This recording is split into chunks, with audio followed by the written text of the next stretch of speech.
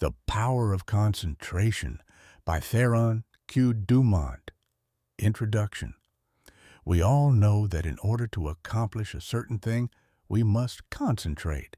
It is of the utmost value to learn how to concentrate. To make a success of anything, you must be able to concentrate your entire thought upon the idea you are working out.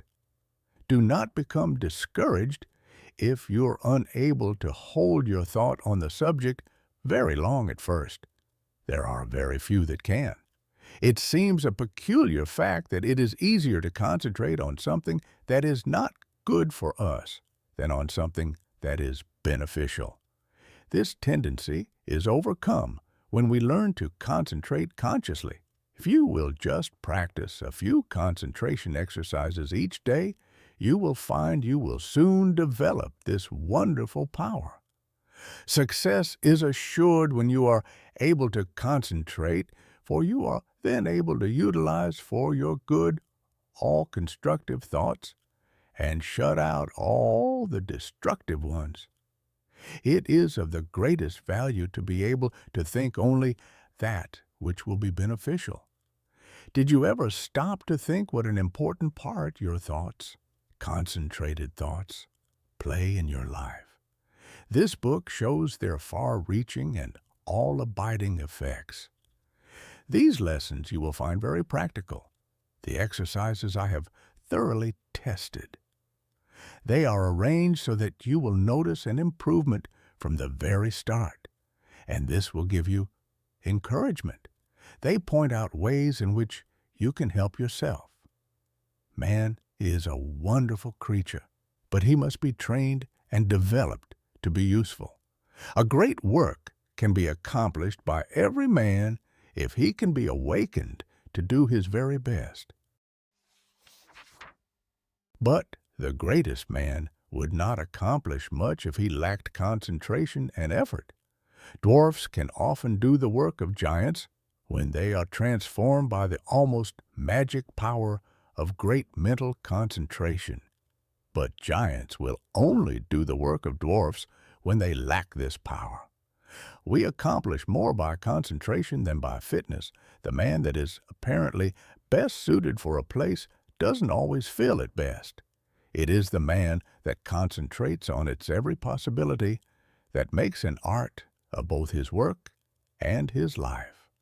All your real advancement must come from your individual effort. This course of lessons will stimulate and inspire you to achieve success. It will bring you into perfect harmony with the laws of success. It will give you a firmer hold on your duties and responsibilities. The methods of thought concentration given in this work, if put into practice, will open up the interior avenues that will connect you with the everlasting laws of being and their exhaustless foundation of unchangeable truth. As most people are very different, it is impossible to give instructions that will be of the same value to all. The author has endeavored in these lessons to awaken that within the soul which perhaps the book does not express. So, study these lessons as a means of awakening and training that which is within yourself. Let all your acts and thoughts have the intensity and power of concentration. To really get the full benefit of these lessons, you should read a page, then close the book and thoughtfully recall its ideas. If you will do this, you will soon cultivate a concentrated mental habit, which will enable you to read with ordinary rapidity and remember all that you read. Chapter 2. Concentration finds the way. Everyone has two natures. One wants us to advance, and the other wants to pull us back. The one that we cultivate and concentrate on decides what we are at the end. Both natures are trying to gain control. The will alone decides the issue. A man by one supreme effort of the will may change his whole career and almost accomplish miracles. You may be that man. You can be, if you will to be, for will can find a way or make one.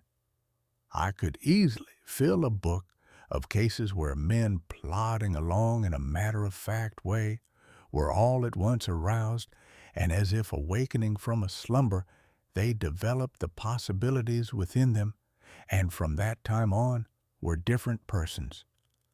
You alone can decide when the turning point will come.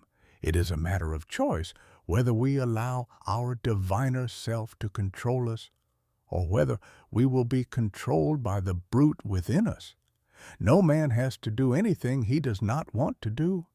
He is therefore the director of his life, if he wills to be. What we are to do is the result of our training. We are like putty and can be completely controlled by our willpower. Habit is a matter of acquirement.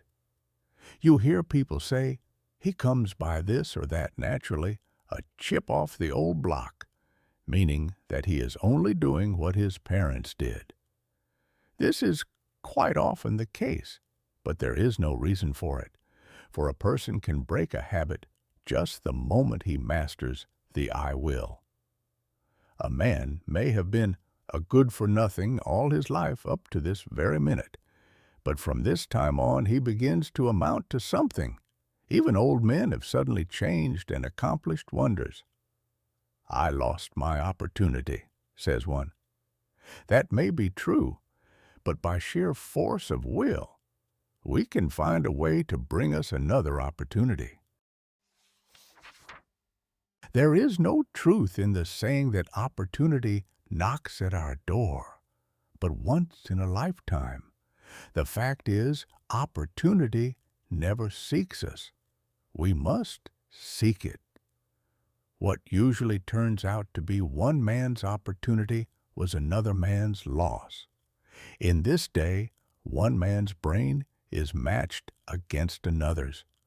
It is often the quickness of brain action that determines the result. One man thinks, I will do it, but while he procrastinates, the other goes ahead and does the work. They both have the same opportunity.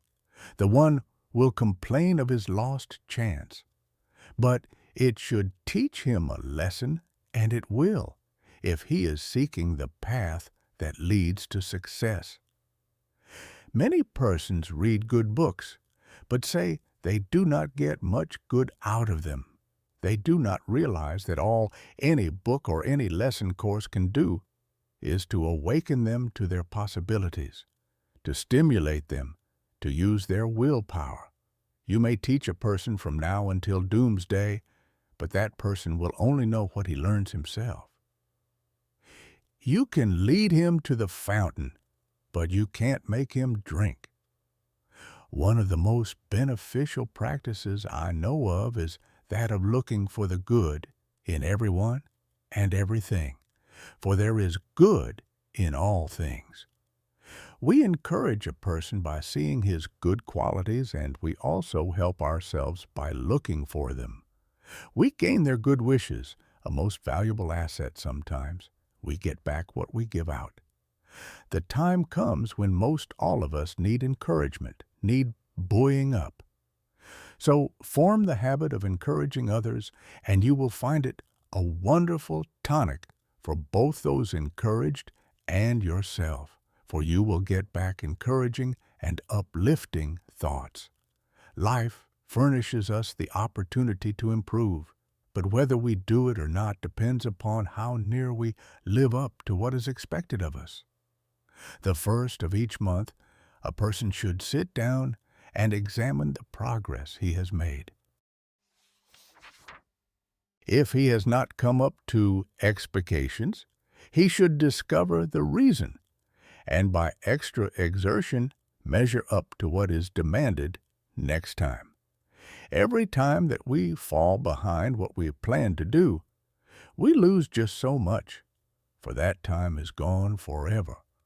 We may find a reason for doing it, but Most excuses are poor substitutes for action. Most things are possible. Ours may be a hard task, but the harder the task, the greater the reward. It is the difficult things that really develop us. Anything that requires only a small effort utilizes very few of our faculties and yields a scanty harvest of achievement. So, do not shrink from a hard task, for to accomplish one of these will often bring us more good than a dozen lesser triumphs. I know that every man that is willing to pay the price can be a success. The price is not in money, but in effort. The first essential quality for success is the desire to do, to be something. The next thing is to learn how to do it. The next, to carry it into execution. The man that is the best able to accomplish anything is the one with a broad mind. The man that has acquired knowledge that may, it is true, be foreign to this particular case, but is, nevertheless, of some value in all cases. So the man that wants to be successful must be liberal. He must acquire all the knowledge that he can. He must be well posted, not only in one branch of his business, but in every part of it. Such a man achieves success. The secret of success is to try always to improve yourself, no matter where you are or what your position. Learn all you can. Don't see how little you can do, but how much you can do. Such a man will always be in demand, for he establishes the reputation of being a hustler. There is always room for him because progressive firms never let a hustler leave their employment if they can help it. The man that reaches the top is the gritty, plucky, hard worker, and never the timid, uncertain, slow worker. An untried man is seldom put in a position of responsibility and power. The man selected is one that has done something, achieved results in some line, or taken the lead in his department. He is placed there because of his reputation of putting vigor and virility into his efforts, and because he has previously shown that he has pluck and determination. The man that is chosen at the crucial time is not usually a genius. He does not possess any more talent than others, but he has learned that results can only be produced by untiring, concentrated effort, that miracles in business do not just happen. He knows that the only way they will happen is by sticking to a proposition and seeing it through. That is the only secret of why some succeed and others fail. The successful man gets used to seeing things accomplished and always feels sure of success. The man that is a failure gets used to seeing failure, expects it, and attracts it to him. It is my opinion that with the right kind of training, every man could be a success. It is really a shame that so many men and women, rich in ability and talent, are allowed to go to waste, so to speak. Someday, I hope to see a millionaire philanthropist start a school for the training of failures. I am sure he could not put his money to a better use. In a year's time, the science of practical psychology could do wonders for him. He could have agencies on the lookout for men that had lost their grip on themselves, that had through indisposition weakened their will, that through some sorrow or misfortune had become discouraged. At first, all they need is a little help to get them back on their feet, but usually they get a knock downwards instead. The result is that their latent powers never develop, and both they and the world are the losers.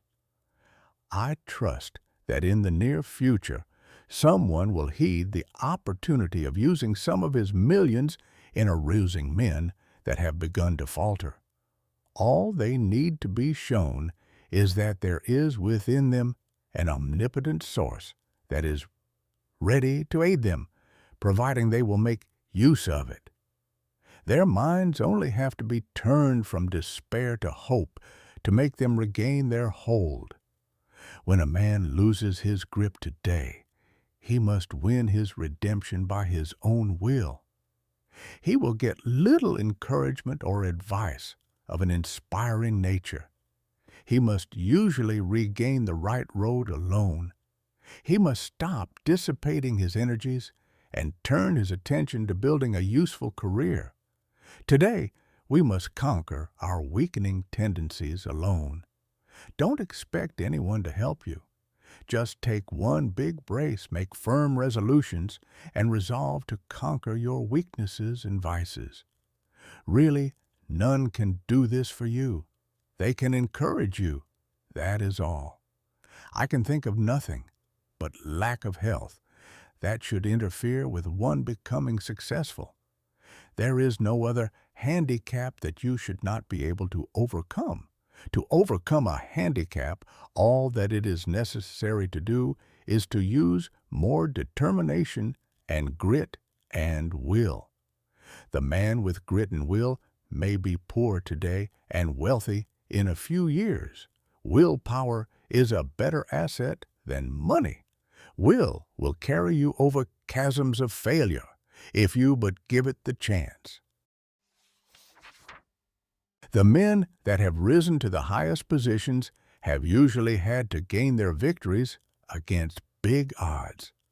Think of the hardships many of our inventors have gone through before they became a success. Usually, they have been very much misunderstood by relatives and friends.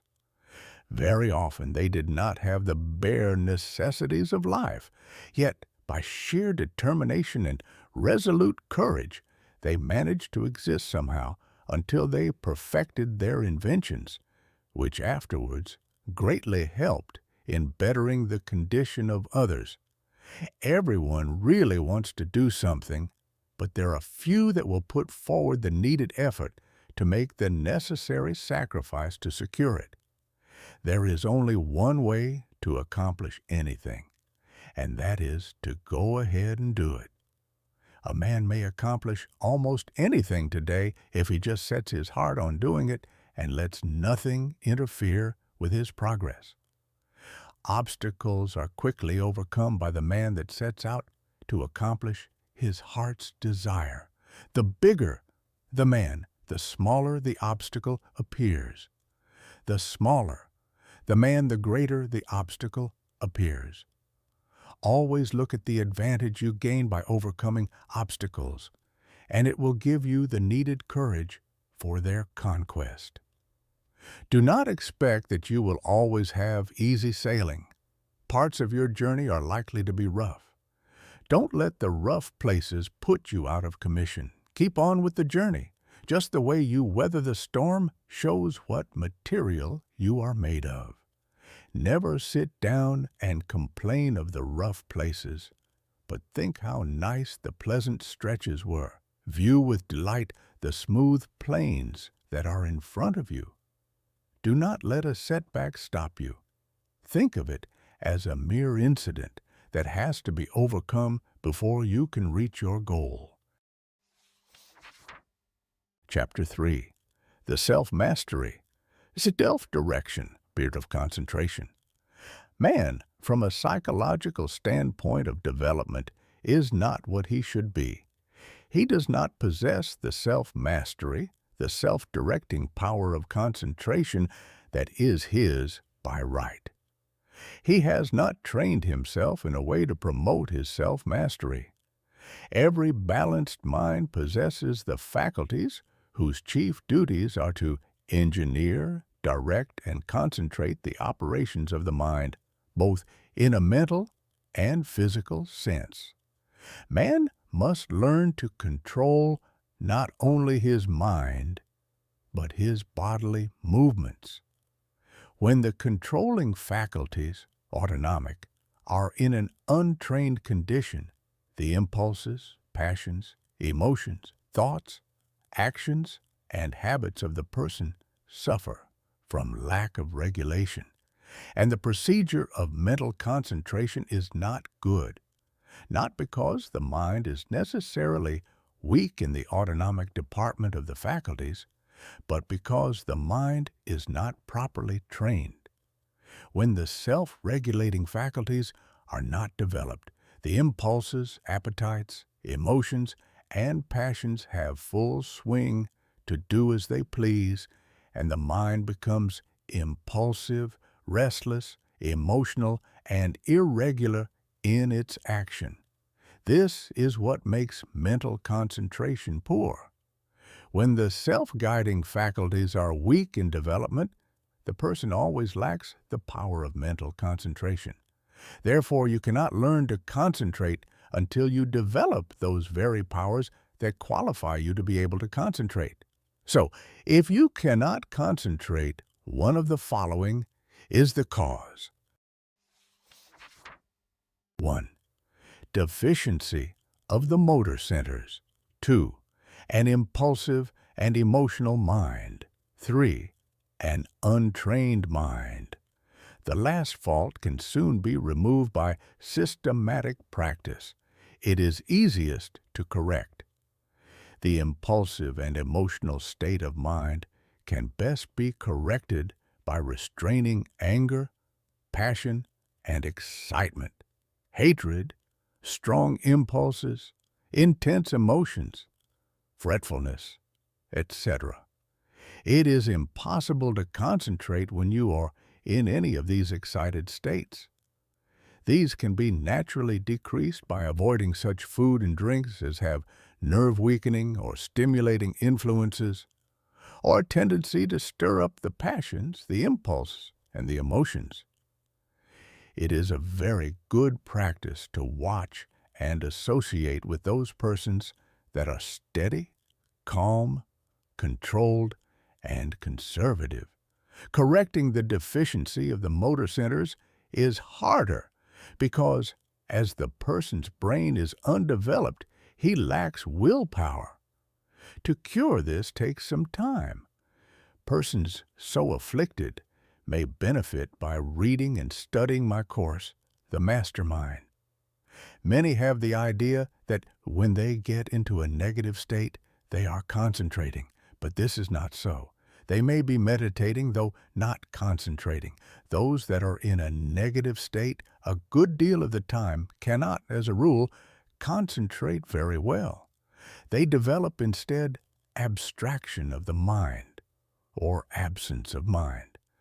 Their power of concentration becomes weaker, and they find it difficult to concentrate on anything. They very often injure the brain if they keep up this state. To be able to concentrate, you must possess strength of mind. The person that is feeble-minded cannot concentrate his mind because of lack of will. The mind that cannot center itself on a special subject or thought is weak. Also, the mind that cannot draw itself from a subject or thought is weak. But the person that can center his mind on any problem, no matter what it is, and remove any unharmonious impressions has strength of mind. Concentration, first, last, and all the time, means strength of mind. Through concentration, a person is able to collect and hold his mental and physical energies at work. A concentrated mind pays attention to thoughts or its facts and plans. The person who allows his mind to roam at will never accomplish a great deal in the world. He wastes his energies. If you work, think, talk, and act aimlessly and allow your brain to wander from your subject to foreign fields, you will not be able to concentrate. You concentrate at the moment when you say, I want to, I can, I will. Some mistakes some people make. If you waste your time reading sensational stories or worthless newspaper items, you excite the impulsive and the emotional faculties, and this means you are weakening your power of concentration. You will not be a free engineer able to pilot yourself to success. Concentration of the mind can only be developed by watching yourself closely. All kinds of development commence with close attention. You should regulate your every thought and feeling. When you commence to watch yourself and your own acts, and also the acts of other people, you use the faculties of autonomy, and as you continue to do so, you improve your faculties until in time you can engineer your every thought, wish, and plan. To be able to focalize the mind on the object at hand in a conscious manner leads to concentration. Only the trained mind can focalize. To hold a thought before it until all the faculties shall have had time to consider that thought is concentration. The person that cannot direct his thoughts, wishes, plans, resolutions, and studies cannot possibly succeed to the fullest extent.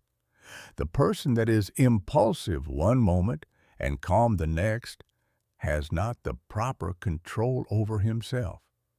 He is not a master of his mind, nor of his thoughts, feelings, and wishes.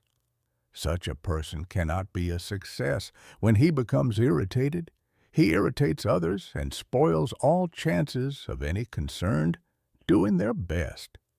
But the person that can direct his energies and hold them at work in a concentrated manner controls his every work and act, and thereby gains power to control others. He can make his every move serve a useful end and every thought a noble purpose. In this day, the man that gets excited and irritable should be looked upon as an undesirable person.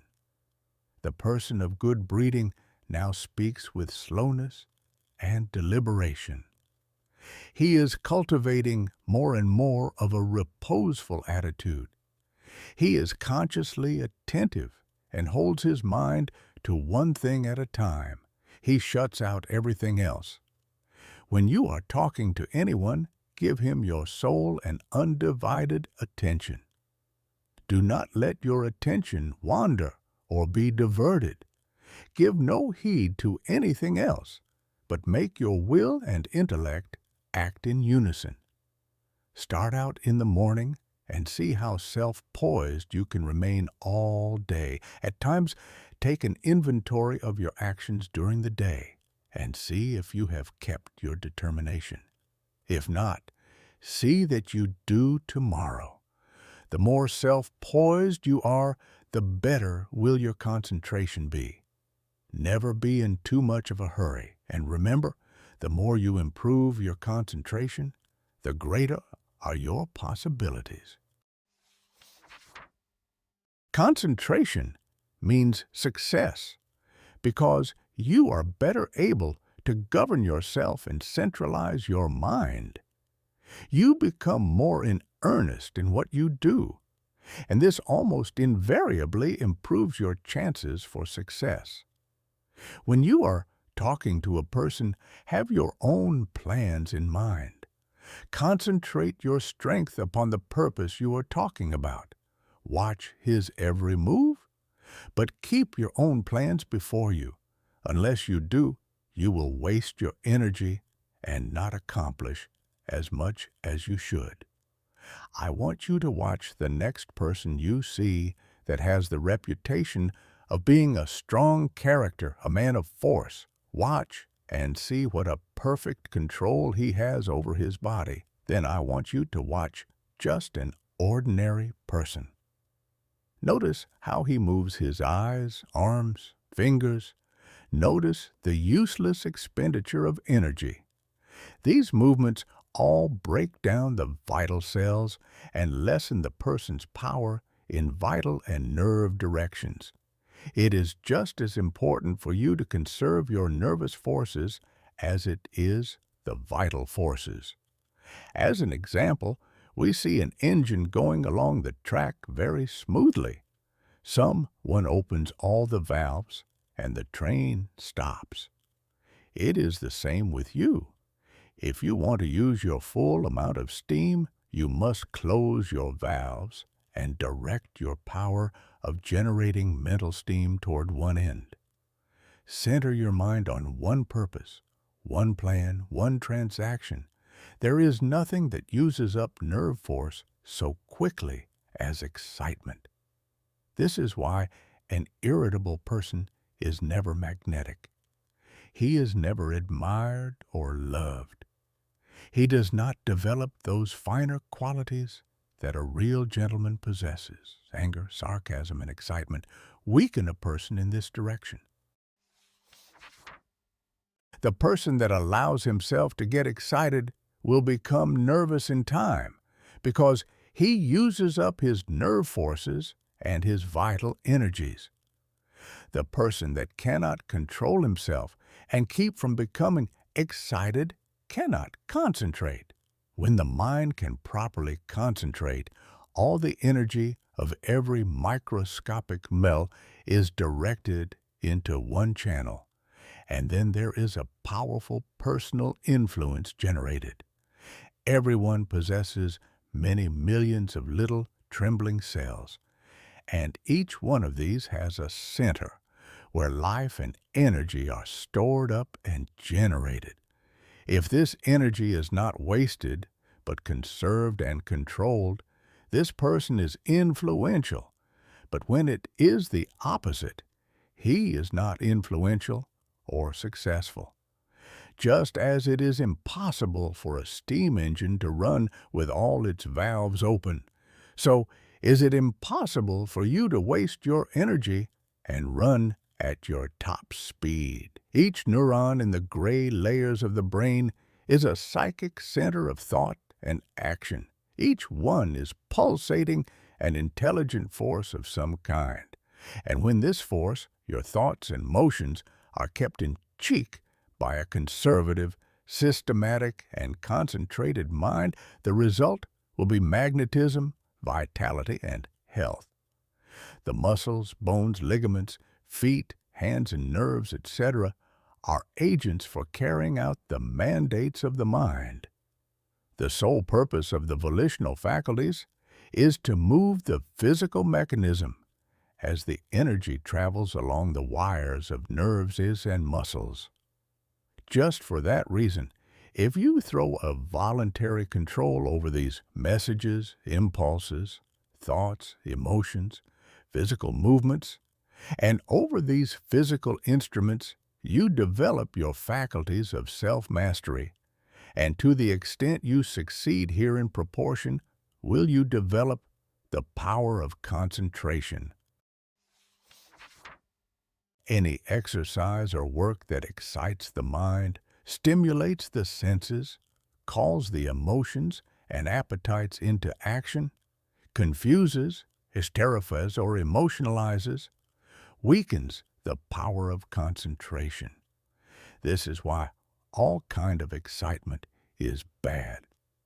This is the reason why persons who drink strong drinks, who allow themselves to get into fits of temper, who fight, who eat stimulating food, who sing and dance and thus develop their emotions, who are sudden, vehement, and emotional, lack the power to concentrate. But those whose actions are slower and directed by their intelligence develop concentration. Sometimes dogmatic, willful, excitable persons can concentrate, but it is spasmodic, erratic concentration instead of controlled and uniform concentration. Their energy, it works by spells. Sometimes they have plenty, other times very little. It is easily excited, easily wasted. The best way to understand it is to compare it with the discharge of a gun.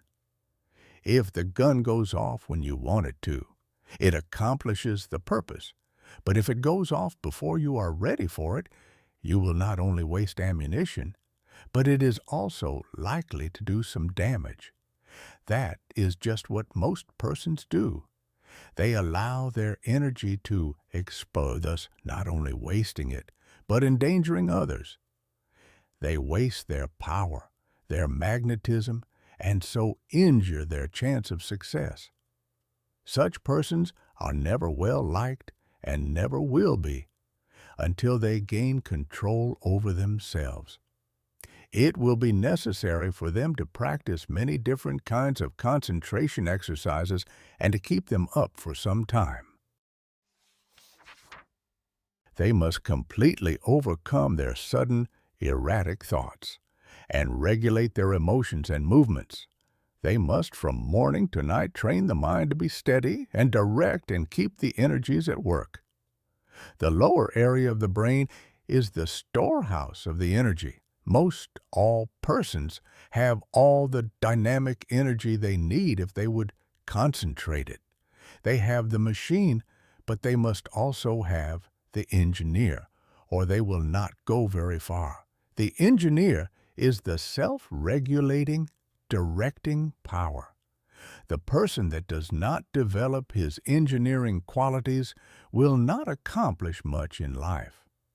The good engineer controls his every act. All work assists in development.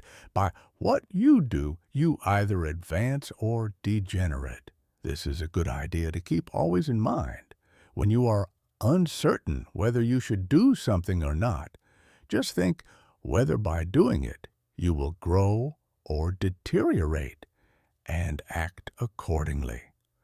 I am a firm believer in work when you work, and play when you play. When you give yourself up to pleasure, you can develop a concentration by thinking of nothing else but pleasure. When your mind dwells on love, think of nothing but this, and you will find you can develop a more intense love than you ever had before. When you concentrate your mind on the you, or real self, and its wonderful possibilities, you develop concentration and a higher opinion of yourself. By doing this systematically, you develop much power, because you cannot be systematic without concentrating on what you are doing. When you walk out into the country and inhale the fresh air, studying vegetation, trees, etc., you are concentrating.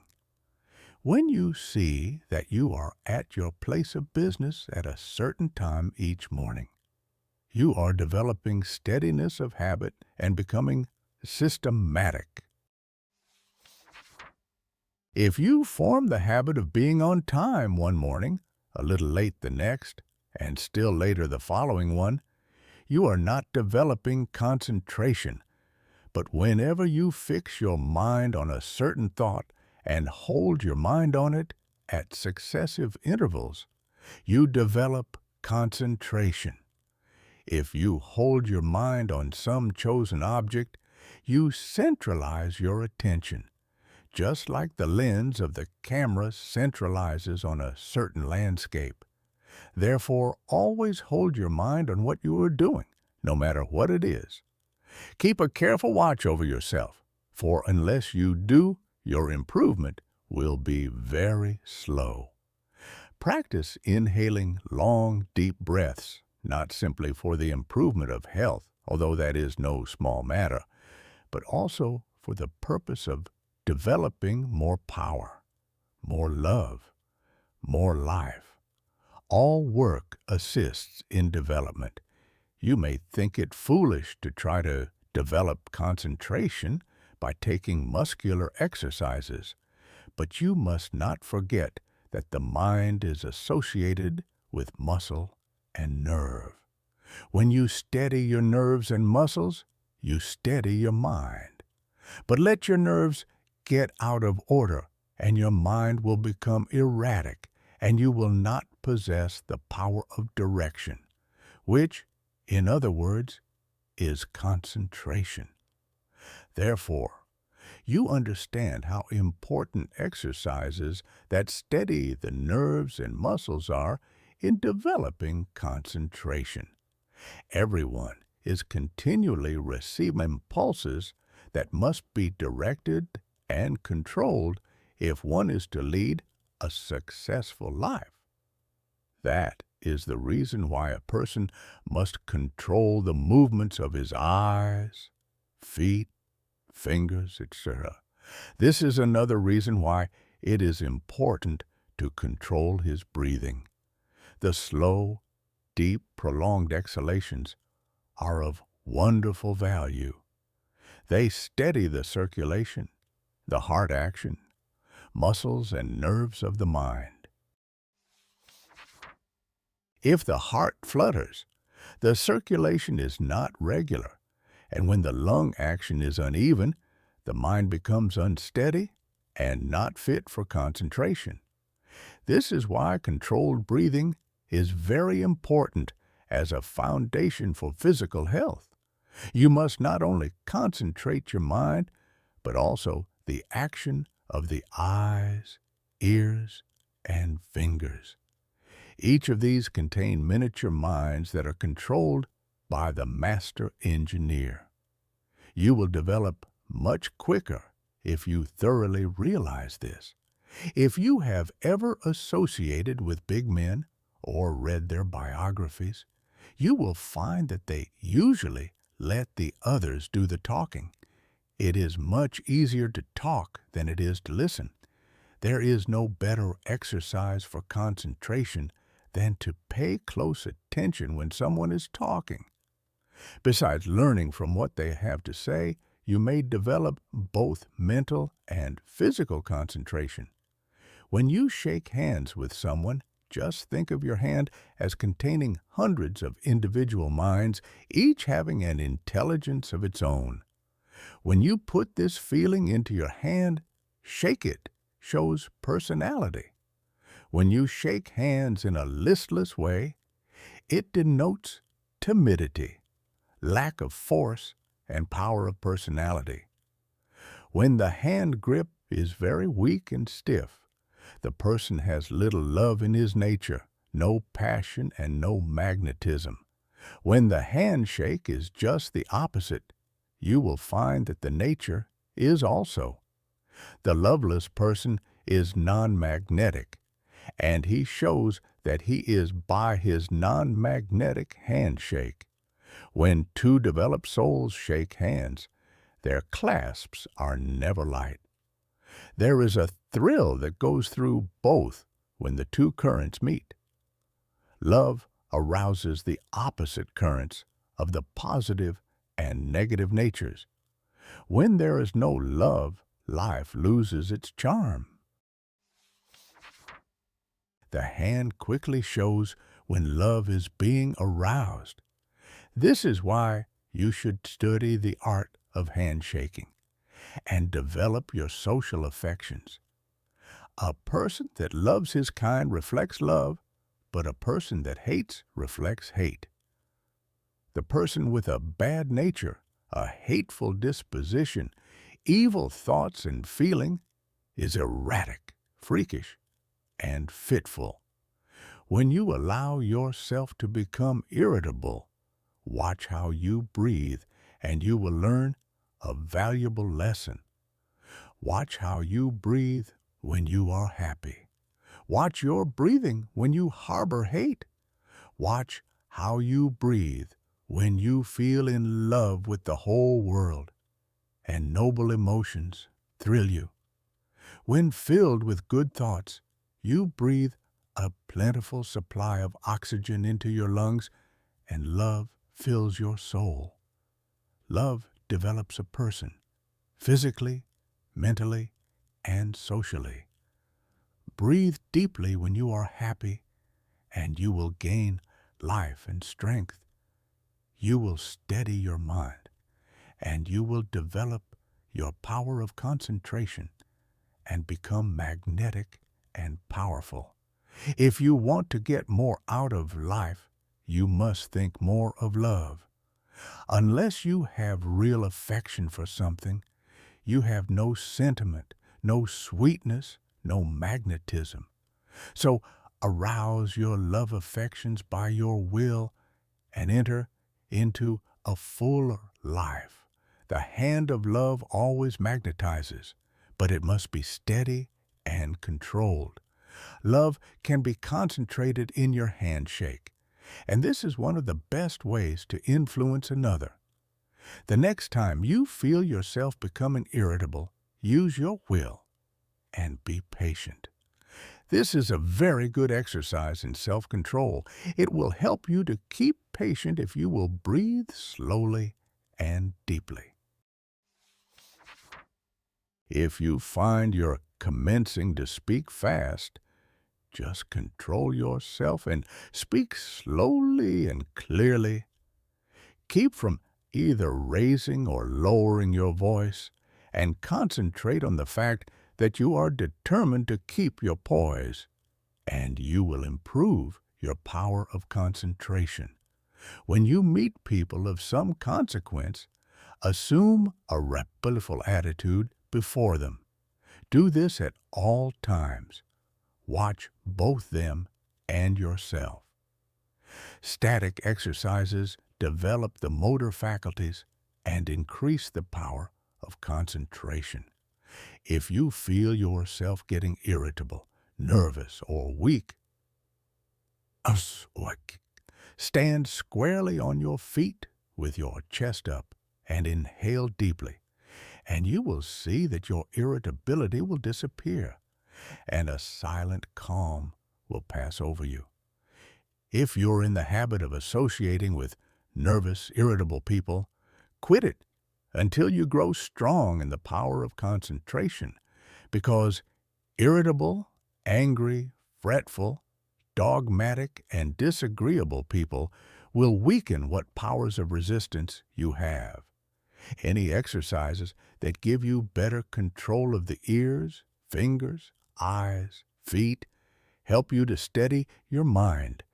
When your eye is steady, your mind is steady.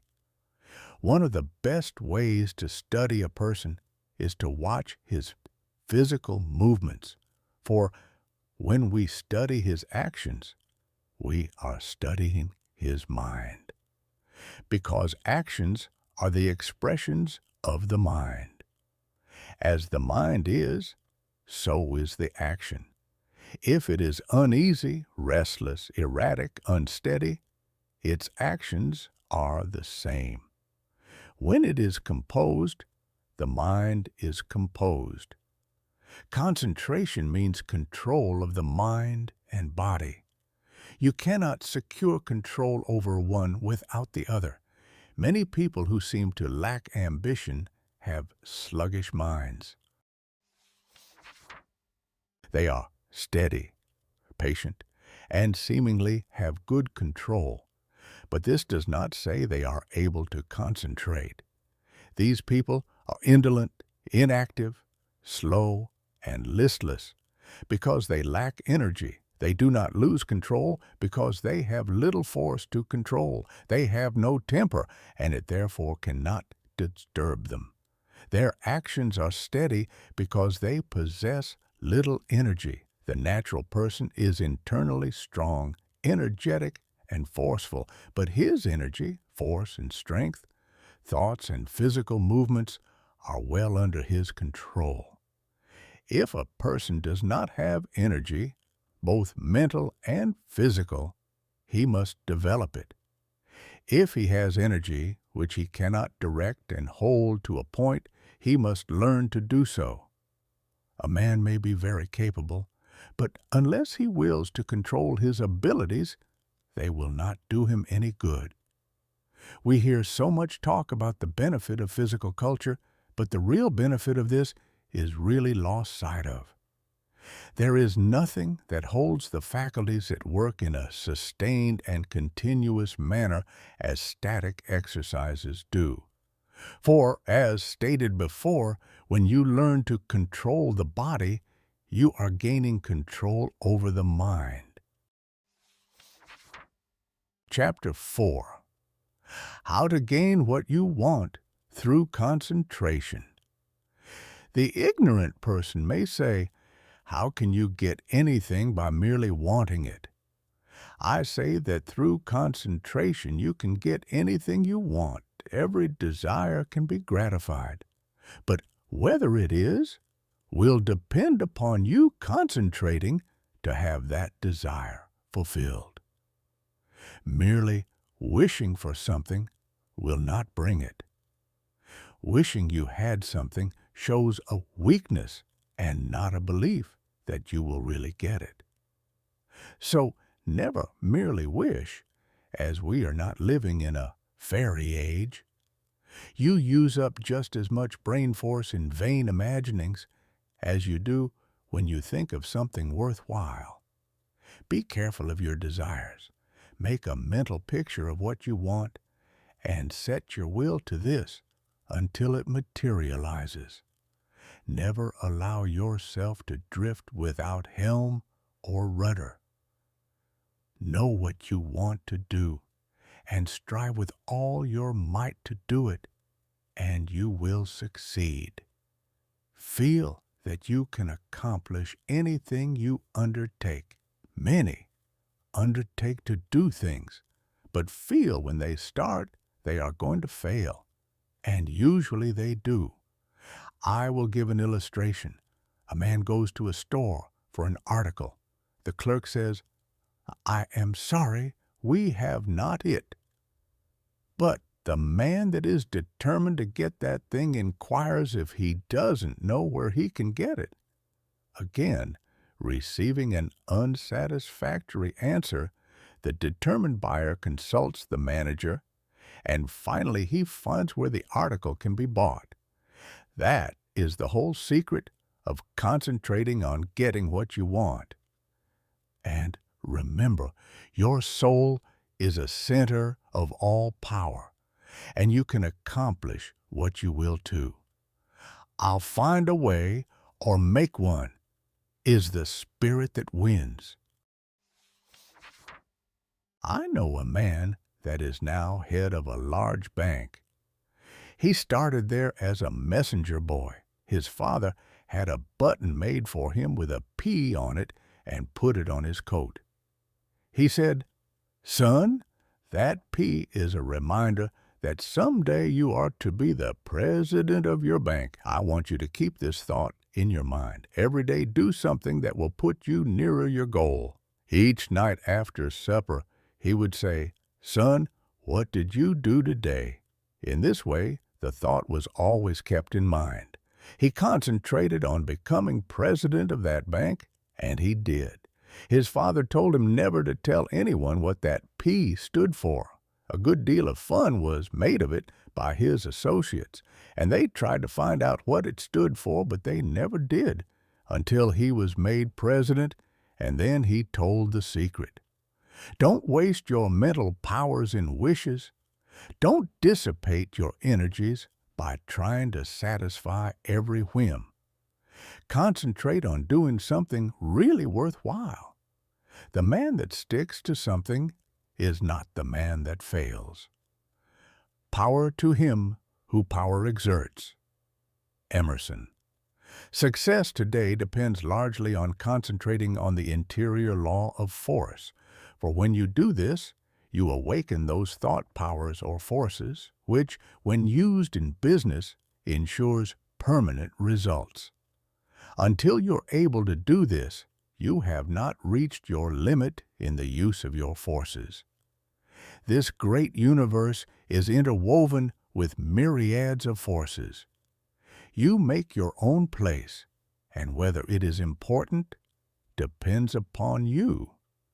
Through the indestructible and unconquerable law, You can in time accomplish all right things, and therefore do not be afraid to undertake whatever you really desire to accomplish and are willing to pay for in effort.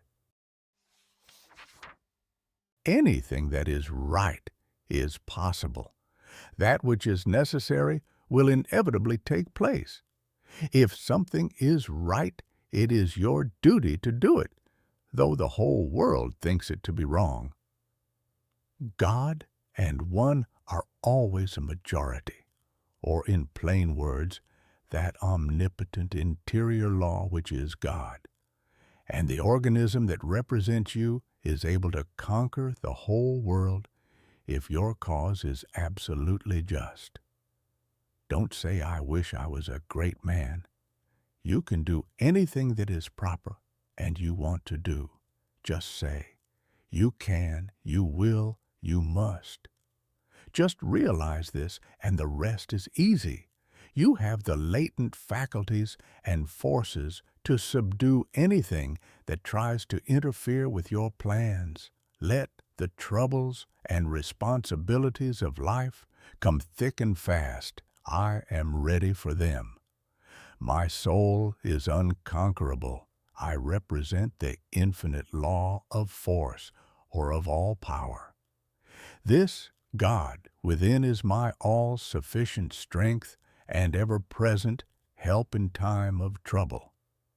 The more difficulties, the greater its triumphs through me. The harder my trials, the faster I go in the development of my inherent strength. Let all else fail me. This interior reliance is all sufficient. The right must prevail. I demand wisdom and power to know and follow the right. My higher self is all-wise. I now draw nearer to it. Chapter 5. Concentration, the silent force that produces results in all business. I want you first to realize how powerful thought is. A thought of fear has turned a person's hair gray in a night. A prisoner condemned to die was told that if he would consent to an experiment and live through it, he would be freed. He consented. They wanted to see how much blood a person could lose and still live. They arranged that blood would apparently drop from a cut made in his leg. The cut made was very slight, from which practically no blood escaped. The room was darkened, and the prisoner thought the dropping he heard was really coming from his leg. The next morning, he was dead through mental fear. The two above illustrations will give you a little idea of the power of thought. To thoroughly realize the power of thought is worth a great deal to you. Through concentrated thought power, you can make yourself whatever you please. By thought, you can greatly increase your efficiency and strength. You are surrounded by all kinds of thoughts, some good, others bad, and you are sure to absorb some of the latter if you do not build up a positive mental attitude. If you will study the needless moods of anxiety, worry, despondency, discouragement, and others that are the result of uncontrolled thoughts, you will realize how important the control of your thoughts are. Your thoughts make you what you are. When I walk along the street and study the different people's faces, I can tell how they spent their lives. It all shows in their faces, just like a mirror reflects their physical countenances. In looking in those faces, I cannot help thinking how most of the people you see have wasted their lives. The understanding of the power of thought will awaken possibilities within you that you never dreamed of. Never forget that your thoughts are making your environment, your friends, and as your thoughts change, these will also. Is this not a practical lesson to learn? Good thoughts are constructive. Evil thoughts are destructive. The desire to do right carries with it a great power. I want you to thoroughly realize the importance of your thoughts and how to make them valuable, to understand that your thoughts come to you over invisible wires and influence you. If your thoughts are of a high nature, you become connected with people of the same mental caliber and you are able to help yourself. If your thoughts are tricky, you will bring tricky people to deal with you who will try to cheat you. If your thoughts are the right kind, you will inspire confidence in those with whom you are dealing. As you gain the goodwill of others, your confidence and strength will increase. You will soon learn the wonderful value of your thoughts and how serene you can become even when circumstances are the most trying. Such thoughts of right and good will bring you into harmony with people that amount to something in the world and that are able to give you help if you should need it, as nearly everyone does at times. You can now see why it is so important to concentrate your thoughts in the proper channels. It is very necessary that people should have confidence in you. When two people meet, they have not the time to look each other up. They accept each other according to instinct, which can usually be relied on. You meet a person and his attitude creates a suspicion in you. The chances are you cannot tell why, but something tells you, have no dealings with him, for if you do, you will be sorry. Thoughts produce actions. Therefore, be careful of your thoughts.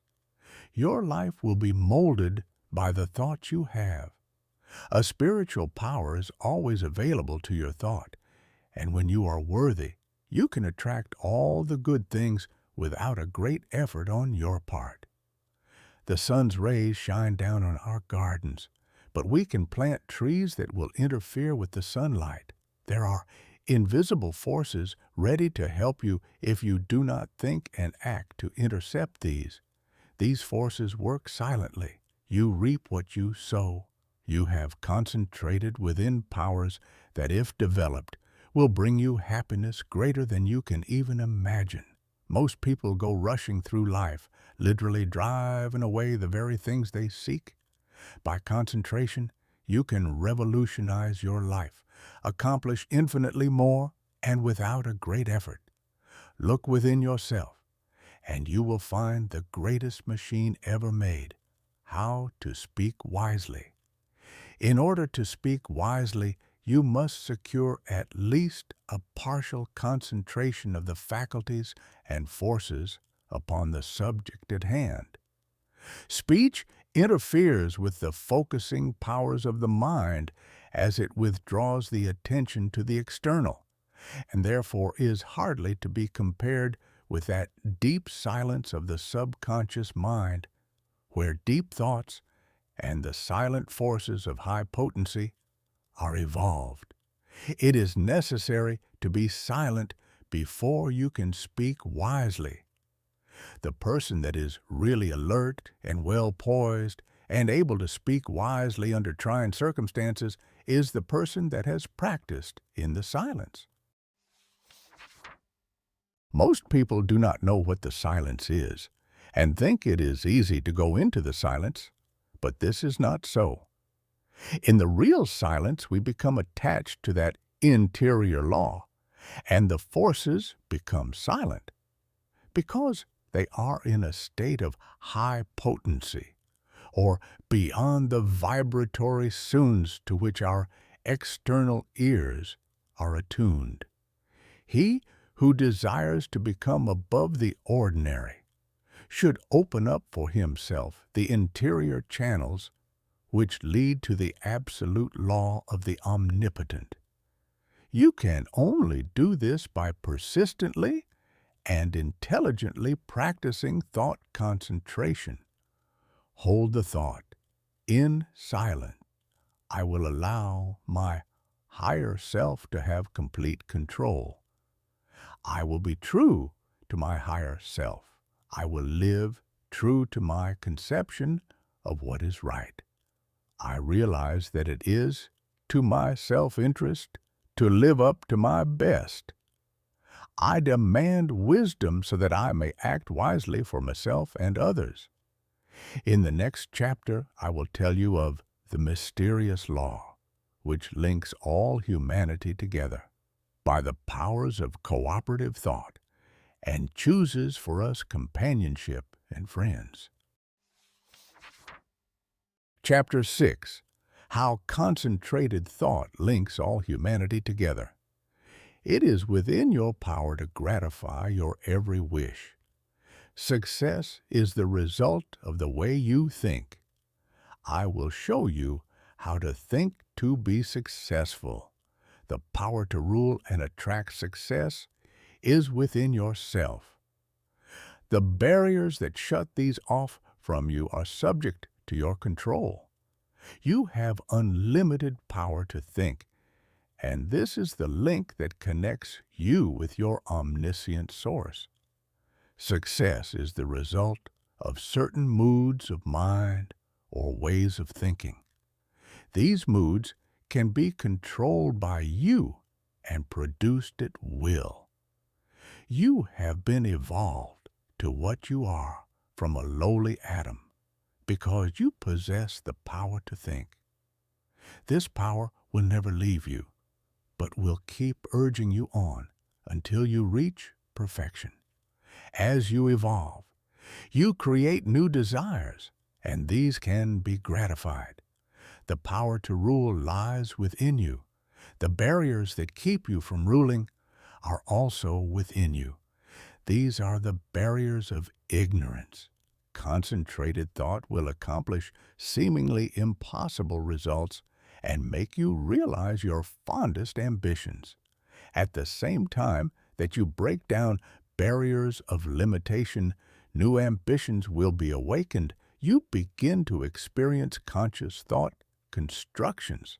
If you will just realize that through deep concentration, you become linked with thoughts of omnipotence, you will kill out entirely your belief in your limitations and at the same time will drive away all fear and other negative and destructive thought forces which constantly work against you. In the place of these, you will build up a strong assurance that your every venture will be successful. When you learn thus how to concentrate and reinforce your thought, you control your mental creations. They, in turn, help to mold your physical environment, and you become the master of circumstances and the ruler of your kingdom. It is just as easy to surround your life with what you want as it is with what you don't want. It is a question to be decided by your will. There are no walls to prevent you from getting what you want, providing you want what is right. If you choose something that is not right, you are in opposition to the omnipotent plans of the universe and deserve to fail. But if you will base your desires on justice and goodwill, you avail yourself of the helpful powers of universal currents, and instead of having a handicap to work against, can depend upon ultimate success, though the outward appearances may not at first be bright. Never stop to think of temporary appearances, but maintain an unfaltering belief in your ultimate success. Make your plans carefully and see that they are not contrary to the tides of universal justice. The main thing for you to remember is to keep at bay the destructive and opposing forces of fear and anger and their satellites. There is no power so great as the belief which comes from the knowledge that your thought is in harmony with the divine laws of thought, and the sincere conviction that your cause is right. You may be able seemingly to accomplish results for a time, even if your cause is unjust. But the results will be temporary, and in time, you will have to tear down your thought edifice and build on the true foundation of right. Plans that are not built on truth produce discordant vibrations and are therefore self-destructive. Never try to build until you can build right. It is a waste of time to do anything else. You may temporarily put aside your desire to do right, but its true vibrations will interfere with your unjust plans until you are forced back into righteous paths of power. All just causes succeed in time, though temporarily they may fail. So, if you should face the time when everything seems against you, quiet your fears, drive away all destructive thoughts, and uphold the dignity of your moral and spiritual life. Where there is a will, there is a way. The reason this is so is that the will can make a way if given the chance to secure the assistance of aiding forces. The more it is developed, the higher the way to which it will lead. When everything looks gloomy and discouraging, then is the time to show what you are made of by rejoicing that you can control your moods, by making them as calm, serene, and bright as if prosperity were yours. Be faithful in sowing the thought seeds of success, in perfect trust that the sun will not cease to shine and bring a generous harvest in one season. It is not always necessary to think of the success of a venture when you are actually engaged in it. For when the body is inactive, the mind is most free to catch new ideas that will further the opportunity you are seeking. When you are actually engaged in doing something, you are thinking in the channels you have previously constructed, and the work does not have to be done over again. When you are in a negative mood, the intuitions are more active, for you are not then controlling your thoughts by the will. Everything we do should have the approval of the intuition. When you are in a negative mood, you attract thoughts of similar nature through the law of affinity. That is why it is so important to form thoughts of a success nature to attract similar ones. If you have never made a study of this subject, you may think this is all foolishness, but it is a fact that there are thought currents that unerringly bring thoughts of a similar nature. Many persons who think of failure actually attract failure by their worries, their anxieties, their overactivity. These thoughts are bound to bring failure. When you once learn the laws of thought and think of nothing but good, truth, success, you will make more progress with less effort than you ever made before. There are forces that can aid the mind that are hardly dreamed of by the average person. When you learn to believe more in the value of thought and its laws, you will be led aright, and your business gains will multiply. The following method may assist you in gaining better thought control. If you're unable to control your fears, just say to your faulty determination, "Do not falter or be afraid, for I am not really alone. I am surrounded by invisible forces that will assist me to remove the unfavorable appearances." Soon you will have more courage. The only difference between the fearless man and the fearful one is in his will, his hope. So, if you lack success, believe in it, hope for it, claim it. You can use the same method to brace up your thoughts of desire aspiration, imagination, expectation, ambition, understanding, trust, and assurance. If you get anxious, angry, discouraged, undecided, or worried, it is because you are not receiving the cooperation of the higher powers of your mind. By your will, you can so organize the powers of the mind that your moods change only as you want them to, instead of as circumstances affect you. I was recently asked if I advise concentrating on what you eat or what you see while walking. My reply was that no matter what you may be doing, when in practice, think of nothing else but that act at the time. The idea is to be able to control your unimportant acts. Otherwise, you set up a habit that it will be hard to overcome because your faculties have not been in the habit of concentrating. Your faculties cannot be disorganized one minute and organized the next. If you allow the mind to wander while you are doing small things, it will be likely to get into mischief and make it hard to concentrate on the important act when it comes. The man that is able to concentrate is the happy, busy man.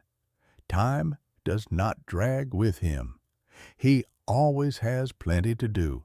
He does not have time to think over past mistakes, which would make him unhappy. If despite our discouragement and failures, we claim our great heritage, life and truth and force like an electric current will permeate our lives until we enter into our birthright in eternity. The will does not act with clearness, decision, and promptness unless it is trained to do so. There are comparatively few that really know what they are doing every minute of the day. This is because they do not observe with sufficient orderliness and accuracy to know what they are doing. It is not difficult to know what you are doing. All the time, if you will just practice concentration and with a reposeful deliberation, and train yourself to think clearly, promptly, and decisively.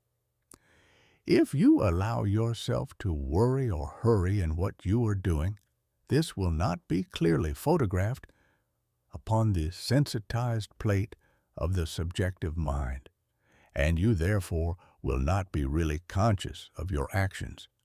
So practice accuracy and concentration of thought, and also absolute truthfulness, and you will soon be able to concentrate. Chapter 7.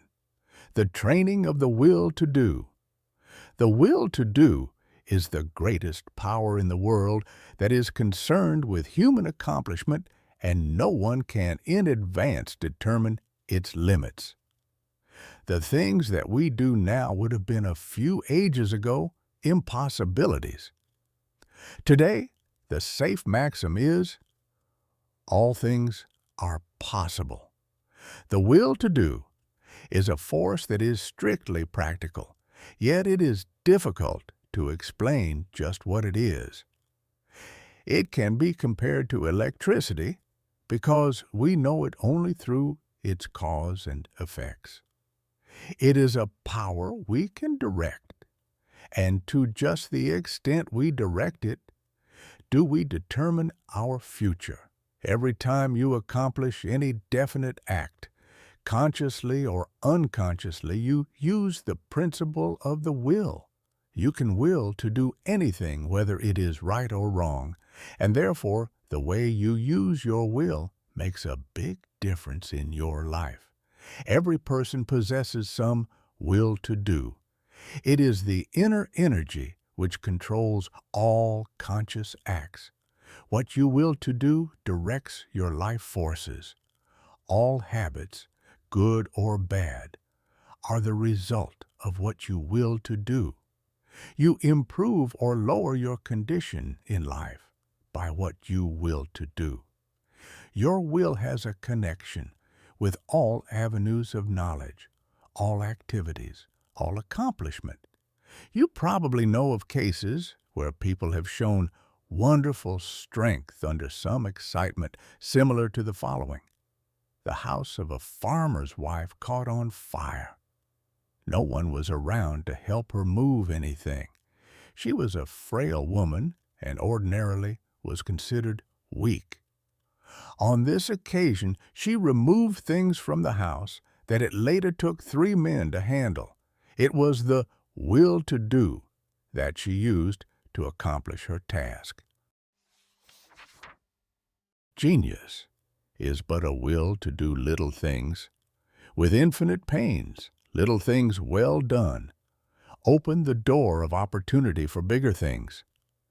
The will accomplishes its greater results through activities that grow out of great concentration in acquiring the power of voluntary attention to such an extent that we can direct it where we will and hold it steadily to its task until our aim is accomplished. When you learn so to use it, your willpower becomes a mighty force. Almost everything can be accomplished through its proper use. It is greater than physical force because it can be used to control not only physical but mental and moral forces. There are very few that possess perfectly developed and balanced willpower, but those who do easily crush out their weak qualities. Study yourself carefully. Find out your greatest weakness and then use your willpower to overcome it. In this way, eradicate your faults one by one until you have built up a strong character and personality. Rules for improvement. A desire arises. Now think whether this would be good for you. If it is not, use your willpower to kill out the desire. But on the other hand, if it is a righteous desire, summon all your willpower to your aid. Crush all obstacles that confront you and secure possession of the coveted good. Slowness in making decisions. This is a weakness of willpower. You know you should do something, but you delay doing it through lack of decision. It is easier not to do a certain thing than to do it, but conscience says to do it. The vast majority of persons are failures because of the lack of deciding to do a thing when it should be done. Those that are successful have been quick to grasp opportunities by making a quick decision. This power of will can be used to bring culture, wealth, and health. Some special pointers. For the next week, try to make quicker decisions in your little daily affairs. Set the hour you wish to get up and arise exactly at the fixed time. Anything that you should accomplish, do on or ahead of time. You want, of course, to give due deliberation to weighty matters. But by making quick decisions on little things, you will acquire the ability to make quick decisions in bigger things. Never procrastinate. Decide quickly, one way or the other, even at the risk of deciding wrong. Practice this for a week or two, and notice your improvement, the lack of initiative. This, too, keeps many men from succeeding. They have fallen into the way of imitating others in all that they do. Very often we hear the expression, "He seems clever enough, but he lacks initiative." Life for them is one continuous grind. Day after day, they go through the same monotonous round of duties, while those that are getting along are using their initiative to get greater fullness of life. There is nothing so responsible for poverty as this lack of initiative, this power to think and do for ourselves. You are as good as anyone. You have willpower, and if you use it, you will get your share of the luxuries of life. So use it to claim your own. Don't depend on anyone else to help you. We have to fight our own battles. All the world loves a fighter while the coward is despised by all. Every person's problems are different, so I can only say, analyze your opportunities and conditions and study your natural abilities. Form plans for improvement and then put them into operation. Now, as I said before, don't just say, I am going to do so and so, but carry your plan into execution. Don't make an indefinite plan, but a definite one. And then don't give up until your object has been accomplished.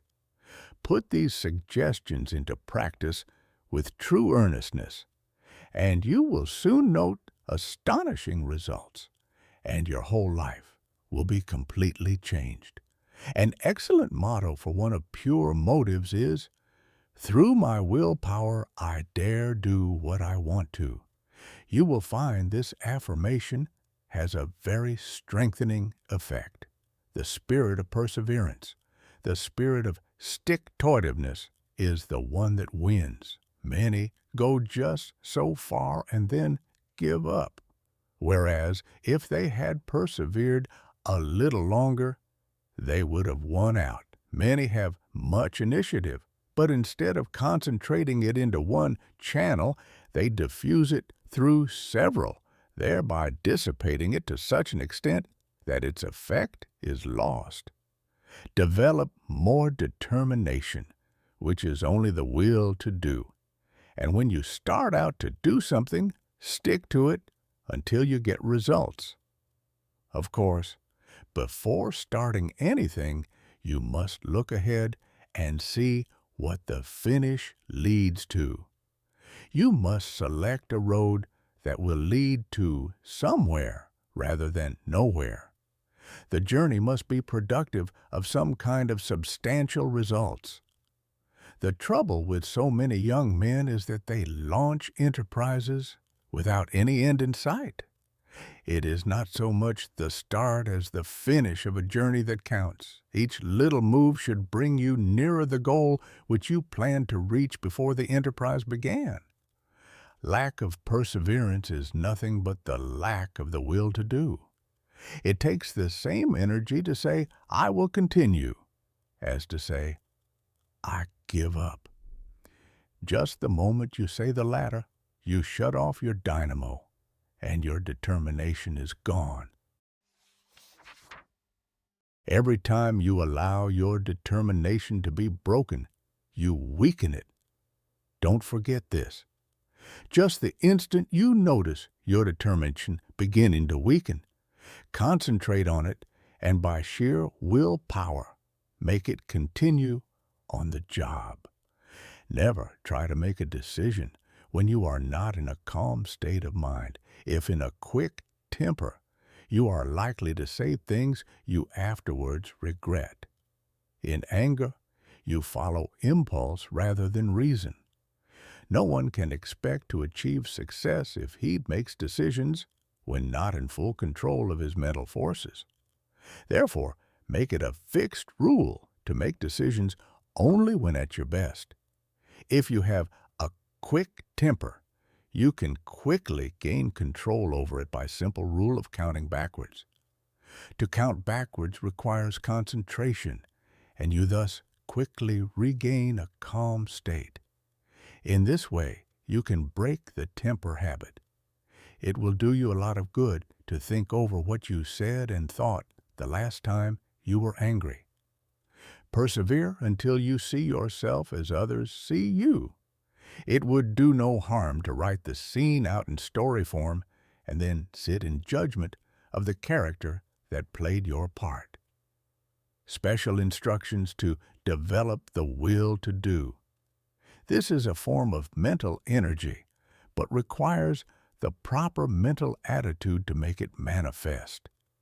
We hear of people having wonderful willpower, which really is wrong. It should be said that they use their willpower, while with many it is a latent force. I want you to realize that no one has a monopoly on willpower. There is plenty for all.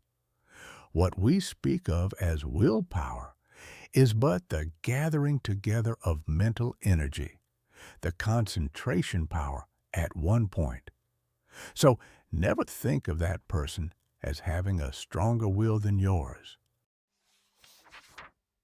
Each person will be supplied with just that amount of willpower that he demands. You don't have to develop willpower if you constantly make use of all you have. And remember, the way in which you use it determines your fate, for your life is molded to great extent by the use you make of your will. Unless you make proper use of it, you have neither independence nor firmness. You're unable to control yourself and become a mere machine for others to use. It is more important to learn to use your will than to develop your intellect. The man that has not learned how to use his will rarely decides things for himself, but allows his resolutions to be changed by others. He fluctuates from one opinion to another, and of course does not accomplish anything out of the ordinary, while his brother with the trained will takes his place among the world's leaders. Chapter 8. The Concentrated Mental Demand. The mental demand is the potent force in achievement. The attitude of the mind affects the expression of the face, determines action, changes our physical condition, and regulates our lives. I will not here attempt to explain the silent force that achieves results. You want to develop your mental powers so you can effect the thing sought. And that is what I want to teach you. There is wonderful power and possibility in the concentrated mental demand. This, like all other forces, is controlled by laws. It can, like all other forces, be wonderfully increased by consecutive, systematized effort. The mental demand must be directed by every power of the mind, and every possible element should be used to make the demand materialize.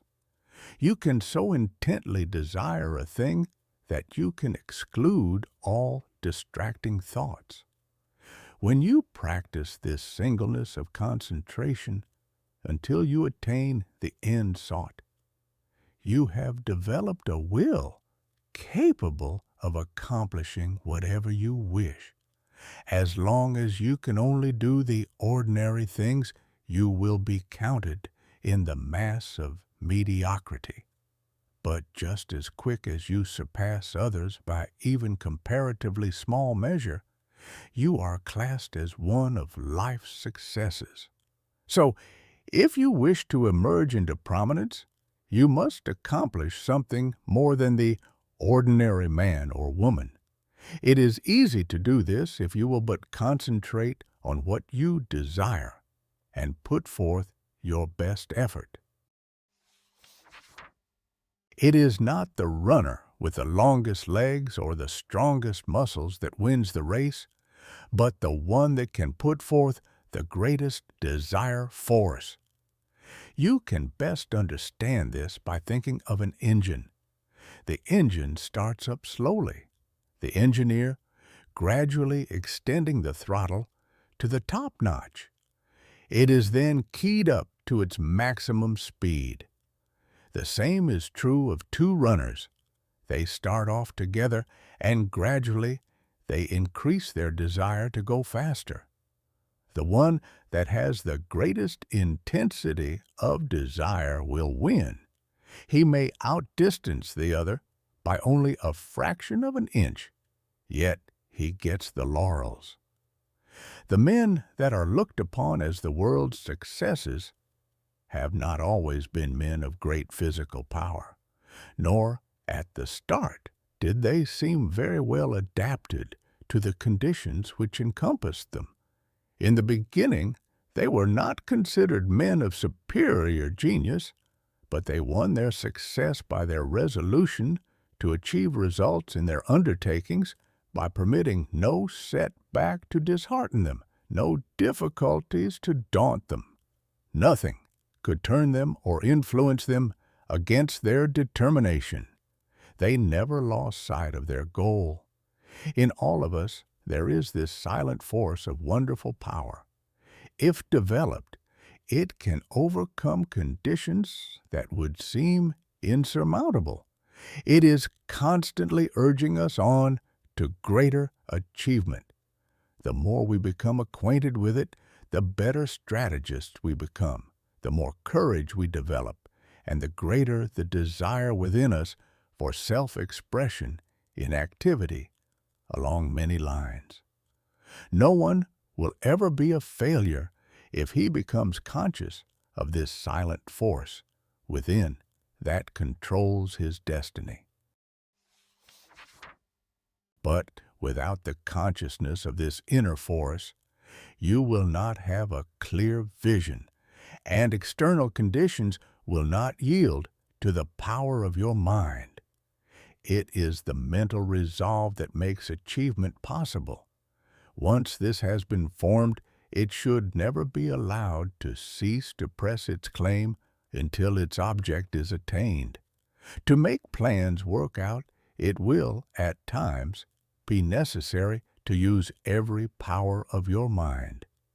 Patience, perseverance, and all the indomitable forces within one will have to be mustered and used with the greatest effectiveness.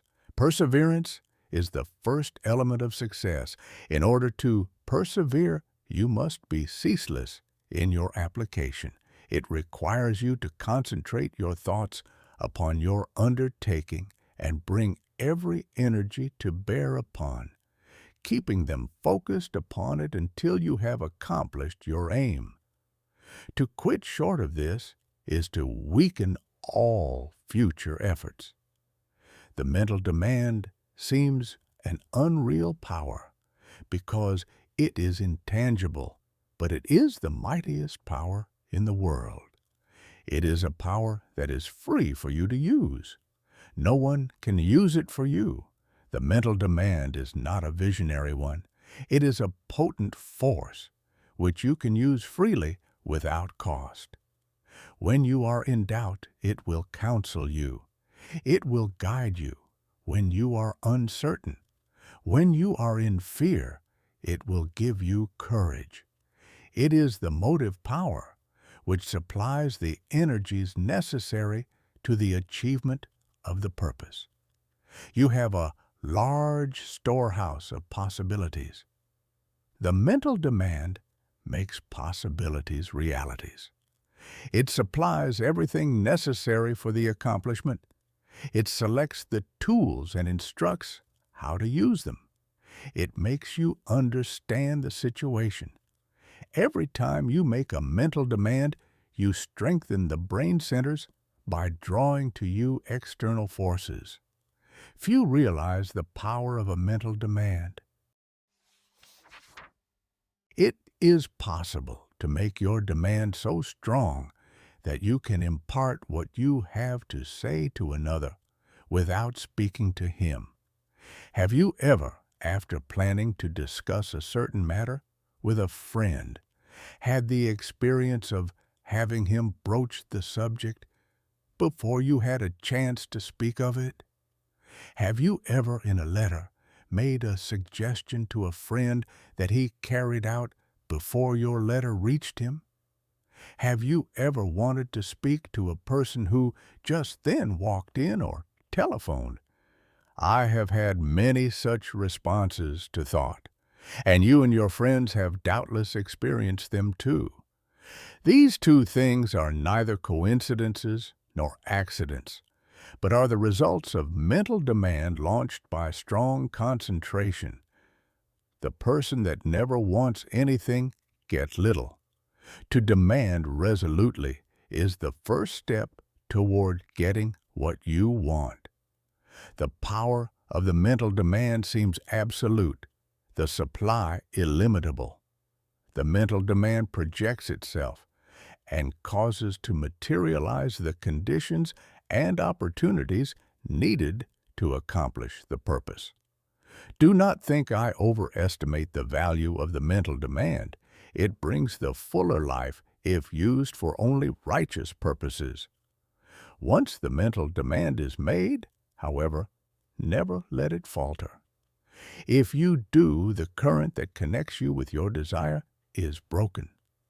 Take all the necessary time to build a firm foundation so that there need not be even an element of doubt to creep in. Just the moment you entertain doubt, you lose some of the demand force, and force once lost is hard to regain. So, whenever you make a mental demand, hold steadfastly to it until your need is supplied. I want to repeat again that power of mental demand is not a visionary one. It is concentrated power only and can be used by you. It is not supernatural power, but requires a development of the brain centers. The outcome is sure when it is given with a strong, resolute determination. No person will advance to any great extent until he recognizes this force within him. If you have not become aware of it, you have not made very much of a success of your life. It is this something that distinguishes that man from other men. It is this subtle power that develops strong personality. If you want a great deal, you must demand a great deal. Once you make your demand, anticipate its fulfillment. It depends upon us. We are rewarded according to our efforts. The power of mental demand can bring us what we want. We become what we determine to be. We control our own destiny. Get the right mental attitude, then in accordance with your ability, you can gain success. And every man of average ability, the ordinary man that you see about you, can be really successful, independent, free of worry, his own master, if he can manage to do just two things. First, remain forever dissatisfied with what he is doing and with what he has accomplished. Second, develop in his mind a belief that the word impossible was not intended or him. Build up in his mind the confidence that enables the mind to use its power. Many, especially the older men, will ask, how can I build up that self-confidence in my brain? How can I, after months and years of discouragement, of dull plodding, suddenly conceive and carry out a plan for doing something that will make life worthwhile and change the monotonous routine? How can a man get out of a rut after he has been in it for years and has settled down to the slow jog trot that leads to the grave? The answer is, the thing can be done, and millions have done it. One of the names most honored among the great men of France is that of Litre, who wrote and compiled the great French dictionary, a monument of learning. He is the man whose place among the 40 immortals of France was taken by the great Pasteur when the latter was elected to the Academy. Litre began the work that makes him famous when he was more than 60 years old. Chapter 9. Concentration gives mental poise. You will find that the man that concentrates is well poised, whereas the man that allows his mind to wander is easily upset. When in this state, wisdom does not pass from the subconscious storehouse into the consciousness. There must be mental quiet before the two consciousnesses can work in harmony. When you're able to concentrate, you have peace of mind. If you are in the habit of losing your poise, form the habit of reading literature that has a quieting power.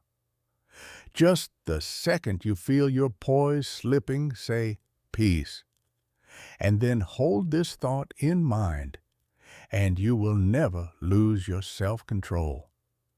There cannot be perfect concentration until there is peace of mind. So keep thinking peace, acting peace, until you are at peace with all the world. For when once you have reached this state, there will be no trouble to concentrate on anything you wish. When you have peace of mind, you are not timid or anxious or fearful or rigid, and you will not allow any disturbing thought to influence you.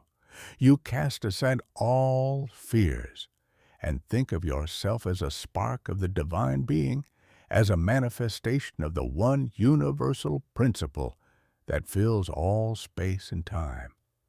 Think of yourself thus as a child of the infinite, possessing infinite possibilities. Write on a piece of paper, I have the power to do and to be whatever I wish to do and be. Keep this mentally before you, and you will find the thought will be of great help to you. The mistake of concentrating on your business while away. In order to be successful today, you must concentrate. But don't become a slave to concentration and carry your business cares home. Just as sure as you do, you will be burning the life forces at both ends, and the fire will go out much sooner than was intended. Many men become so absorbed in their business that when they go to church, they do not hear the preacher because their minds are on their business. If they go to the theater, they do not enjoy it because their business is on their minds. When they go to bed, they think about business instead of sleep and wonder why they don't sleep. This is the wrong kind of concentration and is dangerous. It is involuntary. When you're unable to get anything out of your mind, it becomes unwholesome, as any thought held continuously causes weariness of the flesh. It is a big mistake to let a thought rule you instead of ruling it. He who does not rule himself is not a success. If you cannot control your concentration, your health will suffer. So never become so absorbed with anything that you cannot lay it aside and take up another. This is self-control. Concentration is paying attention to a chosen thought. Everything that passes before the eye makes an impression on the subconscious mind. But unless you pay attention to some certain thing, you will not remember what you saw.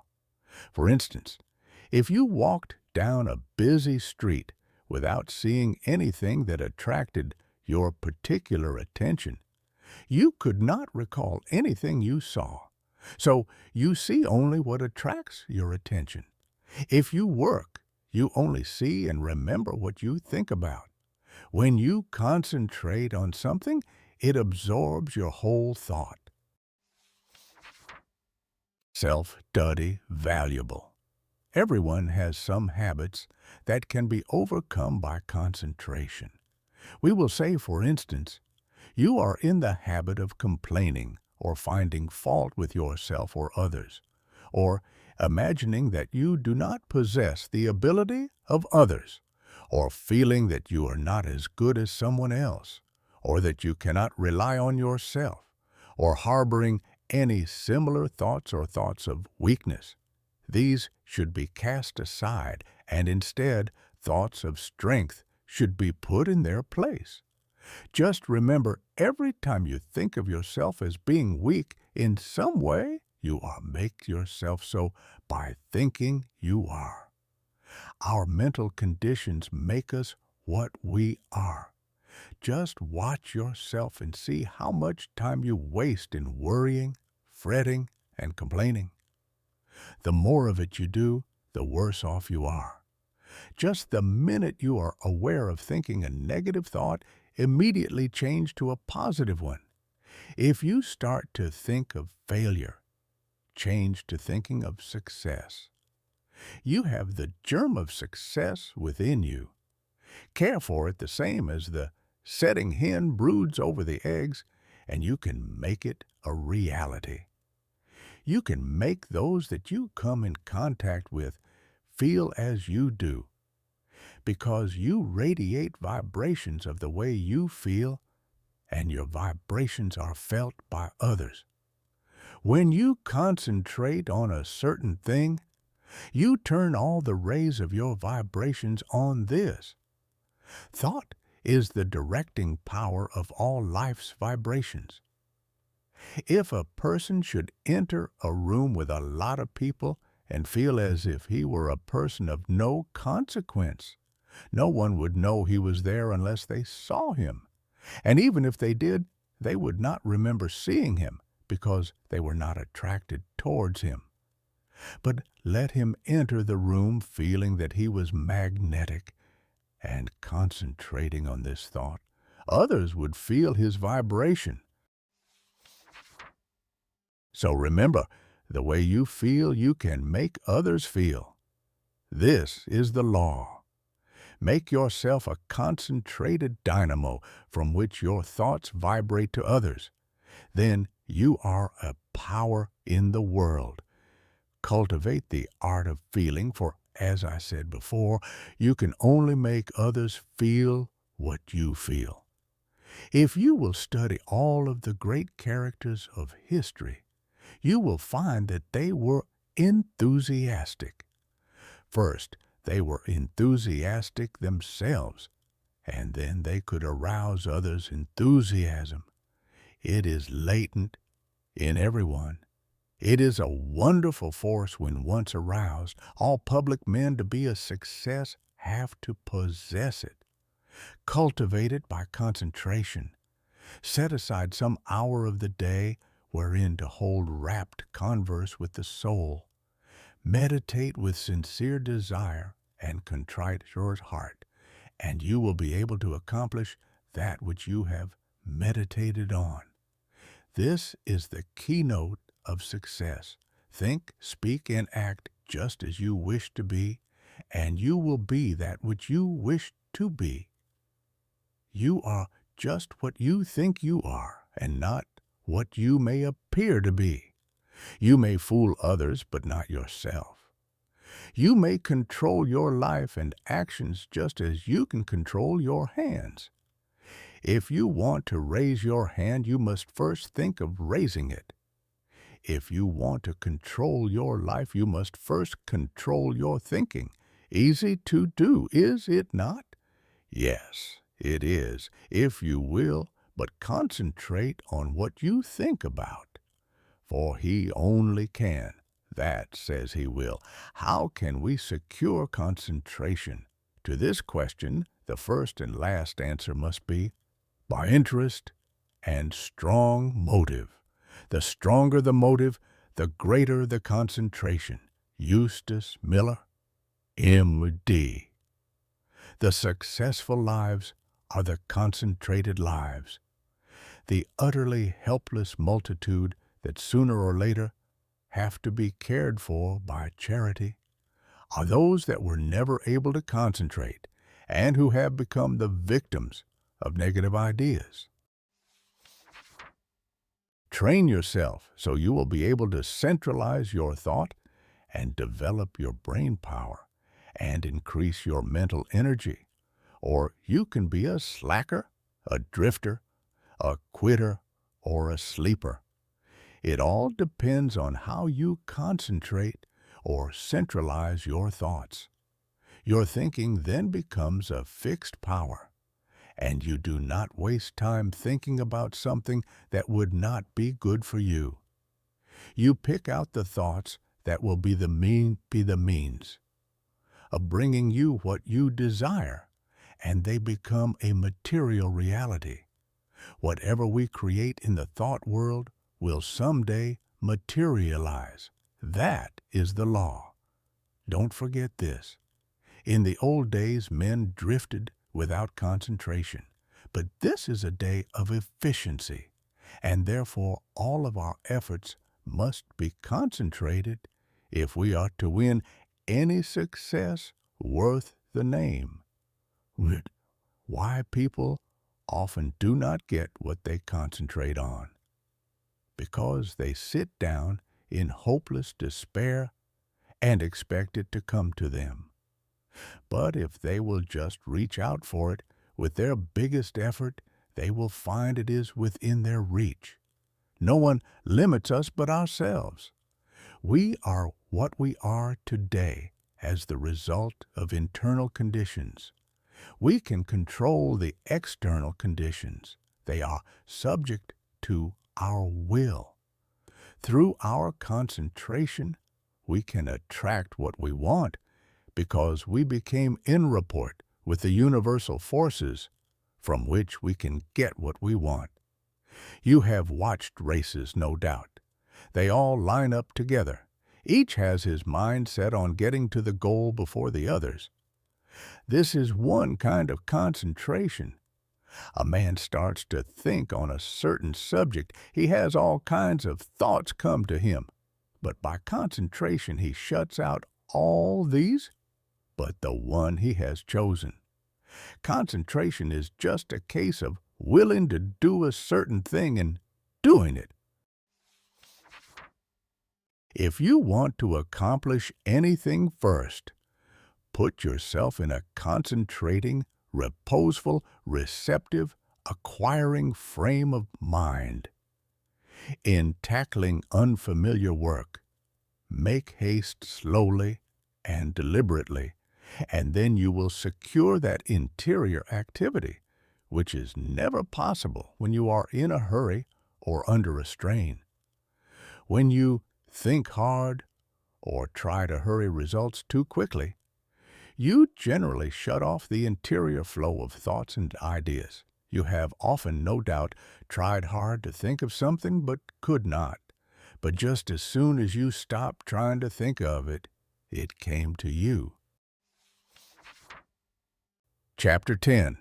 Concentration can overcome bad habits. Habits make or break us to a far greater extent than we like to admit. Habit is both a powerful enemy and wonderful ally of concentration. You must learn to overcome habits which are injurious to concentration and to cultivate those which increase it. The large majority of people are controlled by their habits and are buffeted around by them like waves of the ocean tossing a piece of wood. They do things in a certain way because of the power of habit. They seldom ever think of concentrating on why they do them this or that way, or study to see if they could do them in a better way. Now, my object in this chapter is to get you to concentrate on your habits so you can find out which are good and which are bad for you. You will find that by making a few needed changes, you can make even those that are not good for you of service. The good habits you can make much better. The first thing I want you to realize is that all habits are governed consciously or unconsciously by the will. Most of us are forming new habits all the time.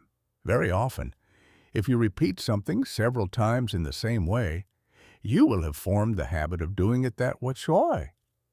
But the oftener you repeat it, the stronger that habit grows, and the more deeply it becomes embedded in your nature. After a habit has been in force for a long time, it becomes almost a part of you and is therefore hard to overcome. But you can still break any habit by strong concentration on its opposite. All our life, so far as it has definite form, is but a mass of habits, practical, emotional, and intellectual, systematically organized for our weal or woe, and bearing us irresistibly toward our destiny whatever the latter may be. We are creatures of habits, imitators and copiers of our past selves. We are liable to be bent or curved as we can bend a piece of paper, and each fold leaves a crease, which makes it easier to make the fold there the next time. The intellect and will are spiritual functions. Still, they are immersed in matter, and to every movement of theirs corresponds a movement in the brain, that is, in their material correlative.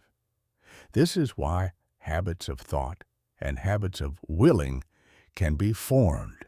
All physical impressions are the carrying out of the actions of the will and intellect. Our nervous systems are what they are today because of the way they have been exercised. As we grow older, most of us become more and more like automatic machines. The habits we have formed increase in strength. We work in our old characteristic way. Your associates learn to expect you to do things in a certain way, so you see that your habits make a great difference in your life. And as it is just about as easy to form good habits as it is bad, you should form only the former. No one but yourself is responsible for your habits. You are free to form the habits that you should. And if everyone could realize the importance of forming the right kind of habits, what a different world this would be. How much happier everyone would be.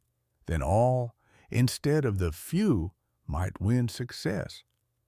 Habits are formed more quickly when we are young, but if we have already passed the youthful plastic period, the time to start to control our habits is right now, as we will never be any younger. You will find the following maxims worth remembering. First maxim: we must make our nervous system our ally instead of our enemy. Second maxim: in the acquisition of a new habit, as in the leaving off of an old one, we must take care to launch ourselves with as strong and decided an initiative as possible. The man that is in the habit of doing the right thing from boyhood has only good motives, so it is very important for you that you concentrate assiduously on the habits that reinforce good motives. Surround yourself with every aid you can. Don't play with fire by forming bad habits. Make a new beginning today. Study why you have been doing certain things. If they are not for your good, shun them henceforth. Don't give in to a single temptation, for every time you do, you strengthen the chain of bad habits.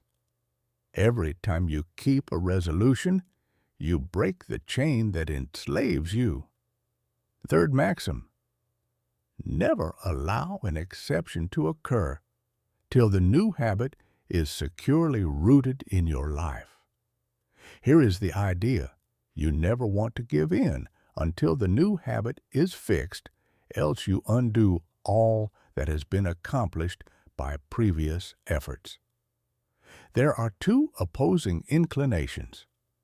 One wants to be firm, and the other wants to give in.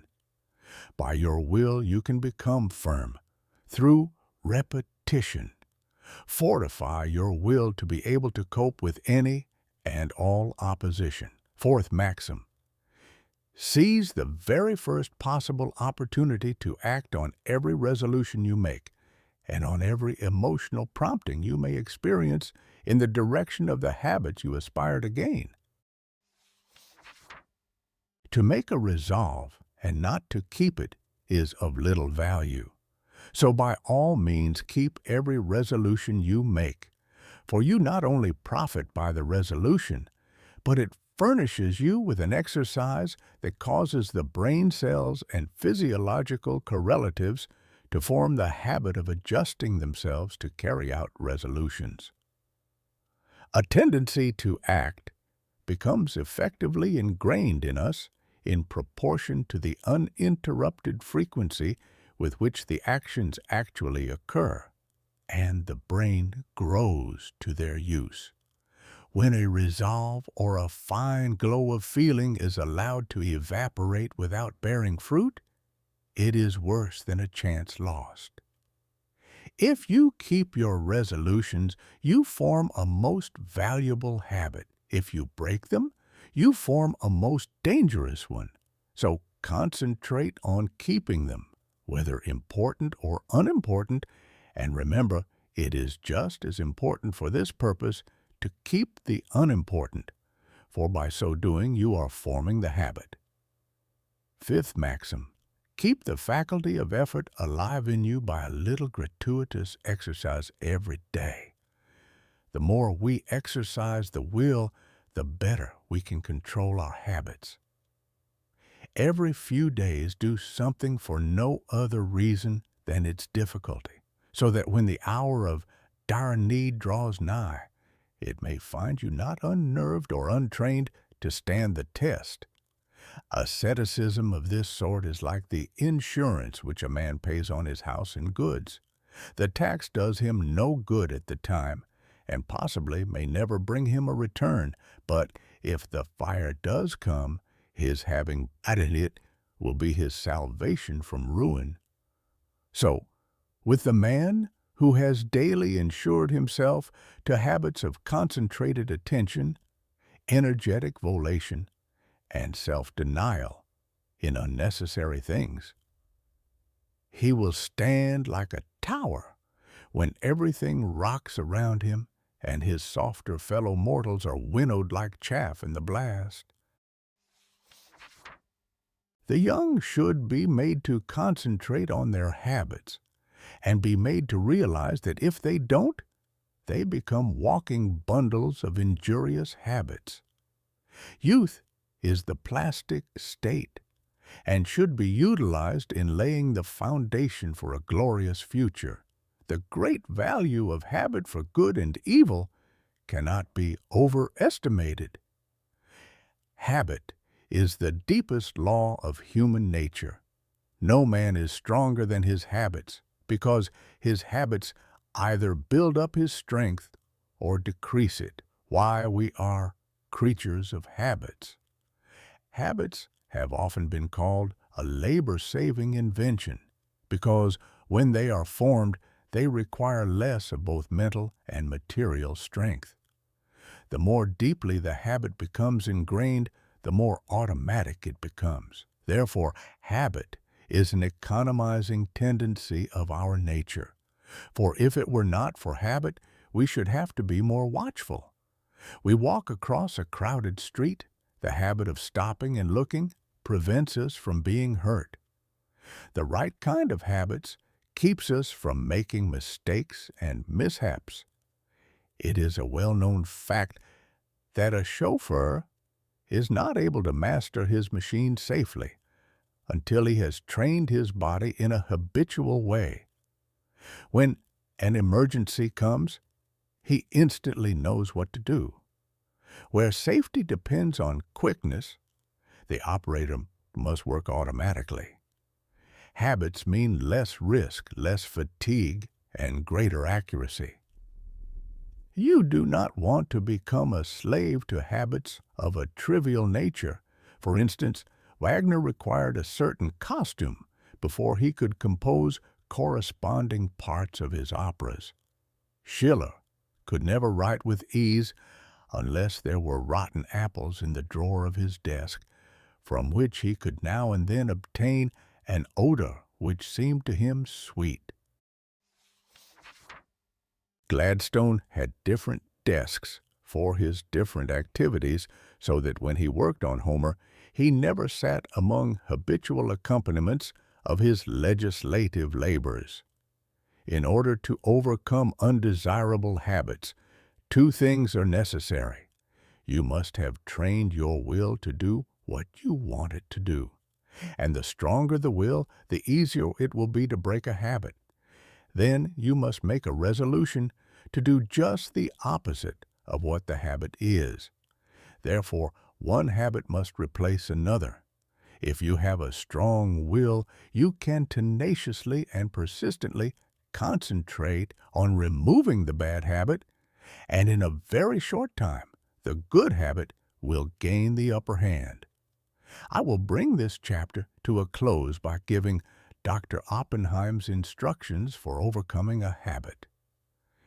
If you want to abolish a habit, and its accumulated circumstances as well, you must grapple with the matter as earnestly as you would with a physical enemy.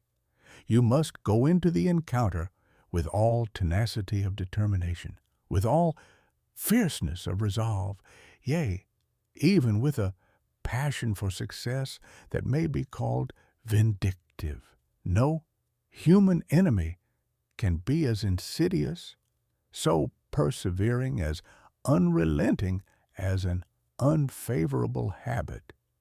It never sleeps. It needs no rest. It is like a parasite that grows with the growth of the supporting body. And like a parasite, it can best be killed by violent separation and crushing. When life is stormy and all seems against us, that is when we often acquire wrong habits, and it is then that we have to make a gigantic effort to think and speak as we should.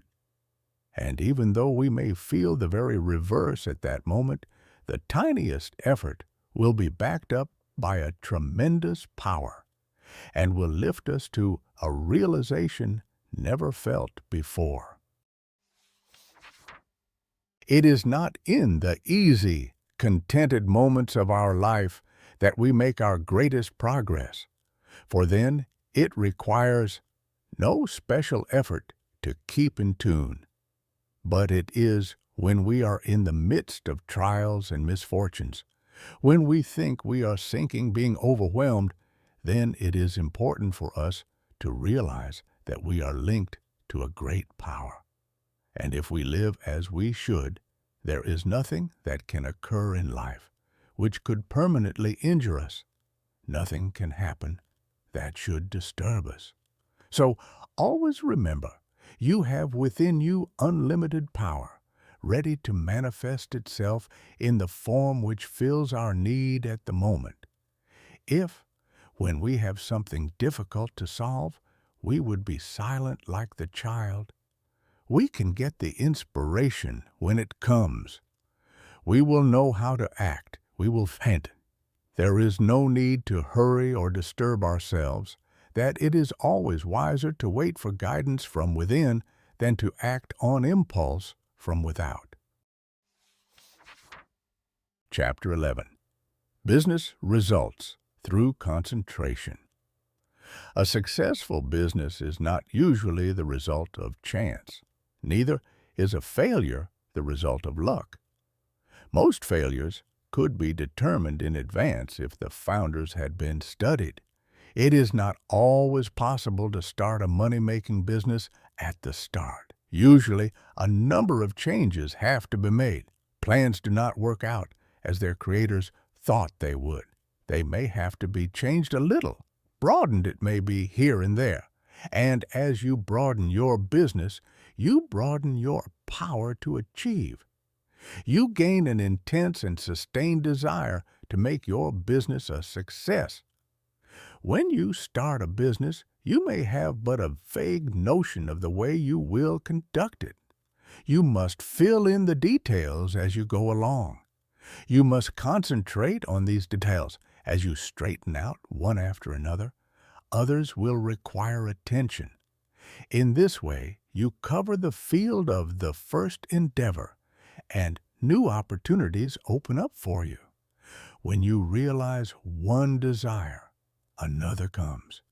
But if you do not fulfill the first desire, you will not the second. The person that does not carry his desires into action is only a dreamer. Desire is a great creative force. If it is pure, intense, and sustained, it is our desires that keep stirring us up to action, and they will strengthen and broaden you if you make them materialize. Every man who achieves success deserves it. When he first started out, he did not understand how to solve the problems that afterwards presented themselves, but he did each thing as it came up in the very best way that he could, and this developed his power of doing bigger things. We become masters of business by learning to do well whatever we attempt. The man that has a thorough knowledge of his business can, of course, direct it much more easily and skillfully than the man who lacks that knowledge. The skilled business director can sit in his private office and still know accurately what is actually being done. He knows what should be done in any given time, and if it is not accomplished, he knows that his employees are not turning out the work that they should. It is then easy to apply the remedy. Business success depends on well-concentrated efforts. You must use every mental force you can master. The more these are used, the more they increase. Therefore, the more you accomplish today, the more force you will have at your disposal, with which to solve your problems tomorrow. If you are working for someone else today and wish to start in a business for yourself, think over carefully what you would like to do. Then, when you have resolved what you want to do, you will be drawn towards it. There is a law that opens the way to the fulfillment of your desires. Of course, back of your desire, you must put forward the necessary effort to carry out your purpose. You must use your power to put your desires into force. Once they are created and you keep up your determination to have them fulfilled, you both consciously and unconsciously work toward their materialization. Set your heart on your purpose. Concentrate your thought upon it. Direct your efforts with all your intelligence, and in due time, you will realize your ambition. Feel yourself a success. Believe you are a success, and thus put yourself in the attitude that demands recognition, and the thought current draws to you what you need to make you a success. Don't be afraid of big undertakings. Go at them with grit, and pursue methods that you think will accomplish your purpose. You may not at first meet with entire success, but aim so high that if you fall a little short, you will still have accomplished much. What others have done, you can do. You may even do what others have been unable to do. Always keep a strong desire to succeed in your mind.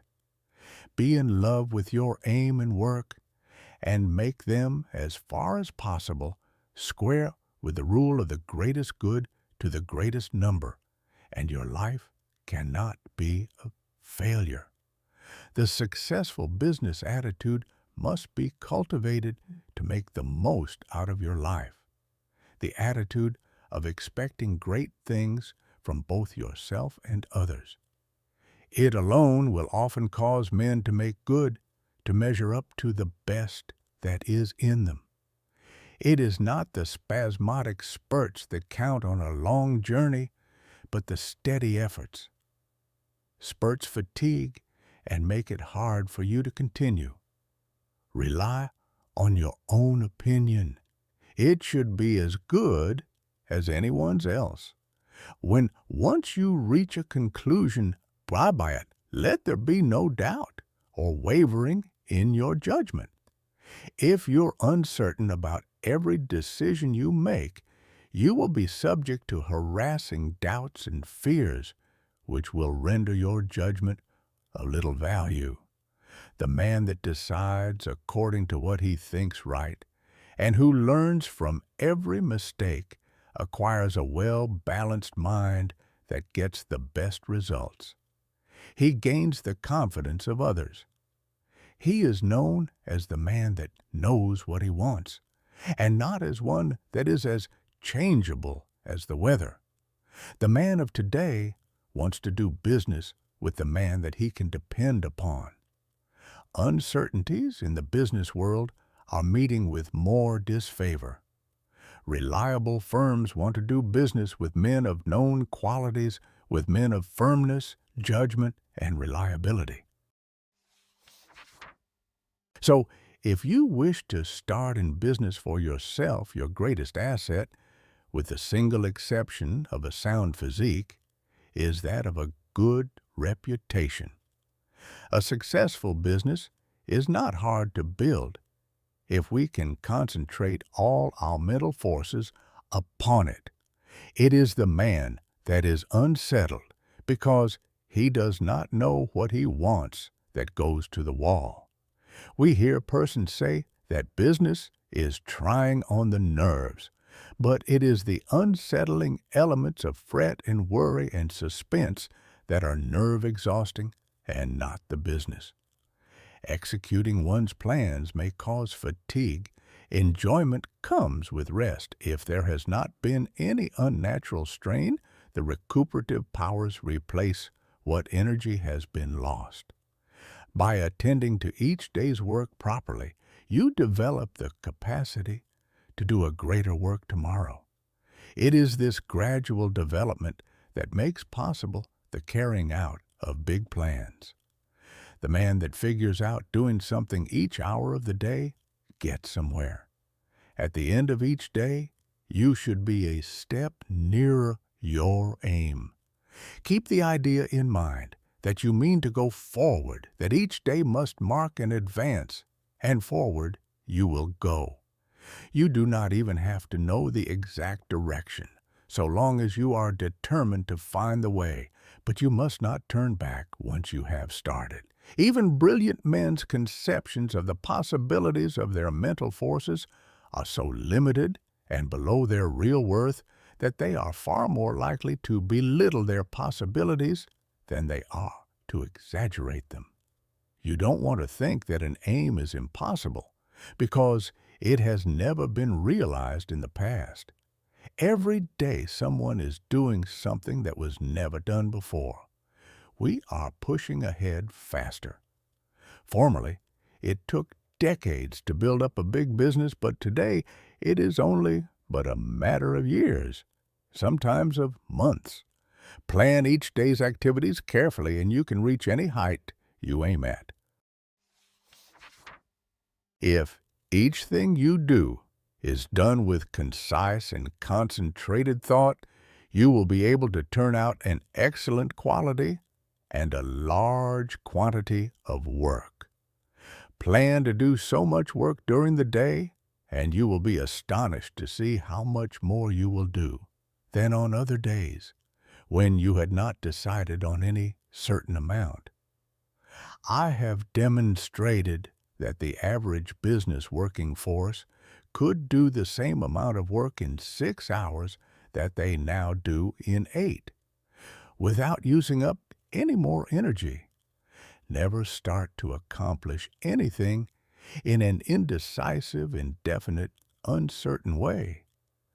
Tackle everything with a positiveness and an earnestness that will concentrate your mind and attract the very best associated thoughts. You will, in a short time, find that you will have extra time for planning bigger things. The natural leader always draws to himself, by the law of mental attraction, ideas in his chosen subject that have ever been conceived by others. This is of the greatest importance and help. If you are properly trained, you benefit much by others' thoughts, and providing you generate from within yourself something of value, they will benefit from yours.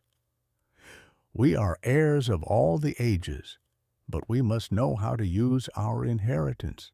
The confident, pushing, hopeful, determined man influences all with whom he associates and inspires the same qualities in them. You feel that his is a safe example to follow, and he rouses the same force within you that is pushing him onward and upward. One seldom makes a success of anything that he goes at in a listless, spiritless way. To build up a business, you must see it expanding in your mind before it actually takes tangible shape.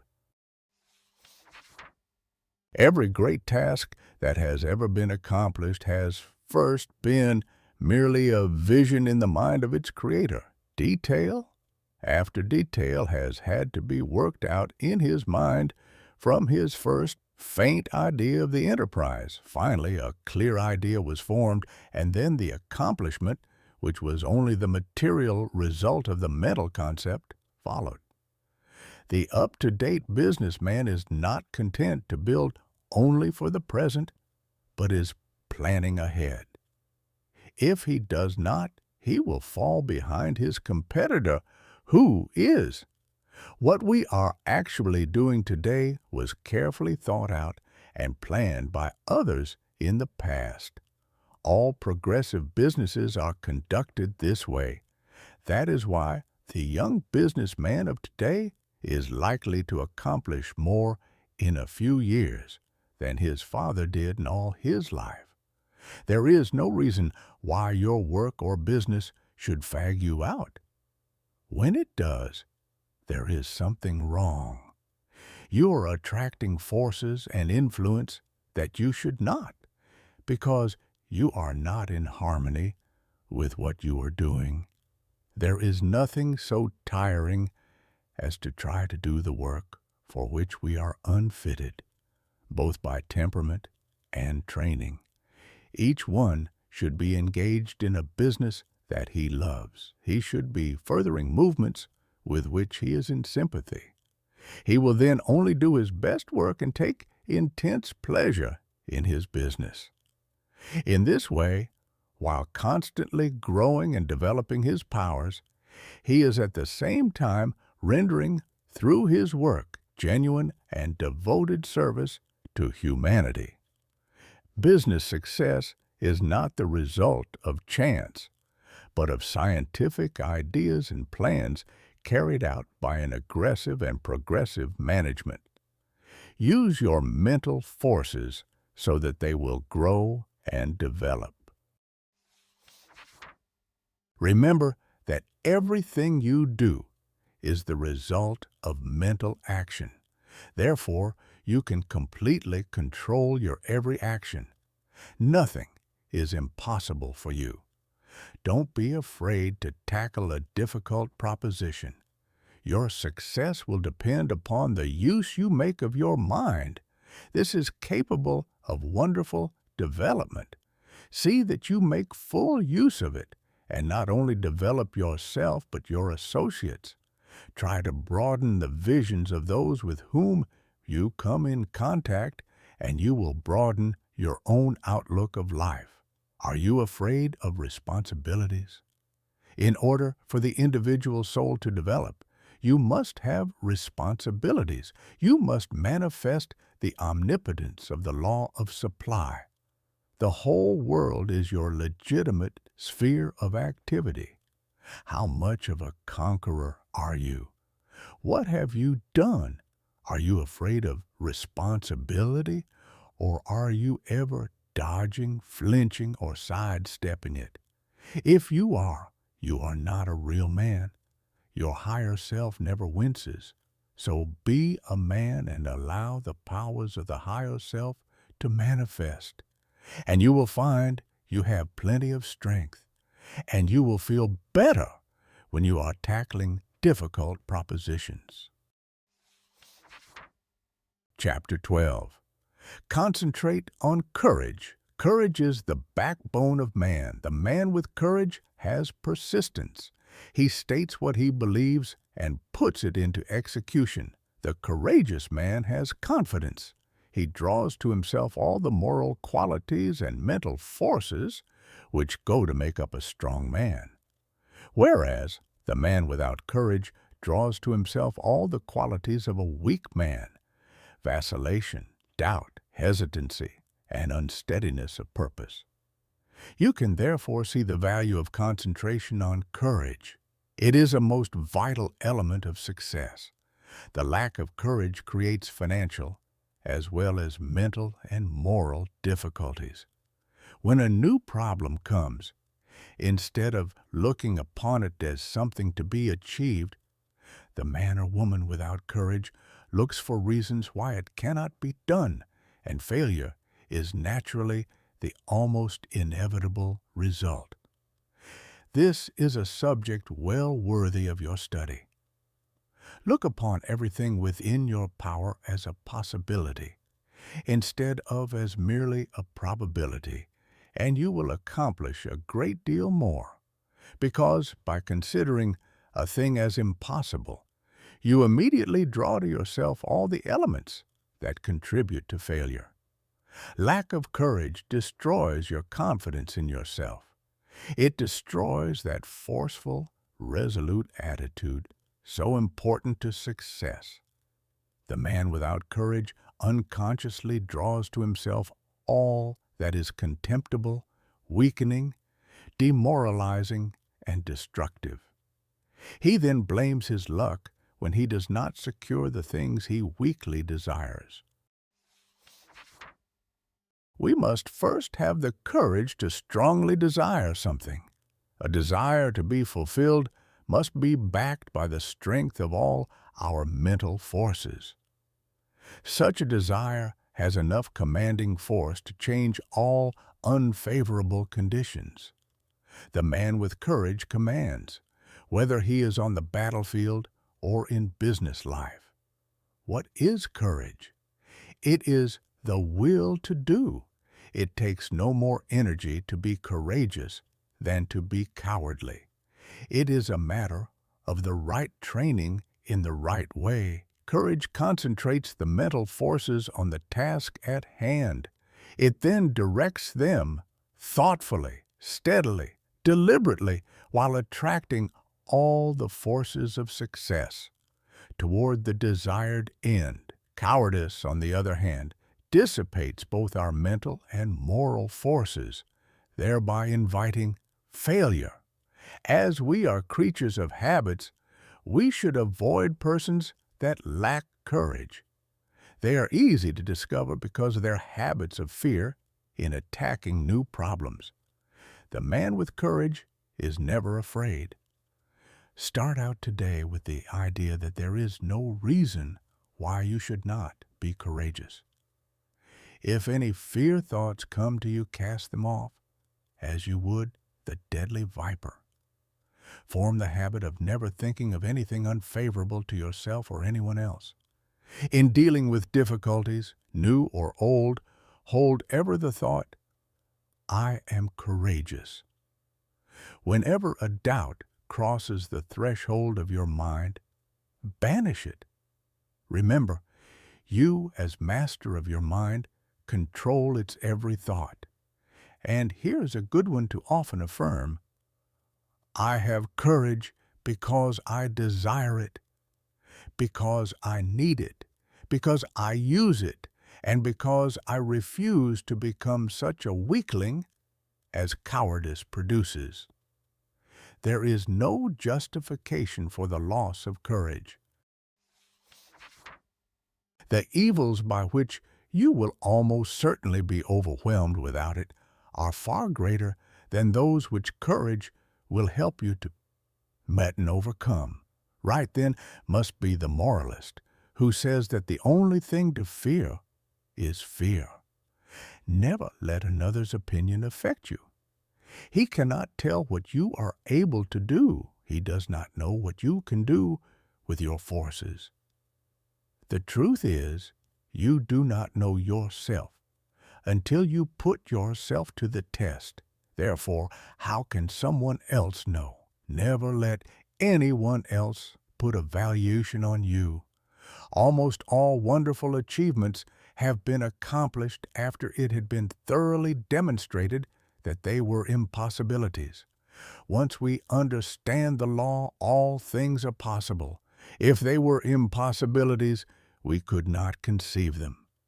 Just the moment you allow someone to influence you against what you think is right, you lose that confidence in yourself that inspires courage and carries with it all the forces which courage creates. Just the moment you begin to swerve in your plan, you begin to carry out another's thought and not your own. You become the directed and not the director.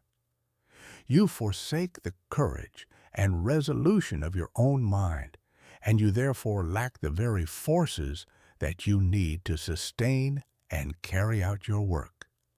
Instead of being self-reliant, you become timid, and this invites failure.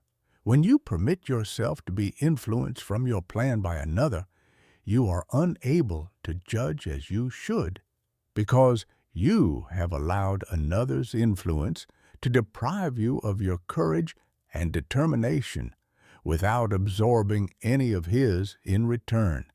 So you are in much the same predicament as you would be in if you turned over all your worldly possessions to another without getting value received. You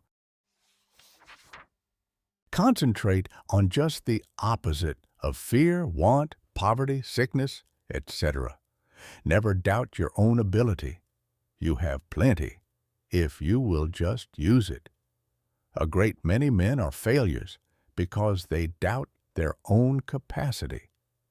Instead of building up strong mental forces, which would be of the greatest use to them, their fear thoughts tear them down. Fear paralyzes energy.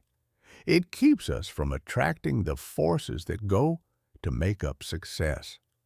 Fear is the worst enemy we have. There are few people that really know that they can accomplish much. They desire the full extent of their powers, but alas, it is only occasionally that you find a man that is aware of the great possibilities within him. When you believe with all your mind and heart and soul that you can do something, you thereby develop the courage to steadily and confidently live up to that belief. You have now gone a long way towards accomplishing it. The chances are that there will be obstacles, big and little, in your way, but resolute courage will overcome them, and nothing else will. Strong courage eliminates the injurious and opposing forces by summoning their masters, the yet stronger forces that will serve you. Courage is yours for the asking. All you have to do is to believe in it, claim it, and use it. To succeed in business, believe that it will be successful. Assert that it is successful, and work like a beaver to make it so. Difficulties soon melt away before the courageous. One man of courage can fire with his spirit a whole army of men, whether it be military or industrial, because courage, like cowardice, is contagious. The man of courage overcomes the trials and temptations of life. He commands success. He renders sound judgment. He develops personal influence and a forceful character, and often becomes the mentor of the community which he serves. How to overcome depression and melancholia. Both of the former are harmful and make you unhappy. These are states that can be quickly overcome through concentrating more closely on the higher self, for when you do, you cut off the connection with the harmful force currents. You can also drive away moods by simply choosing and fully concentrating on an agreeable subject. Through willpower and thought control, we can accomplish anything we want to do. There is wonderful inherent power within us all, and there is never any sufficient cause for fear, except ignorance. Every evil is but the product of ignorance, and everyone that possesses the power to think has the power to overcome ignorance and evil. The pain that we suffer from doing evil are but the lessons of experience, and the object of the pain is to make us realize our ignorance. When we become depressed, it is evidence that our thought faculties are combining improperly and thereby attracting the wrong force currents. All that it is necessary to do is to exercise the will and concentrate upon happy subjects. I will only think of subjects worthy of my higher self and its powers. Chapter 13. Concentrate on wealth. It was never intended that man should be poor.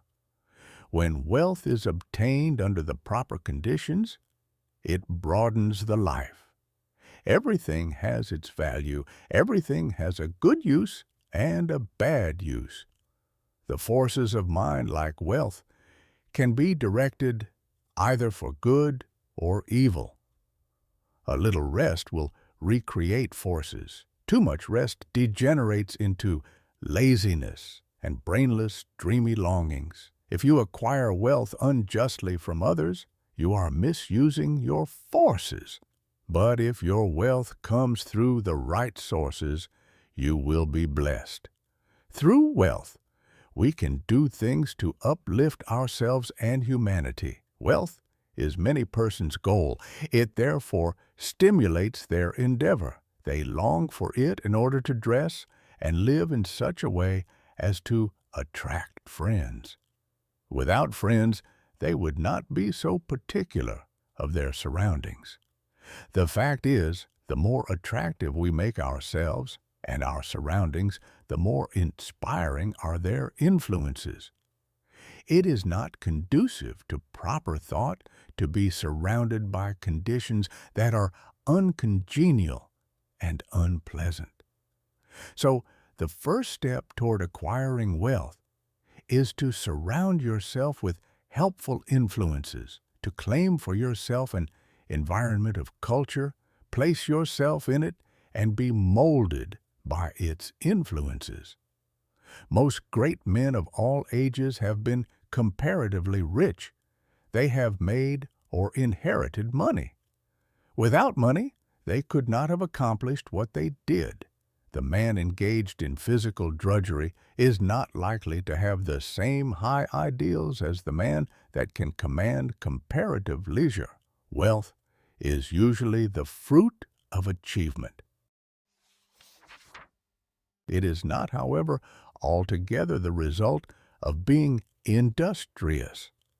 Thousands of persons work hard who never grow wealthy. Others with much less effort acquire wealth. Seeing possibilities is another step toward acquiring wealth. A man may be as industrious as he can possibly be, but if he does not use his mental forces, he will be a laborer, to be directed by the man that uses to good advantage his mental forces. No one can become wealthy in an ordinary lifetime by mere savings from earnings. Many scrimp and economize all their lives, but by so doing waste all their vitality and energy. For example, I know a man that used to walk to work. It took him an hour to go and an hour to return. He could have taken a car and gone in 20 minutes. He saved 10 cents a day, but wasted an hour and a half. It was not a very profitable investment, unless the time spent in physical exercise yielded him large returns in the way of health. The same amount of time spent in concentrated effort to overcome his unfavorable business environment might have firmly planted his feet in the path of prosperity. One of the big mistakes made by many persons of the present generation is that they associate with those who fail to call out or develop the best that is in them. When the social side of life is developed too exclusively, as it often is, and recreation or entertainment becomes the leading motive of a person's life, he acquires habits of extravagance instead of economy, habits of wasting his resources, physical, mental, moral, and spiritual, instead of conserving them. He is, in consequence, lacking in proper motivation. His God-given powers and forces are undeveloped, and he inevitably brings poor judgment to bear upon all the higher relationships of life. While, as to his financial fortunes, he is ever the leaner, often a parasite, and always, if opportunity affords, as heavy a consumer as he is a poor producer. It seems a part of the tragedy of life that these persons have to be taught such painful lessons before they can understand the forces and laws that regulate life. Few profit by the mistakes of others. They must experience them for themselves, and then apply the knowledge so gained in reconstructing their lives. Any man that has ever amounted to anything has never done a great deal of detail work for long periods at any given time. He needs his time to reflect. He does not do his duties today in the same way as yesterday, but as the result of deliberate and concentrated effort, constantly tries to improve his methods. The other day, I attended a lecture on prosperity. I knew the lecturer had been practically broke for 10 years. I wanted to hear what he had to say. He spoke very well. He no doubt benefited some of his hearers, but he had not profited by his own teachings. I introduced myself and asked him if he believed in his maxims. He said he did. I asked him if they had made him prosperous. He said not exactly. I asked him why. He answered that he thought he was fated not to experience prosperity. In half an hour, I showed that man why poverty had always been his companion. He had dressed poorly. He held his lectures in poor surroundings. By his actions and beliefs, he attracted poverty. He did not realize that his thoughts and his surroundings exercised an unfavorable influence. I said, "Thoughts are moving forces, great powers. Thoughts of wealth attract wealth. Therefore, if you desire wealth, you must attract the forces that will help you to secure it. Your thoughts attract a similar kind of thoughts. If you hold thoughts of poverty, you attract poverty. If you make up your mind you are going to be wealthy, you will instill this thought into all your mental forces, and you will at the same time use every external condition to help you. Many persons are of the opinion that if you have money, it is easy to make more money. But this is not necessarily true. 90% of the men that start in business fail. Money will not enable one to accumulate much more unless he is trained to seek and use good opportunities for its investment. If he inherits money, the chances are that he will lose it. While if he has made it, he not only knows its value, but has developed the power to use it as well as to make more if he loses it. Business success today depends on foresight, good judgment, grit, firm resolution, and settled purpose. But never forget that thought is as real a force as electricity. Let your thoughts be such that you will send out as good as you receive. If you do not, you are not enriching others, and therefore deserve not to be enriched. The man that tries to get all he can from others for nothing becomes so selfish and mean that he does not even enjoy his acquisitions. We see examples of this every day. What we take from others will in turn be taken from us. All obligations have to be met fairly and squarely. We cannot reach perfection until we discharge every obligation of our lives. We all realize this, so why not willingly give a fair exchange for all that we receive? Again, I repeat that the first as well as the last step in acquiring wealth is to surround yourself with good influences, good thought, good health, good home and business environment, and successful business associates. Cultivate, by every legitimate means, the acquaintance of men of big caliber. Bring your thought vibrations in regard to business into harmony with theirs. This will make your society not only agreeable, but sought after, and when you have formed intimate friendships with clean, reputable men of wealth, entrust to them for investment your surplus earnings, however small, until you have developed the initiative and business acumen to successfully manage your own investments. By this time, you will, through such associations, have found your place in life, which, if you have rightly concentrated upon and used your opportunities, will not be among men of small parts. With a competence secured, you will take pleasure in using a part of it in making the road you traveled in reaching your position easier for those who follow you. There is somewhere in every brain the energy that will get you out of that rut and put you far up on the mountain of success if you can only use the energy. You know that gasoline in the engine of an automobile doesn't move the car until the spark comes to explode the gasoline. So it is with the mind of man. We are not speaking now of men of great genius, but of average, able citizens. Each one of them has in his brain the capacity to climb over the word impossible and get into the successful country beyond.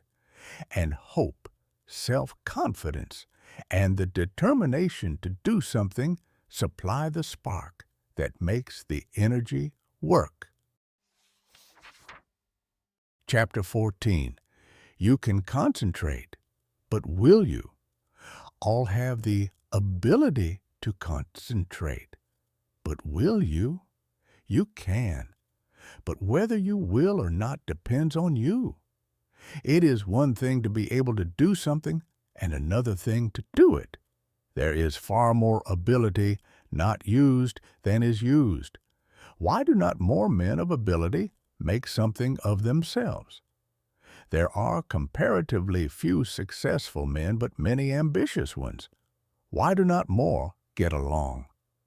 Cases may differ, but the fault is usually their own. They have had chances, perhaps better ones than some others, that have made good. What would you like to do that you are not doing? If you think you should be getting on better, why don't you? Study yourself carefully. Learn your shortcomings.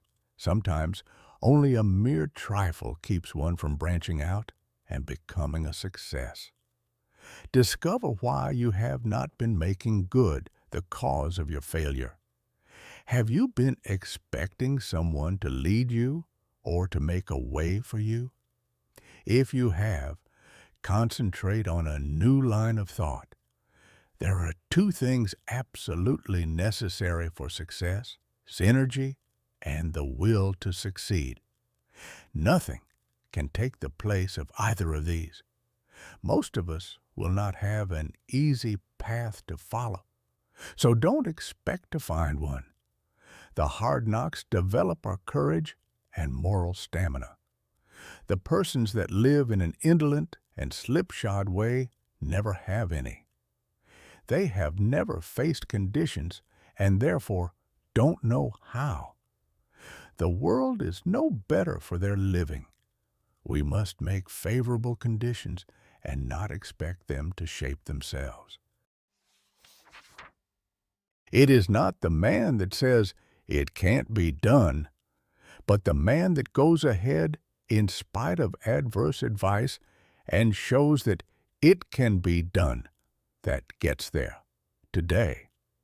The Lord helps those that help themselves is a true saying.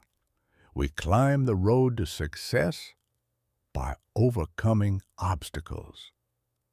Stumbling blocks are but stepping stones for the man that says, "I can and I will."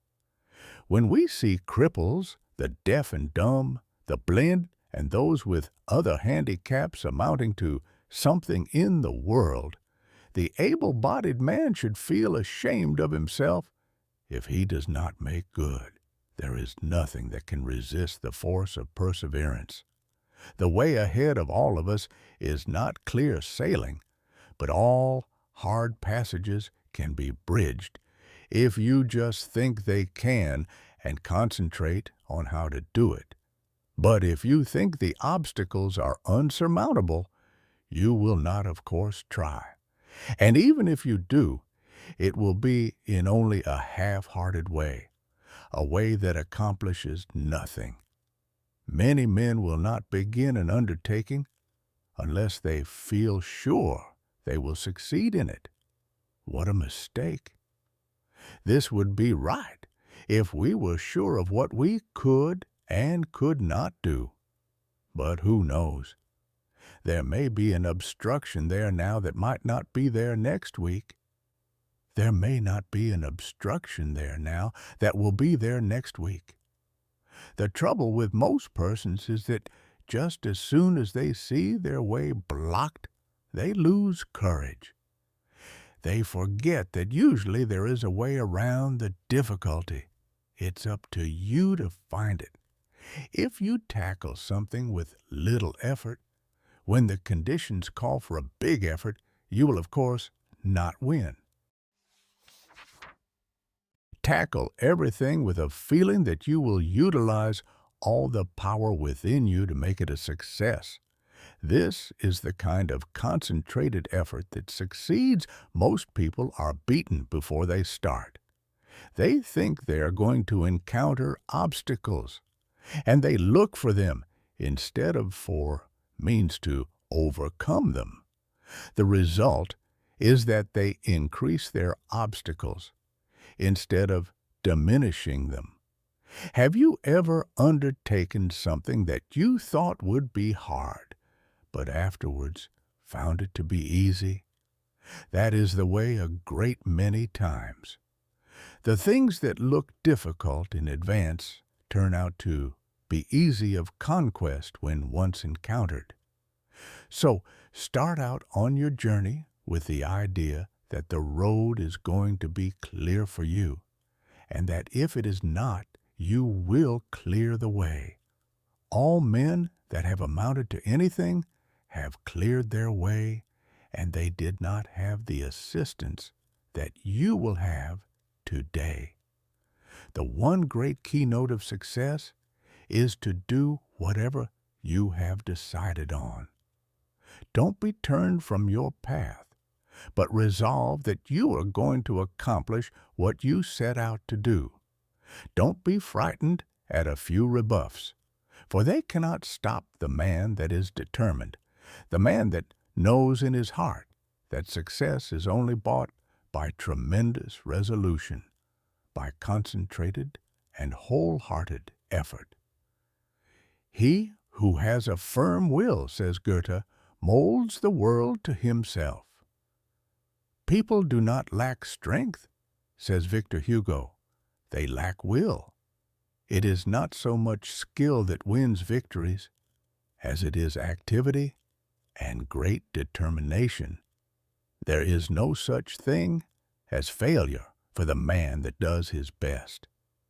No matter what you may be working at the present time, don't let this make you lose courage. The tides are continually changing, and tomorrow or some other day they will turn to your advantage if you are a willing and are an ambitious worker.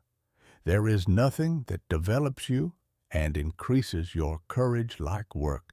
If it were not for work, how monotonous life would at last become. So I say to the man that wants to advance, don't look upon your present position as your permanent one. Keep your eyes open and add those qualities to your makeup that will assist you when your opportunity comes. Be ever alert and on the watch for opportunities.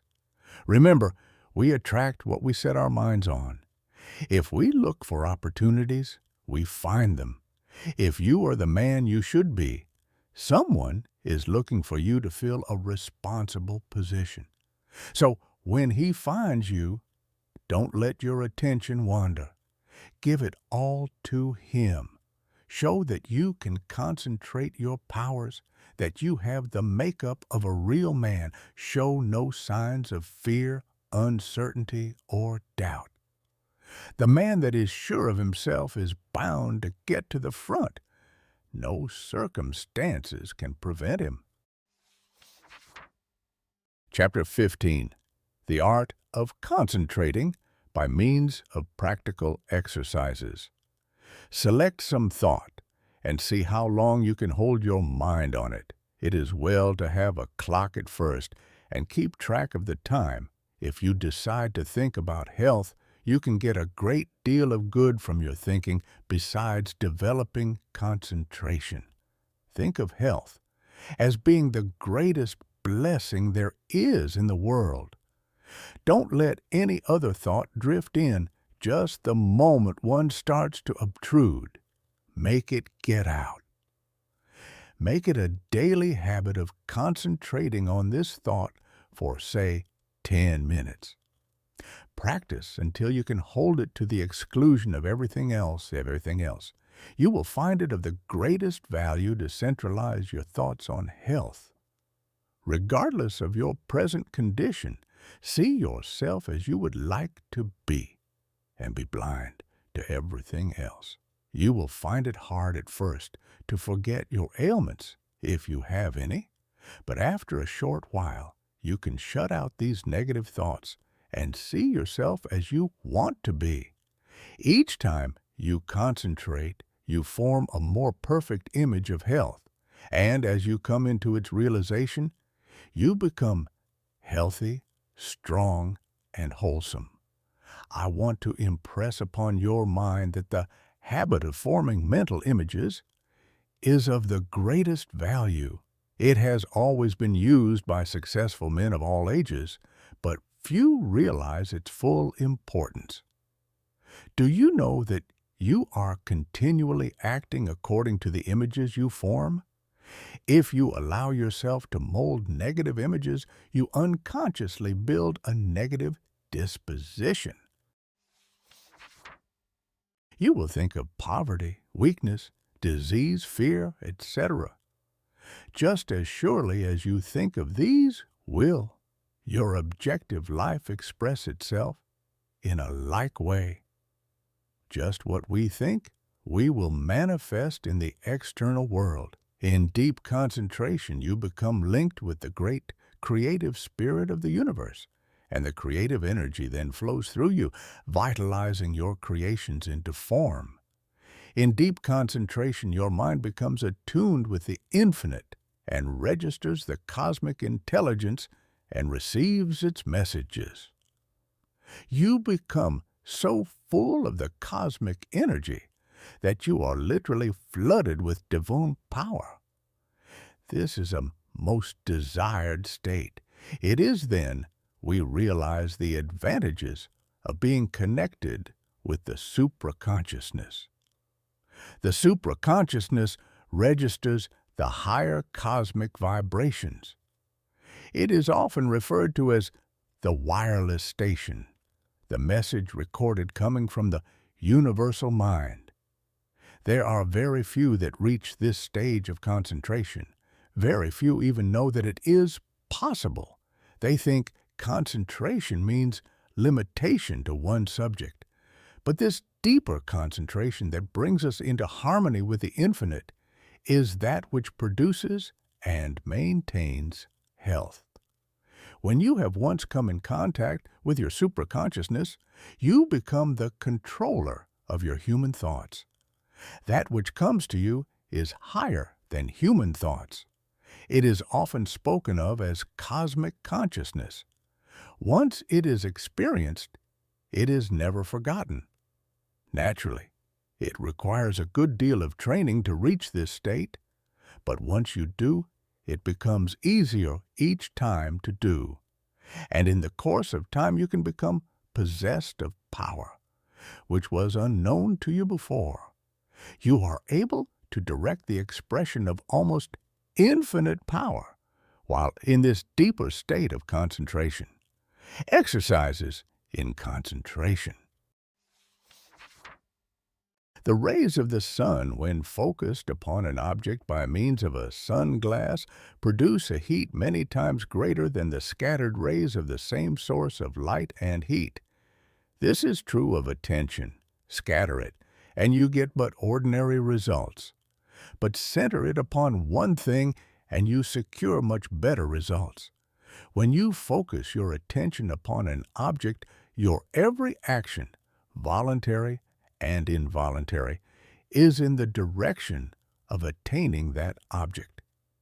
If you will focus your energies about a thing to the exclusion of everything else, you generate the force that can bring you what you want. When you focus your thought, you increase its strength. The exercises that follow are tedious and monotonous, but useful. If you will persist in them, you will find they are very valuable, as they increase your powers of concentration. Before proceeding with the exercises, I will answer a question that just comes to me. This person says after he works all day, he is too tired to practice any exercise. But this is not true. We will say he comes home all tired out, eats his supper, and sits down to rest.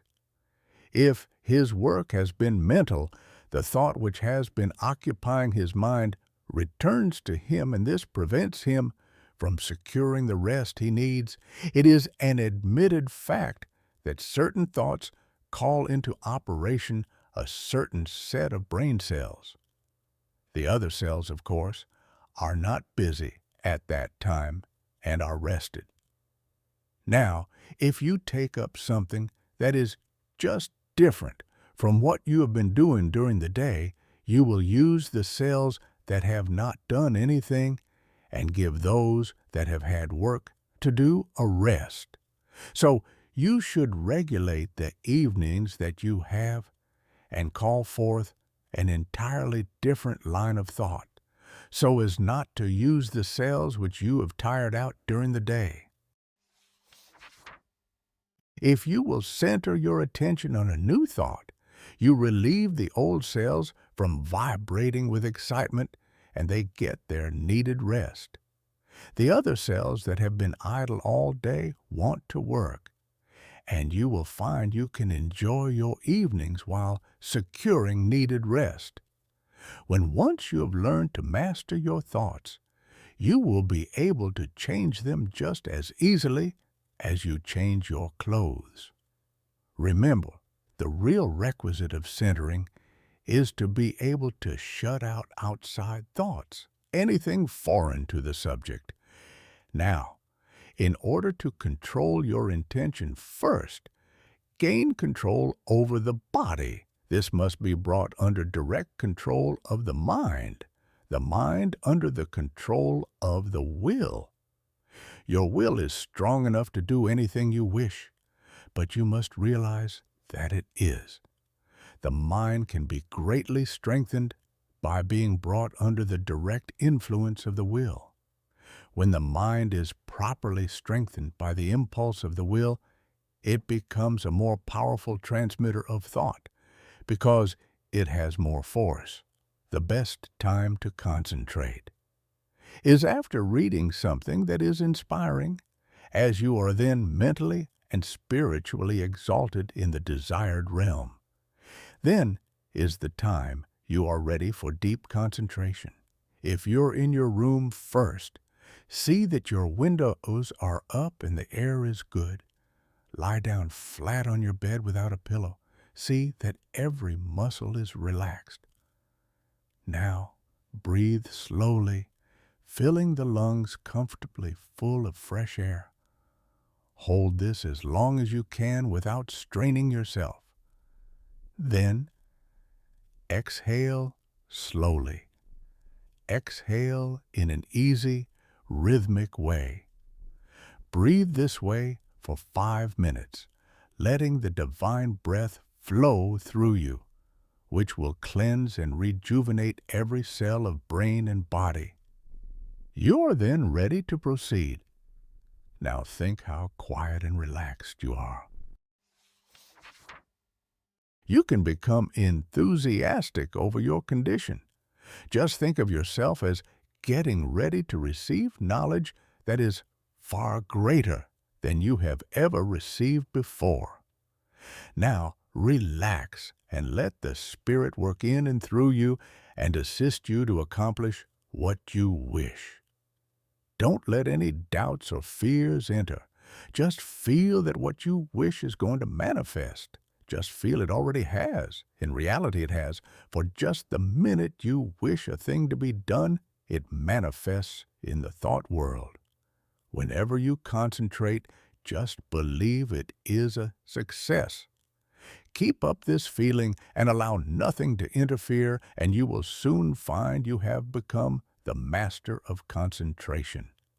You will find that this practice will be of wonderful value to you, and that rapidly you will be learning to accomplish anything that you undertake. It will be necessary to first train the body to obey the commands of the mind. I want you to gain control of your muscular movements.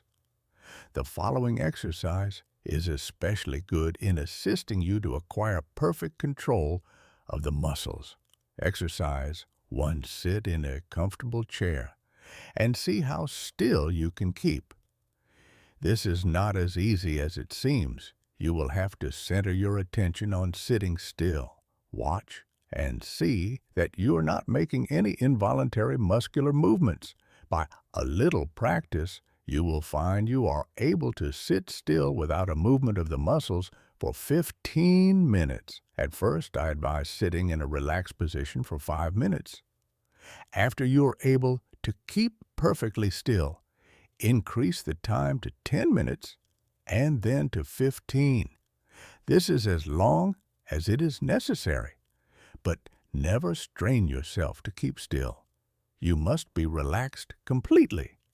You will find this habit of relaxing is very good. Just 2. Sit in a chair with your head up and your chin out, shoulders back. Raise your right arm until it is in the level with your shoulder, pointing to your right. Look around with head only and fix your gaze on your fingers and keep the arm perfectly still for 1 minute. Do the same exercise with left arm. When you are able to keep the arm perfectly steady, increase the time until you are able to do this 5 minutes with each arm. Turn the palm of the hand downward when it is outstretched, as this is the easiest position. If you will keep your eyes fixed on the tips of the fingers, you will be able to tell if you are keeping your arm perfectly still. Exercise 3. Fill a small glass full of water and grasp it by the fingers. Put the arm directly in front of you. Now, fix the eyes upon the glass and try to keep the arm so steady that no movement will be noticeable. Do this first for 1 moment and then increase it to 5. Do the exercise with first one arm and then the other. Exercise 4. Watch yourself during the day and see that your muscles do not become tense or strained. See how easy and relaxed you can keep yourself. See how poised you can be at all times. Cultivate a self-poised manner instead of a nervous, strained appearance. This mental feeling will improve your carriage and demeanor. Stop all useless gestures and movements of the body.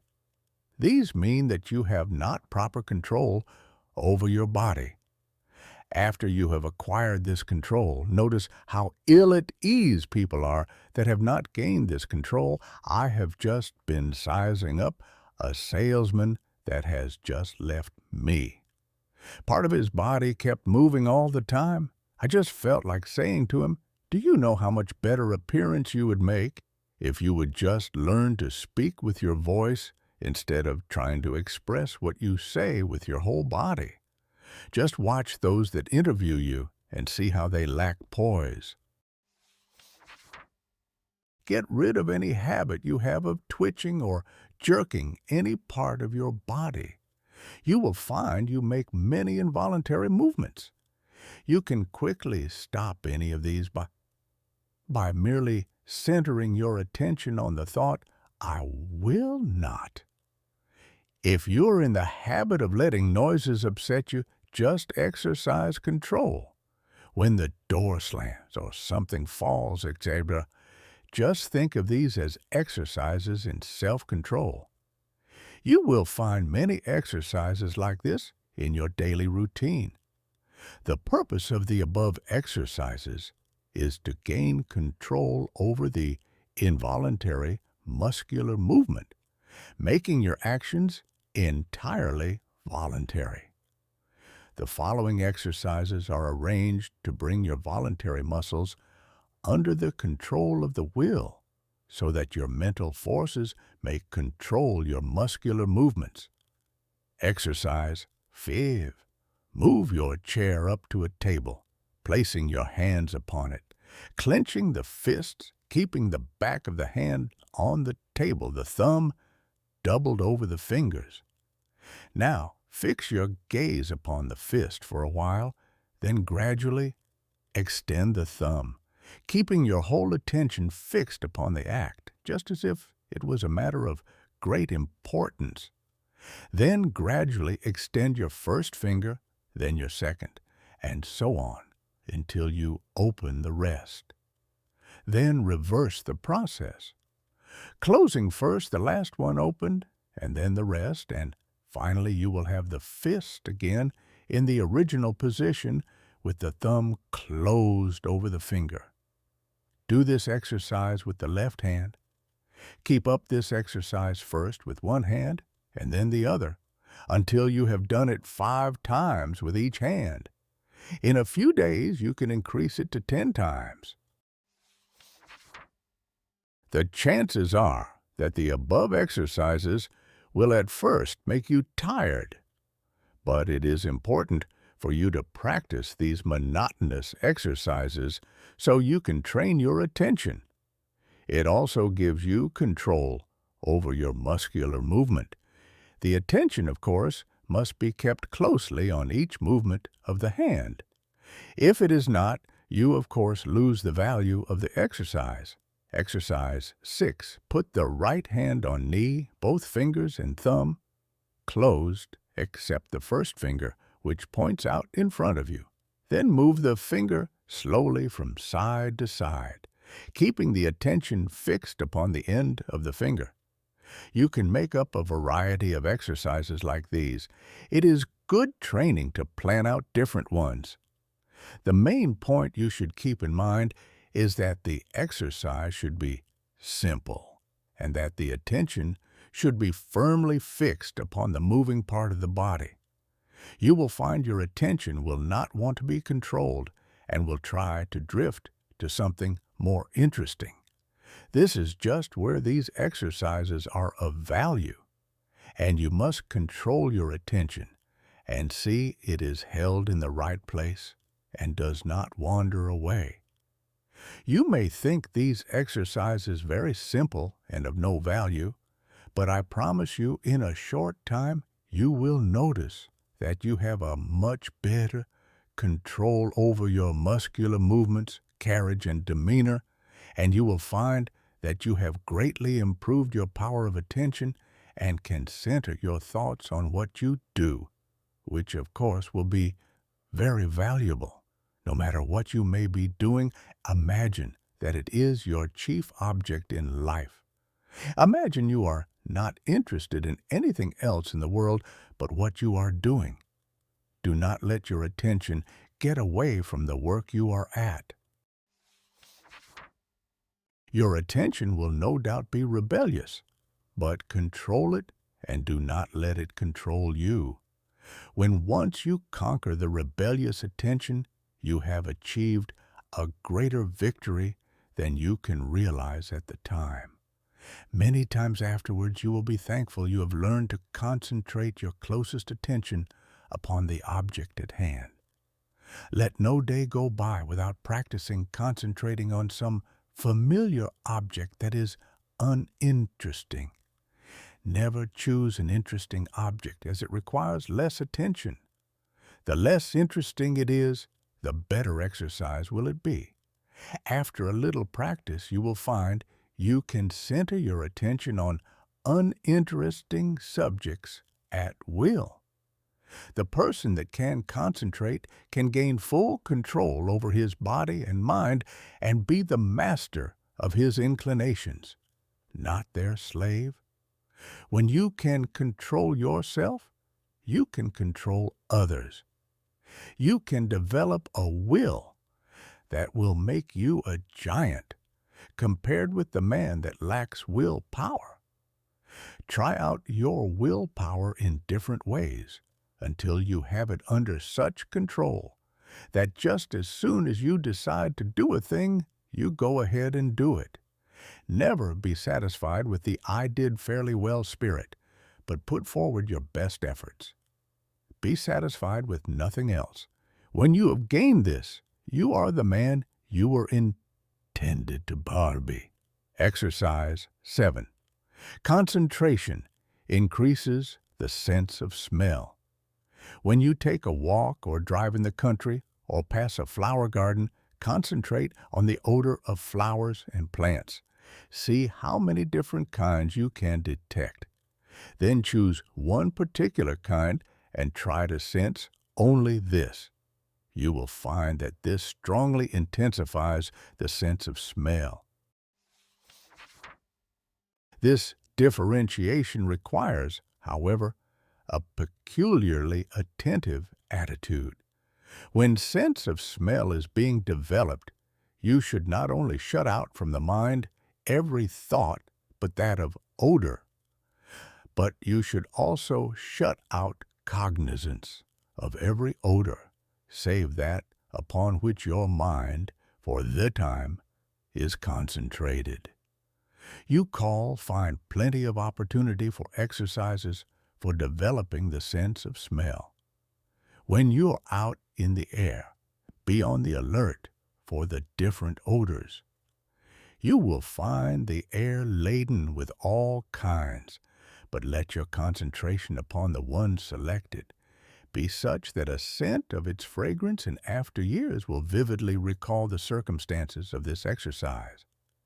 The object of these exercises is to develop concentrated attention, and you will find that you can, through their practice, control your mind and direct your thoughts, just the same as you can your arm. Exercise 8. Concentration on the within. Lie down and thoroughly relax your muscles. Concentrate on the beating of your heart. Do not pay any attention to anything else. Think how this great organ is pumping the blood to every part of the body. Try to actually picture the blood leaving the great reservoir and going in one stream right down to the toes. Picture another going down the arms to the tips of the fingers. After a little practice, you can actually feel the blood passing through your system. If at any time you feel weak in any part of the body, will that an extra supply of blood shall go there. For instance, if your eyes feel tired, picture the blood coming from the heart, passing up through the head and out to the eyes. You can wonderfully increase your strength by this exercise. Men have been able to gain such control over the heart that they have actually stopped it from beating for 5 minutes. This, however, is not without danger and is not to be practiced by the novice. I have found the following a very helpful exercise to take just before going to bed and on rising in the morning. Say to yourself, every cell in my body thrills with life. Every part of my body is strong and healthy. I have known a number of people to greatly improve their health in this way. You become what you picture yourself to be. If your mind thinks of sickness in connection with self, you will be sick. If you imagine yourself in strong, vigorous health, the image will be realized. You will be healthy. Exercise 9. Concentrating on sleep. What is known as the water method is, although very simple, very effective in inducing sleep. Put a full glass of clear water on a table in your sleeping room. Sit in a chair beside the table and gaze into the glass of water and think how calm it is. Then picture yourself getting into just as calm a state. In a short time, you will find the nerves becoming quiet and you will be able to go to sleep. Sometimes it is good to picture yourself becoming drowsy to induce sleep. And again, the most persistent insomnia has been overcome by one thinking of himself as some inanimate object. For instance, a hollow log in the depths of the cool, quiet forest. Those who are troubled with insomnia will find these sleep exercises that quiet the nerves very effective. Just keep the idea in your mind that there is no difficulty in going to sleep. Banish all fear of insomnia. Practice these exercises and you will sleep. By this time, you should have awakened to the possibilities of concentration and have become aware of the important part it plays in your life. Exercise 10, concentration, will save energy and appearance. Watch yourself and see if you're not in the habit of moving your hands, thumping something with your fingers, or twirling your mustache. Some have the habit of keeping their feet going, as, for instance, tapping them on the floor. Practice standing before a mirror and see if you are in the habit of frowning or causing wrinkles to appear in the forehead. Watch others and see how they needlessly twist their faces in talking. Any movement of the face that causes the skin to wrinkle will eventually cause a permanent wrinkle. As the face is like a piece of silk, you can make a fold in it a number of times and it will straighten out of itself. But if you continue to make a fold in it, it will in time be impossible to remove it. By concentration, you can stop the worry habit. If you're in the habit of worrying over the merest trifles, just concentrate on this a few minutes and see how needless it is. If you're also in the habit of becoming irritable or nervous at the least little thing, check yourself instantly when you feel yourself becoming so. Start to breathe deeply. Say, I will not be so weak. I am master of myself, and you will quickly overcome your condition. Exercise 11. By concentration, you can control your temper. If you're one of those that flare up at the slightest provocation and never try to control yourself, just think this over a minute. Does it do you any good? Do you gain anything by it? Doesn't it put you out of poise for some time? Don't you know that this grows on you and will eventually make you despised by all that have any dealings with you?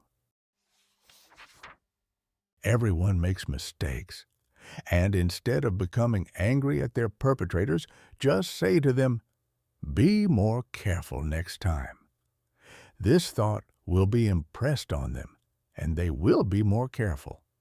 But If you continually complain about their making a mistake, the thought of a mistake is impressed on them, and they will be more likely to make mistakes in the future.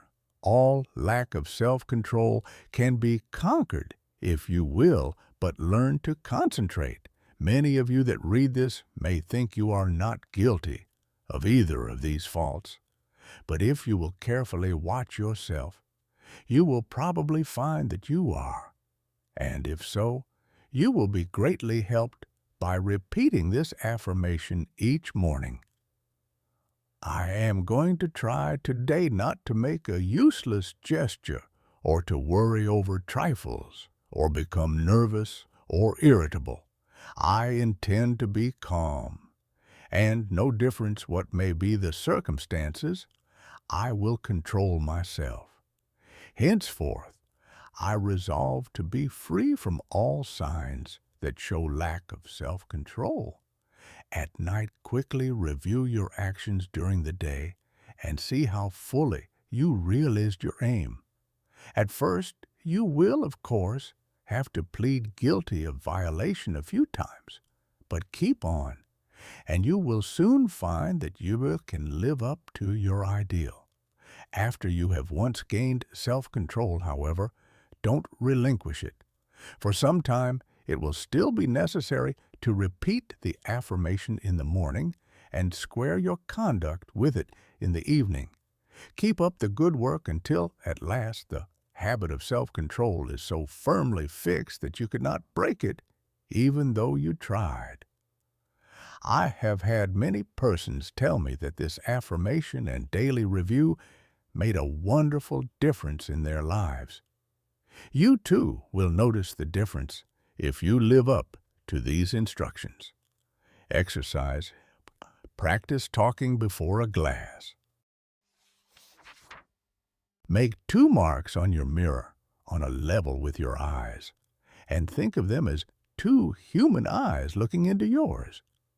Your eyes will probably blink a little at first. Do not move your head, but stand erect. Concentrate all your thoughts on keeping your head perfectly still. Do not let another thought come into your mind.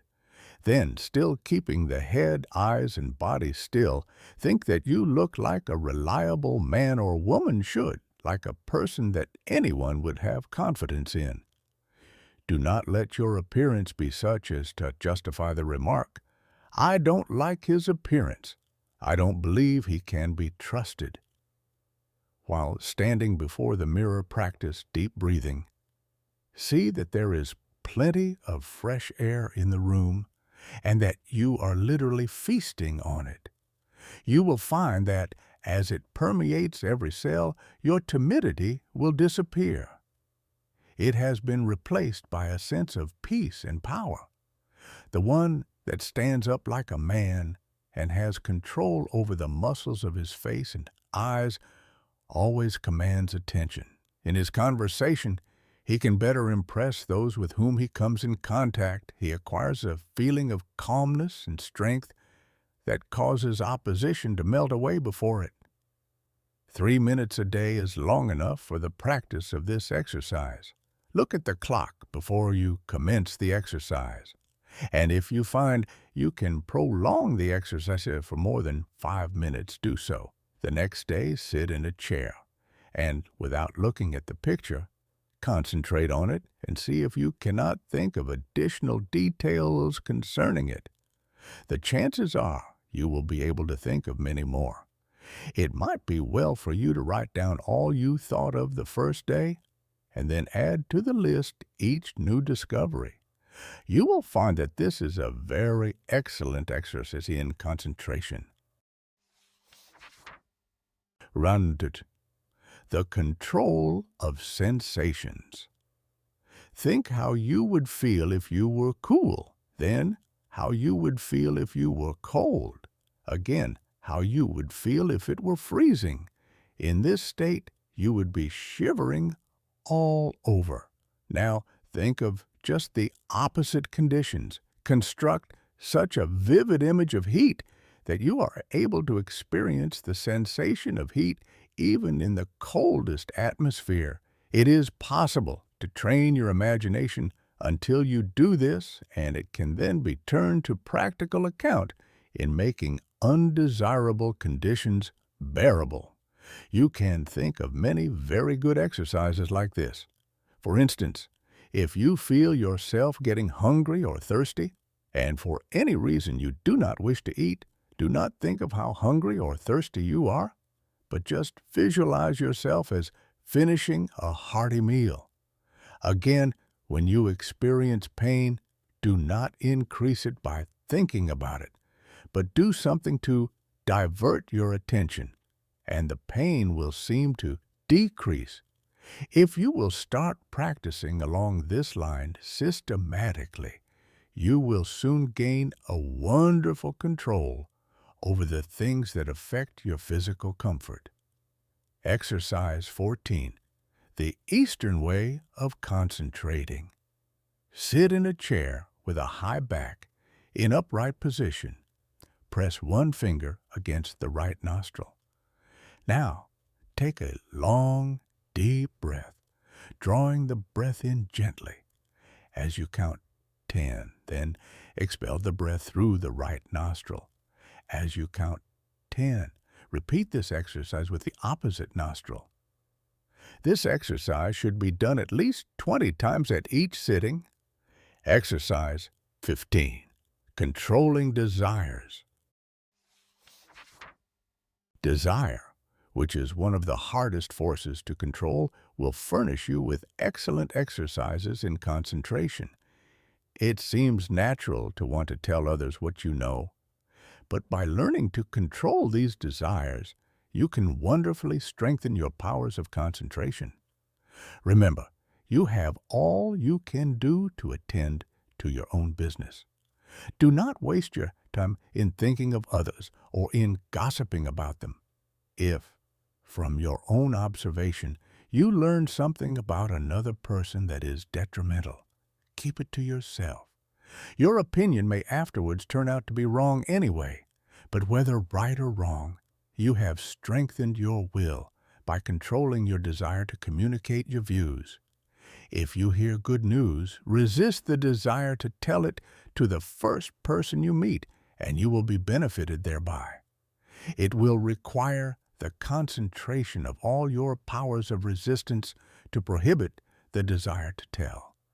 After you feel that you have complete control over your desires, you can then tell your news. But you must be able to suppress the desire to communicate the news until you are fully ready to tell it.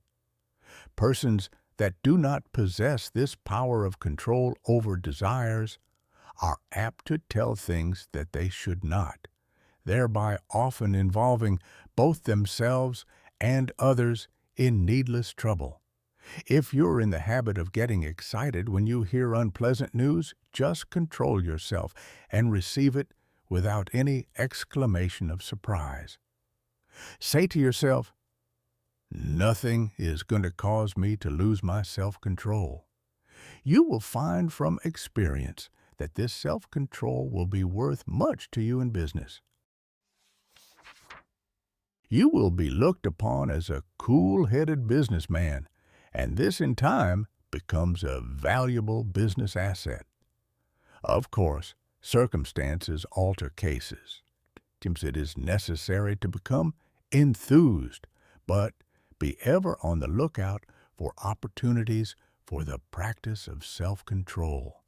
He that ruleth his spirit is greater than he that ruleth a city. Exercise 16. When you read. No one can think without first concentrating his thoughts on the subject in hand. Every man and woman should train himself to think clearly. An excellent exercise is to read some short story and then write just an abridged statement. Read an article in a newspaper and see in how few words you can express it.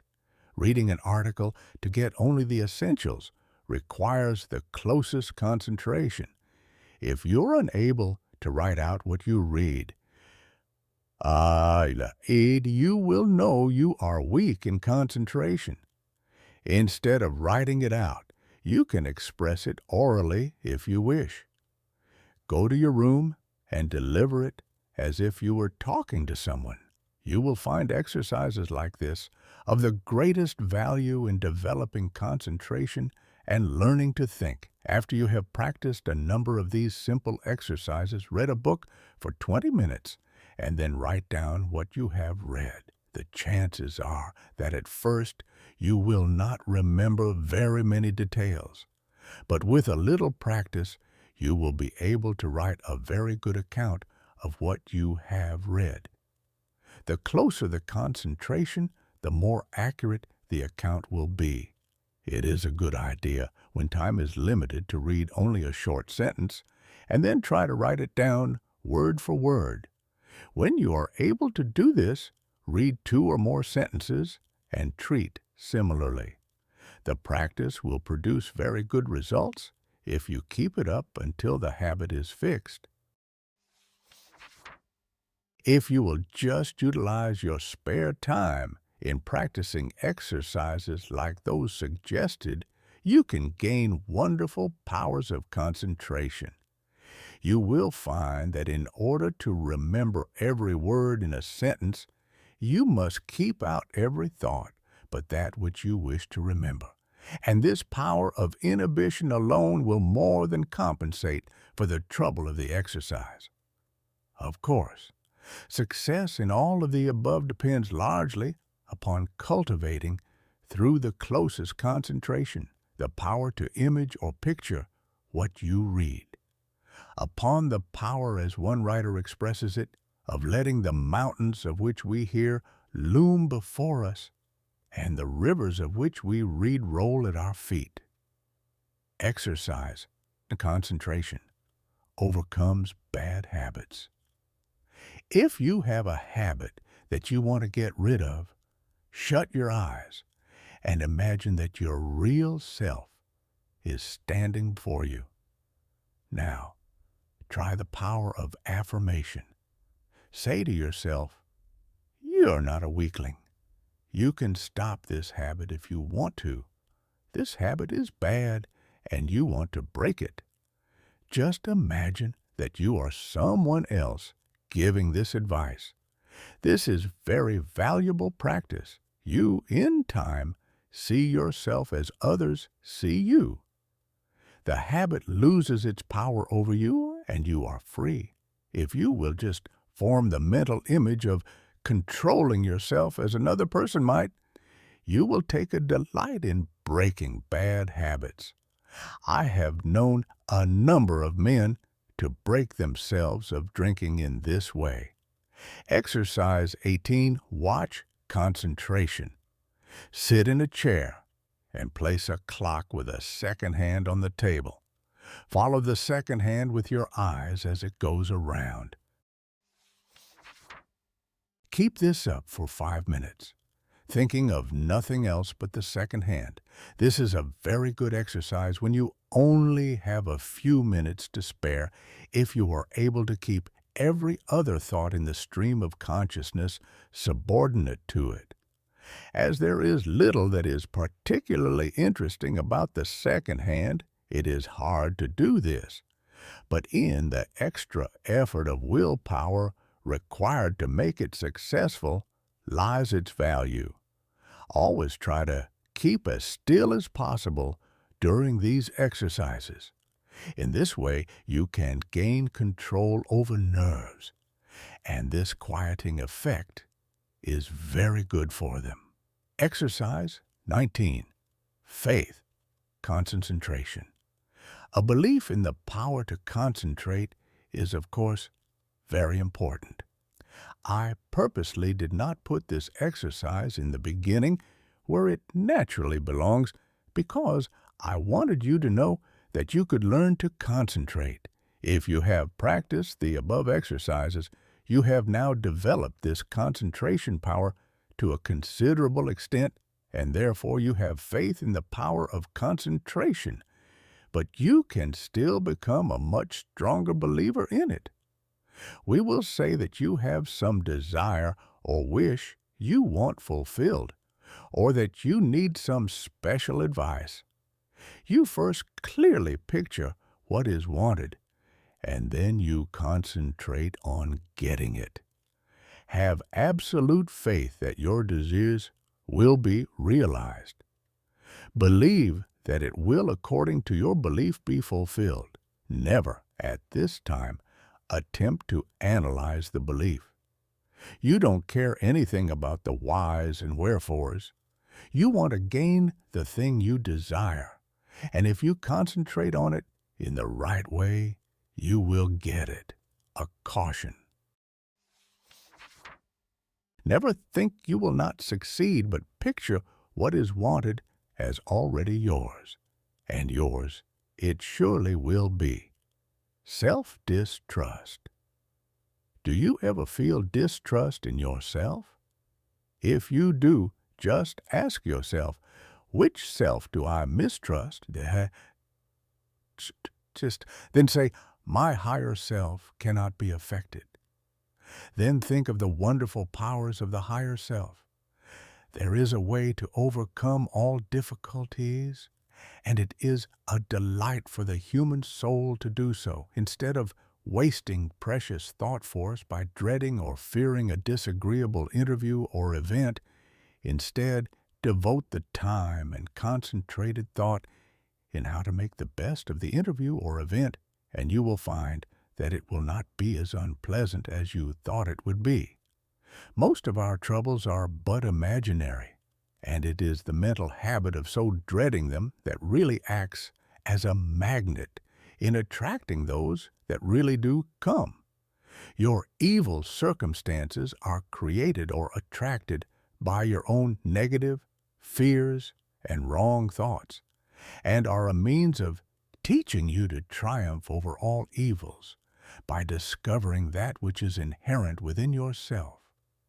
You will find it helpful in overcoming self-distrust to stop and think why you are concentrating your forces, and by so doing you become more closely attached to the higher self, which never distrusts. Chapter 16. Concentrate so you will not forget. A man forgets because he does not concentrate his mind on his purpose, especially at the moment he conceives it. We remember only that which makes a deep impression, hence we must first deepen our impressions by associating in our minds certain ideas that are related to them. We will say a wife gives her husband a letter to mail. He does not think about it, but automatically puts it in his pocket and forgets all about it. When the letter was given to him, had he said to himself, I will mail this letter. The box is at the next corner, and when I pass it, I must drop this letter. It would have enabled him to recall the letter the instant he reached the mailbox. The same rule holds good in regard to more important things. For example, if you are instructed to drop in and see Mr. Smith while out to luncheon today, you will not forget it. If, at the moment the instruction is given, you say to yourself something similar to the following. When I get to the corner of Blank Street on my way to luncheon, I shall turn to the right and call on Mr. Smith. In this way, the impression is made, the connection established, and the sight of the associated object recalls the errand. The important thing to do is to deepen the impression at the very moment it enters your mind.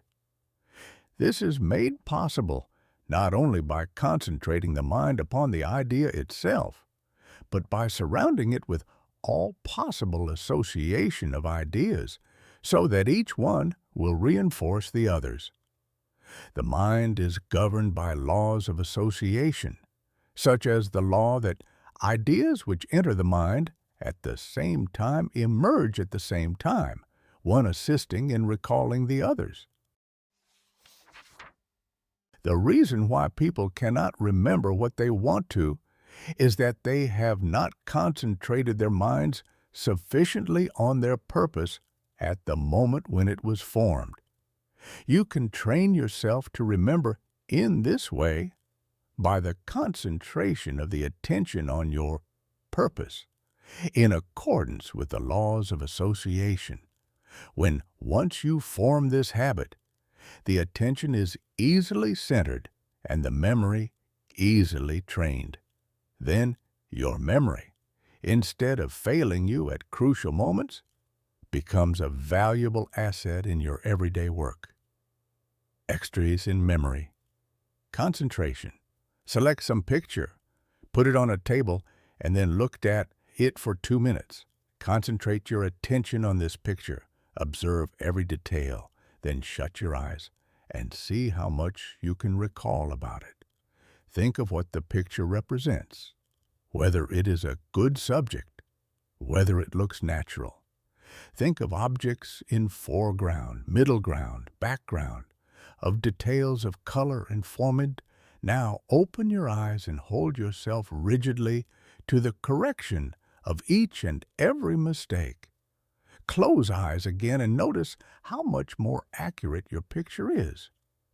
Practice until your mental image corresponds in every particular to the original. Nature is a wonderful instructor, but there are very few who realize that when we get in touch with nature, we discover ourselves. That by listening to her voice with that curious inner sense of ours, we learn the oneness of life and wake up to our own latent powers. Few realize that the simple act of listening and concentrating is our best interior power, for it brings us into close contact with the highest, just as our other senses bring us into touch with the coarser side of human nature. The closer we live to nature, the more developed is this sense. So-called civilization has overdeveloped our other senses at the expense of this one. Children unconsciously realize the value of concentration. For instance, when a child has a difficult problem to solve and gets to some knotty point which he finds himself mentally unable to do, though he tries his hardest, he will pause and keep quite still, leaning on his elbow, apparently listening. Then you will see, if you are watching, sudden illumination come, and he goes on happily and accomplishes his task. A child instinctively but unconsciously knows when he needs help, he must be quiet and concentrate. All great people concentrate and owe their success to it. The doctor thinks over the symptoms of his patient, waits, listens for the inspiration, though quite unconscious, perhaps, of doing so. The one who diagnoses in this way seldom makes mistakes. An author thinks his plot, holds it in his mind, and then waits, and illumination comes. If you want to be able to solve difficult problems, you must learn to do the same. Chapter 17. How concentration can fulfill your desire. It is a spiritual law that the desire to do necessarily implies the ability to do. You have all read of Aladdin's lamp, which accomplished such wonderful things. This, of course, is only a fairy story, but it illustrates the fact that man has within him the power, if he is able to use it, to gratify his every wish.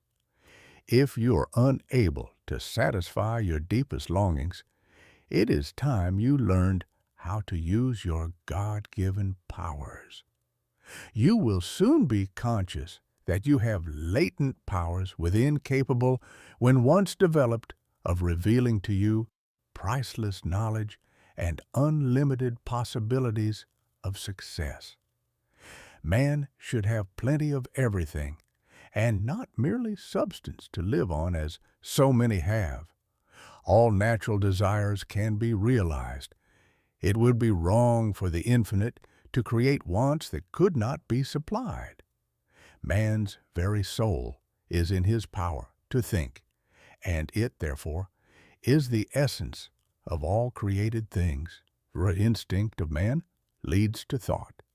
And in every thought, there is great possibility because true thought development, when allied to those mysterious powers which perhaps transcend it, has been the cause of all the world's true progress. In the silence, we become conscious of that something which transcends thought and which uses thought as a medium for expression.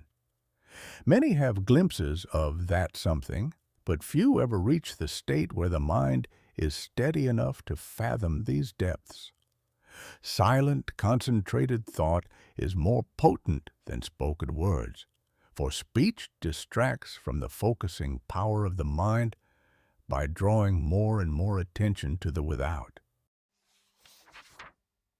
Man must learn more and more to depend on himself, to seek more for the infinite within.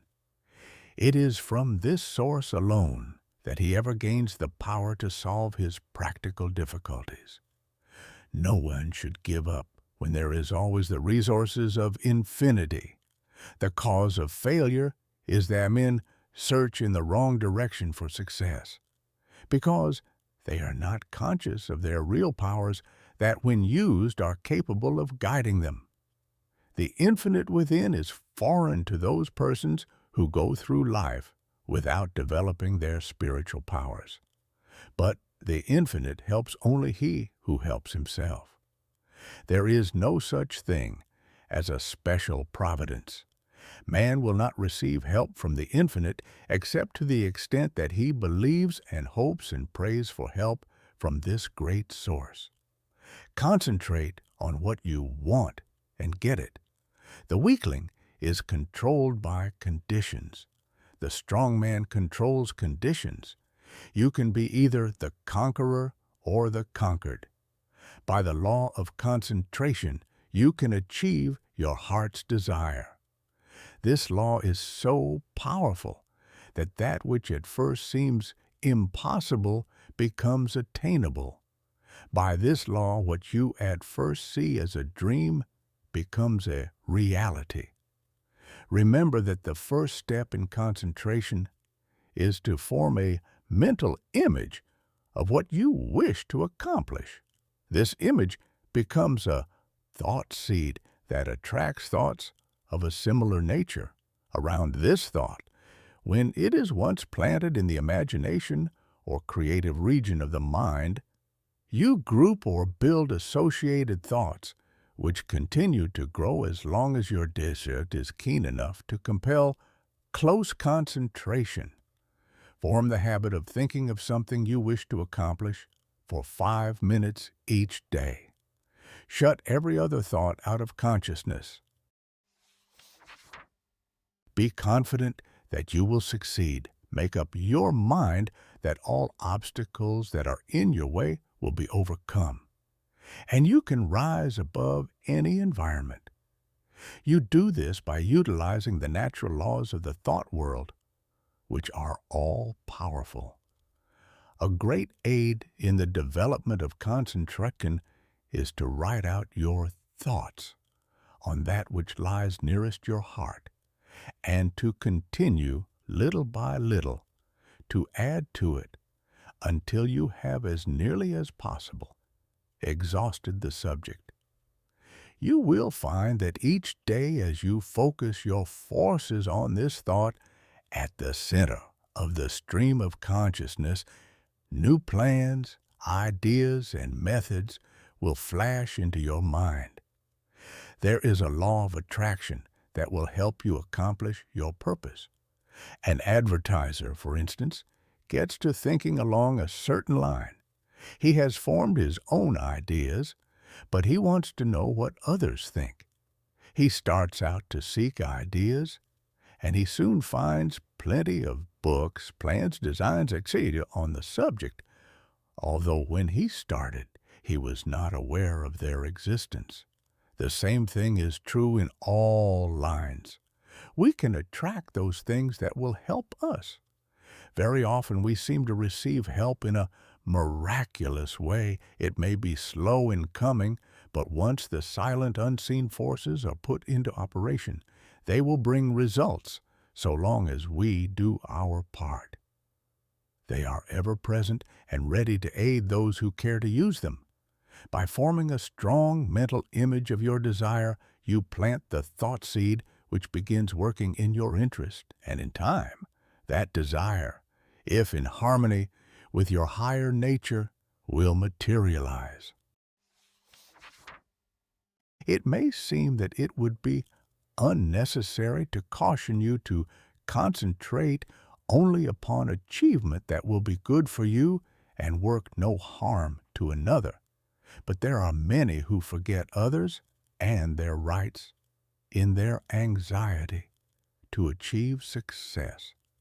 All good things are possible for you to have, but only as you bring your forces into harmony with that law that requires that we mete out justice to fellow travelers as we journey along life's road. So first, think over the thing wanted, and if it would be good for you to have, say, I want to do this. I am going to work to secure it. The way will be open for me. If you fully grasp mentally the thought of success and hold it in mind each day, you gradually make a pattern or mold, which in time will materialize. But by all means keep free from doubt and fear, the destructive forces. Never allow these to become associated with your thoughts. At last you will create the desired conditions and receive help or in many unlooked-for ways that will lift you out of the undesired environment. Life will then seem very different to you, for you will have found happiness through awakening within yourself the power to become the master of circumstances instead of their slave. To the beginner in this line of thought, some of the things stated in this book may sound strange, even absurd, but instead of condemning them, give them a trial. You will find they will work out. The inventor has to work out his idea mentally before he produces it materially. The architect first sees the mental picture of the house he is to plan, and from this works out the one we see. Every object, every enterprise must first be mentally created. I know a man that started in business with 13 cents and not a dollar's worth of credit. In 10 years, he has built up a large and profitable business. He attributes his success to two things: belief that he would succeed and hard work. There were times when it did not look like he could weather the storm. He was being pressed by his creditors, who considered him bankrupt. They would have taken 50 cents on the dollar for his notes and considered themselves lucky. But by keeping up a bold front, he got an extension of time when needed. When absolutely necessary for him to raise a certain sum at a certain time, he always did it. When he had heavy bills to meet, he would make up his mind that certain people that owed him would pay by a certain date, and they always did.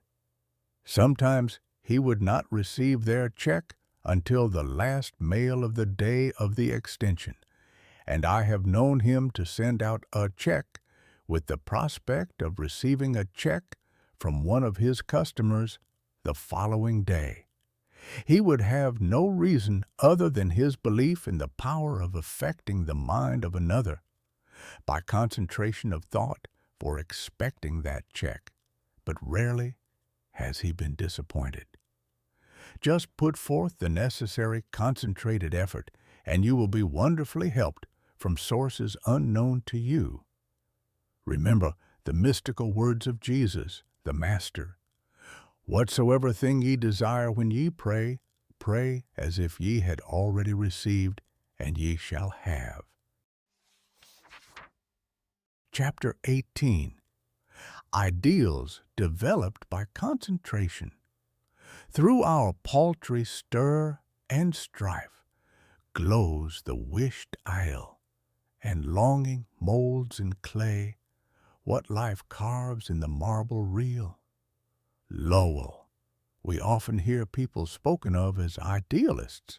The fact is, we're all idealists to a certain extent, and upon the ideals we picture depends our ultimate success.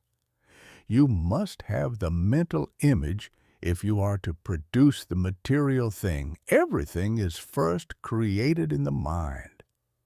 When you control your thoughts, you become a creator. You receive divine ideas and shape them to your individual needs. All things of this world are to you just what you think they are. Your happiness and success depend upon your ideals. You are responsible for every condition you go through, either consciously or unconsciously. The next step you take determines the succeeding step. Remember this. It is a valuable lesson. By concentrating on each step as you go along, you can save a lot of waste steps and will be able to choose a straight path instead of a roundabout road. Concentrate upon your ideals and they will become material actualities. Through concentration, we work out our ideals in physical life. Your future depends upon the ideals you are forming now. Your past ideals are determining your present. Therefore, if you want a bright future, you must begin to prepare for it today. If persons could only realize that they can only injure themselves, that when they are apparently injuring others, they are really injuring themselves, what a different world this would be. We say a man is as changeable as the weather. What is meant is his ideals change. Every time you change your ideal, you think differently. You become like a rudderless boat on an ocean. Therefore, realize the importance of holding to your ideal until it becomes a reality. You get up in the morning, determined that nothing will make you lose your temper. This is your ideal of a person of real strength and poise. Something takes place that upsets you completely, and you lose your temper. For the time being, you forget your ideal. If you had just thought a second of what a well-poised person implies, you would not have become angry. You lose your poise when you forget your ideal. Each time we allow our ideals to be shattered, we also weaken our willpower. Holding to your ideals develops willpower. Don't forget this. Why do so many men fail? Because they don't hold to their ideal until it becomes a mental habit. When they concentrate on it to the exclusion of all other things, it becomes a reality. I am that which I think myself to be. Ideals are reflected to us from the unseen spirit. The laws of matter and spirit are not the same. One can be broken, but not the other. To the extent that ideals are kept is your future assured. It was never intended that man should suffer. He has brought it upon himself by disobeying the laws of nature. He knows them, so cannot plead ignorance. Why does he break them? Because he does not pay attention to those ideals flashed to him from the infinite spirit. Life is but one continuous unfoldment, and you can be happy every step of the way or miserable as you please. It all depends upon how we entertain those silent whisperings that come from we know not where. We cannot hear them with mortal ear, but from the silence they come as if they were dreams, not to you or me alone, but to everyone. In this way, the grandest thoughts come to us to use or abuse. So search not in treasured volumes for noble thoughts, but within and bright and glowing vision will come to be realized now and hereafter. You must give some hours to concentrated, consistent, persistent thought. You must study yourself and your weaknesses. No man gets over a fence by wishing himself on the other side. He must climb. No man gets out of the rut of dull, tiresome, monotonous life by merely wishing himself out of the rut. He must climb. If you are standing still or going backward, there is something wrong. You are the man to find out what is wrong. Don't think that you are neglected or not understood or not appreciated. Such thoughts are the thoughts of failure. Think hard about the fact that men who have got what you envy got it by working for it. Don't pity yourself. Criticize yourself. You know that the only thing in the world that you have got to count upon is yourself. Chapter 19. Mental Control Through Creation. I attended a banquet of inventors recently. Each inventor gave a short talk on something he thought would be accomplished in the future. Many very much needed things were spoken of. One inventor spoke of the possibilities of wireless telephone. Distance, he said, would shortly be annihilated. He thought we would soon be able to talk to the man in the submarine 40 fathoms below the surface and 1,000 miles away. When he got through, he asked if there were any that doubted what he said. No one spoke up. This was not a case of tactful politeness, as inventors like to argue, but a case where no one present really doubted that the inventor's vision would, in the future, materialize. These shrewd men, some real geniuses, all thought we would, in time, be able to talk to those 1,000 miles away without media. Now, if we can make an instrument so wonderful that we can send wireless messages 1,000 miles, is there any reason why we should not, through mental control, transmit messages from one person to another? The wireless message should not be as easy to send as the projected thought. The day will come when all business will employ highly developed persons to send out influences. These influences will be so dominating that employees will be partly controlled by them, and so you will profit more and more by your mental powers and depend on them to draw to you all forces of a helpful nature. You will be constantly sending out suggestions to your employees and friends. They will receive these unconsciously, but in case yours is the stronger personality, they will carry them out, the same as if you had spoken them. This is being done even today. A finely organized company secures the combined effort of all its men. They may be each doing a different kind of work, but all work to bring about the very best results. The whole atmosphere is impregnated with a high standard of workmanship. Everyone feels he must do his best. He could not be in such surroundings and be satisfied to do anything but his best work. A business will succeed only to the extent that the efforts of all are coordinated towards one result. At least one person is needed to direct all toward the desired end. The person at the head does not have to exactly outline to the others what steps to take, but he must possess the mental power of control over others.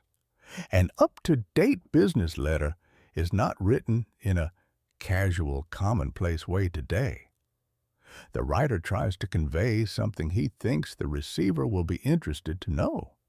In this way, he awakens a responsive spirit. Sometimes just the addition of a word or two will change a letter of the matter-of-fact style to one that compels a response. It is not always what is actually in a letter, but the spirit which it breathes that brings results. That intangible something that defies analysis is the projected thought of the master that brings back the harvest that it claims. But we should not always claim success for ourselves only. If you are anxious that some friend or relative should succeed, think of this person as becoming successful. Picture him in the position you would like to see him in. If he has a weakness, desire and command that it be strengthened. Think of his shortcomings, which belong to his negative nature, as being replaced by positive qualities. Take a certain part of the day to send him thoughts of an upbuilding nature. You can in this way arouse his mental powers into activity, and once aroused, they will assert themselves and claim their own. We can accomplish a great deal more than many of us are ready to believe by sending to another our direct, positive, and controlling suggestions of leadership. But whether a man is a success or not is greatly determined by the way he acts on the suggestions he receives. We either advance or decline. We never stand still. Every time we accomplish something, it gives us ability to do greater things. The bigger the attempt undertaken, the greater the things accomplished in the future. As a business grows, the head of the business also has to grow. He must advance and be ever the guiding influence. By his power to control, he inspires confidence in those associated with him. Often employees are superior to their employers in some qualities, and if they had studied, instead of neglected their development, they could have been employers of more commanding influence than those whom they serve. Through your mental power, you can generate in another enthusiasm and the spirit of success, which somehow furnishes an impetus to do something worthwhile. In concentrated mental control, there is a latent power more potent than physical force. The person becomes aware that the attitude of the mind has a power of controlling, directing, and governing other forces. He has been placed in an attitude capable of acquiring that which he desires. All of us, no matter how strong we are affected by the mental forces of our environment.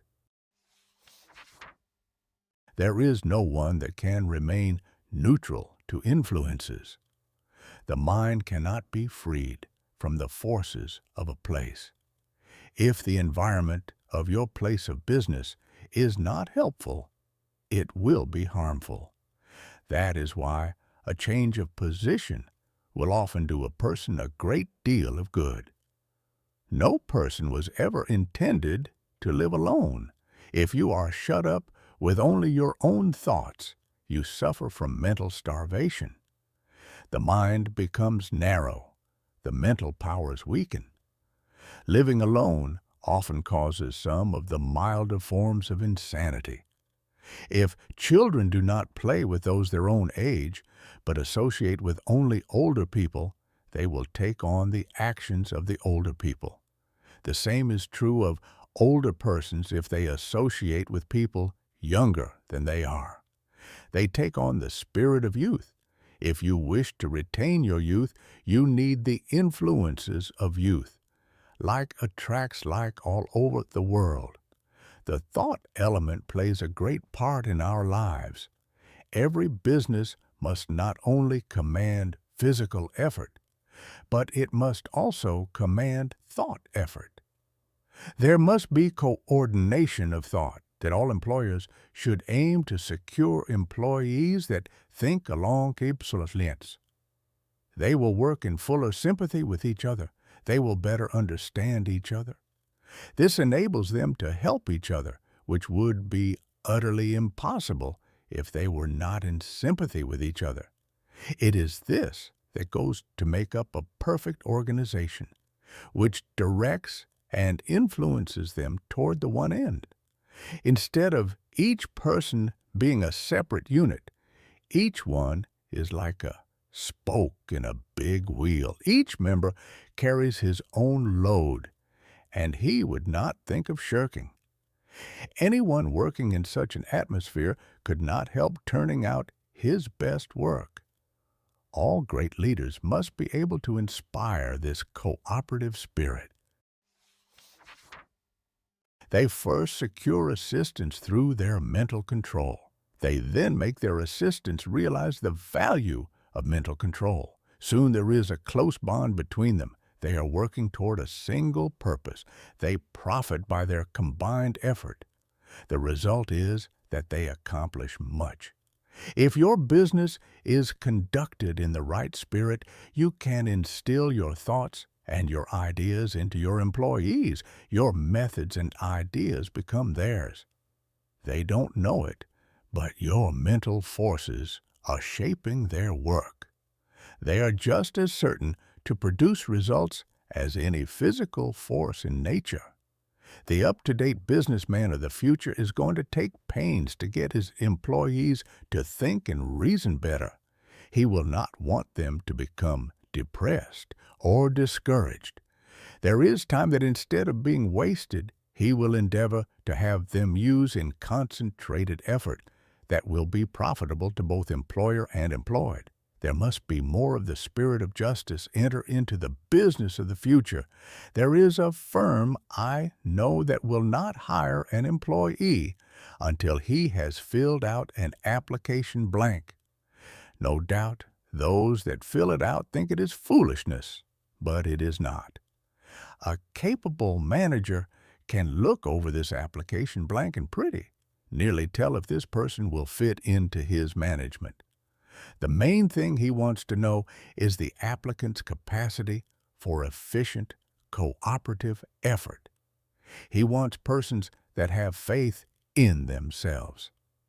He wants them to realize that when they talk of misfortunes and become blue, they are likely to communicate the same depressing influence to others. The up-to-date manager wants to guard against hiring employees who will obstruct his success. You must realize that every moment spent in thinking of your difficulties of the past, every moment spent in bad company, is attracting to you all that is bad, is attracting influences that must be shaken off before you can advance. Many firms prefer to hire employees that never worked before, so that they have nothing to unlearn. They are then not trained, but have no bad business habits to overcome. They are more easily guided and grasp the new methods more effectively, because they are not contrary to what they have already learned. They are at once started on the right road, and as they cooperate readily, they receive the mental support of the management in learning the methods that have been perfected. This inspires confidence in themselves, and they soon become efficient and finally skilled workers. Most big business firms today employ efficiency experts. Each day or week, they are in a different department. They earn their money because they familiarize persons with very little business experience with plans that has taken the expert years of training and much money to perfect. The attitude we take has a great deal more to do with our success than most of us realize. We must be able to generate those forces that are helpful.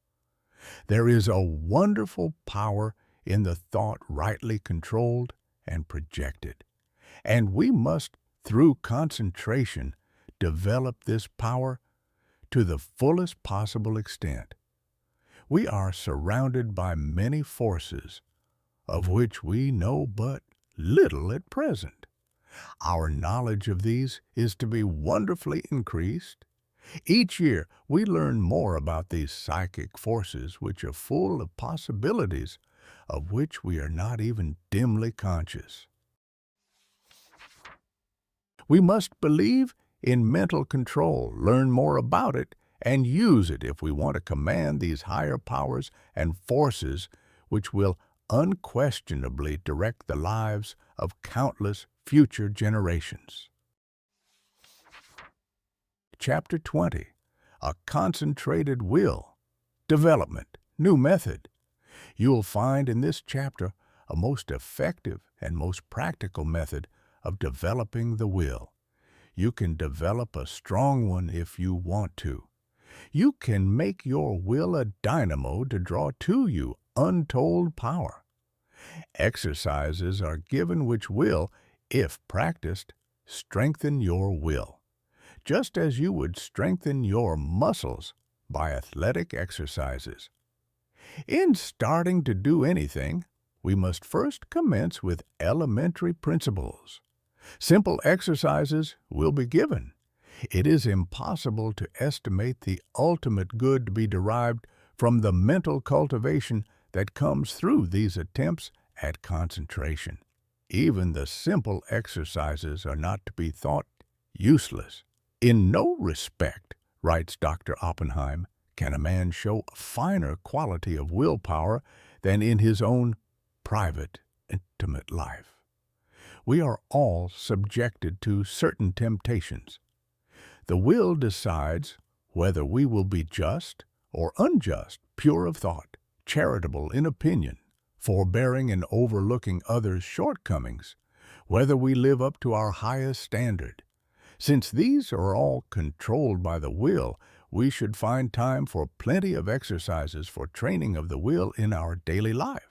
You, of course, realize that your will should be trained. You must also realize that to do this requires effort that you alone can command. No one can call it forth for you. To be successful in these exercises, you must practice them in a spirit of seriousness and earnestness. I can show you how to train your will, but your success depends upon your mastery and application of these methods. New methods of will training. Select a quiet room where you will not be interrupted. Have a watch to determine the time and a notebook in which to enter observations. Start each exercise with date and time of day. Exercise 1 time decided on. Select some time of the day when most convenient. Sit in a chair and look at the doorknob for 10 minutes. Then write down what you experienced. At first it will seem strange and unnatural. You will find it hard to hold one position for 10 minutes, but keep as still as you can.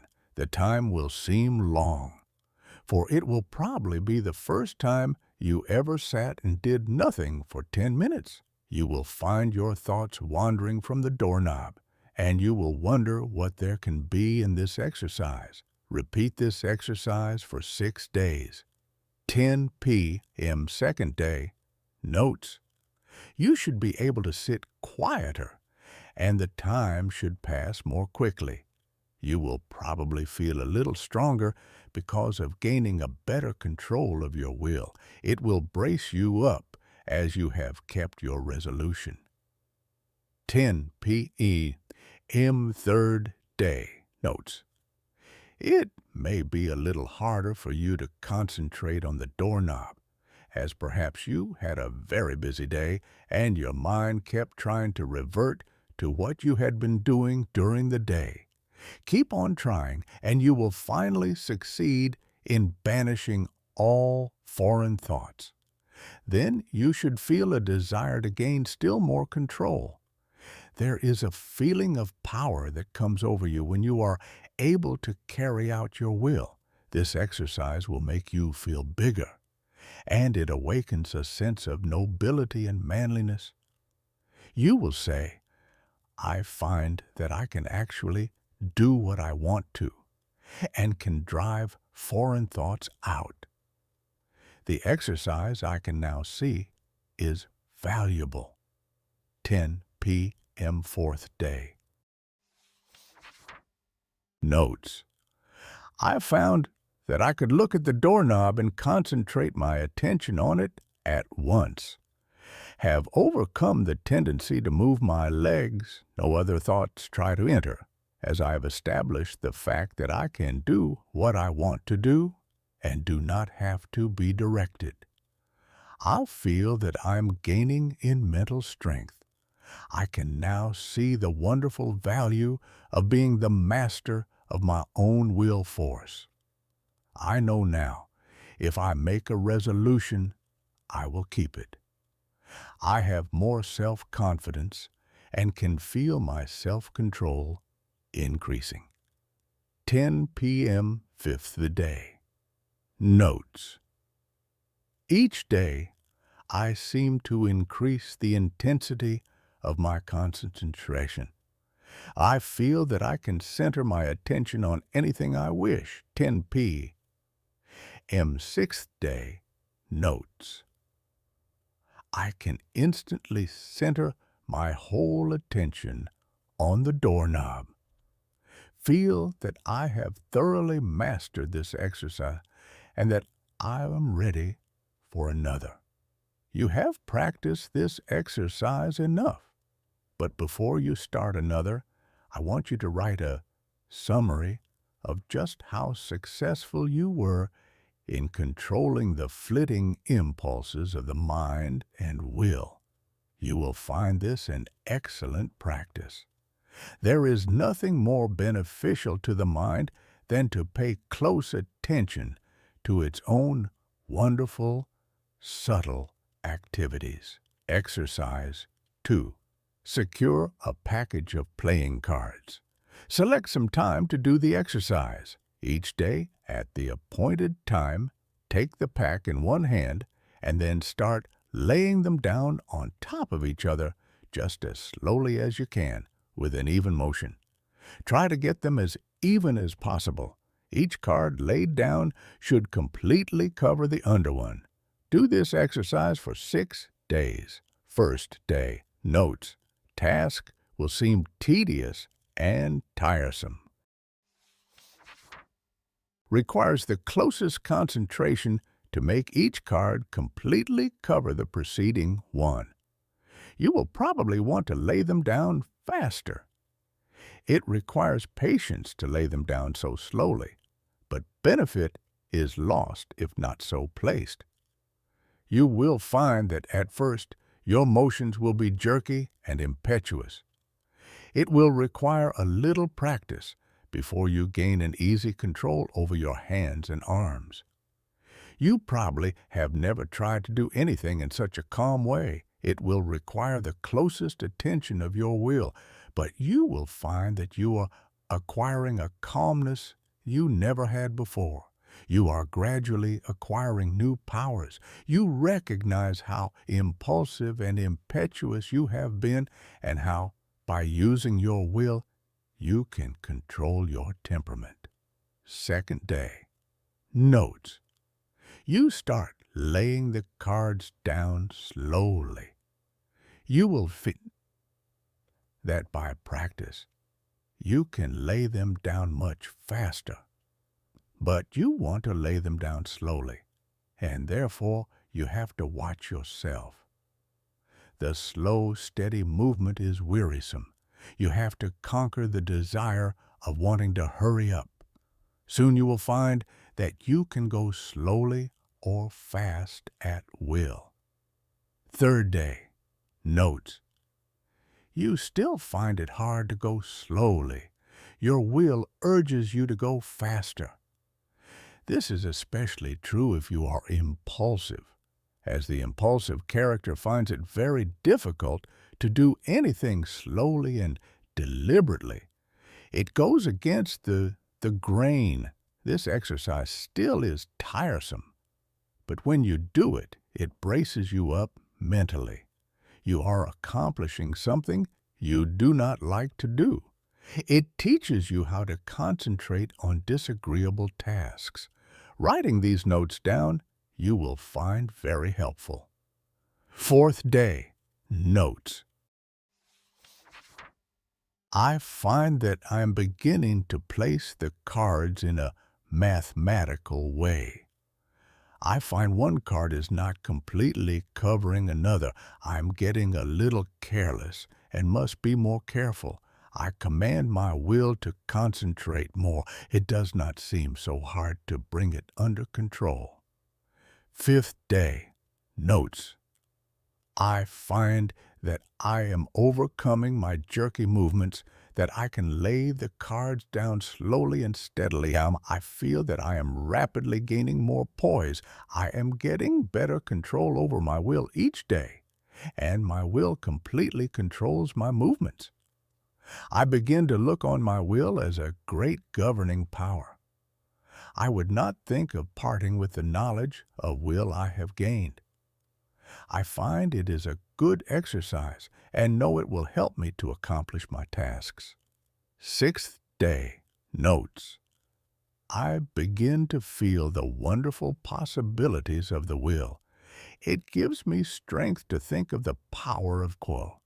I am able to do so much more and better work now that I realize that I can control my will action. Whatever my task, my will is concentrated on it. I am to keep my will centered there until the task is finished. The more closely and definitely I determine what I shall do, the more easily the will carries it out. Determination imparts compelling force to the will. It exerts itself more. The will and the end act and react on each other. Seventh day, notes. Now, try to do everything you do today faster. Don't hurry or become nervous. Just try to do everything faster, but in a steady manner. You will find it that the exercises you have practiced in retardation have steadied your nerves, and thereby made it possible to increase your speed. The will is under your command. Make it carry out resolutions rapidly. This is how you build up your self-control and your self-command. It is then that the human machine acts as its author dictates. You certainly should now be able to judge of the great benefit that comes from writing out your introspections each day. Of course, you will not have the exact experiences given in these examples, but some of these will fit your case. Be careful to study your experiences carefully and make as true a report as you can. Describe your feelings just as they seem to you. Allow your fancies to color your report, and it will be worthless. You have pictured conditions as you see them. In a few months, if you again try the same exercises, you will find your report very much better. By these introspections, we learn to know ourselves better, and with this knowledge can wonderfully increase our efficiency. As you become used to writing out your report, it will be more accurate. You thus learn how to govern your impulses, activities, and weaknesses. Each person should try to plan exercises that will best fit his needs. If not convenient for you to practice exercises every day, take them twice or 3 times a week. But carry out any plan you decide to try. If you cannot devote 10 minutes a day to the experiment, start with 5 minutes and gradually increase the time. The exercises given are only intended for examples.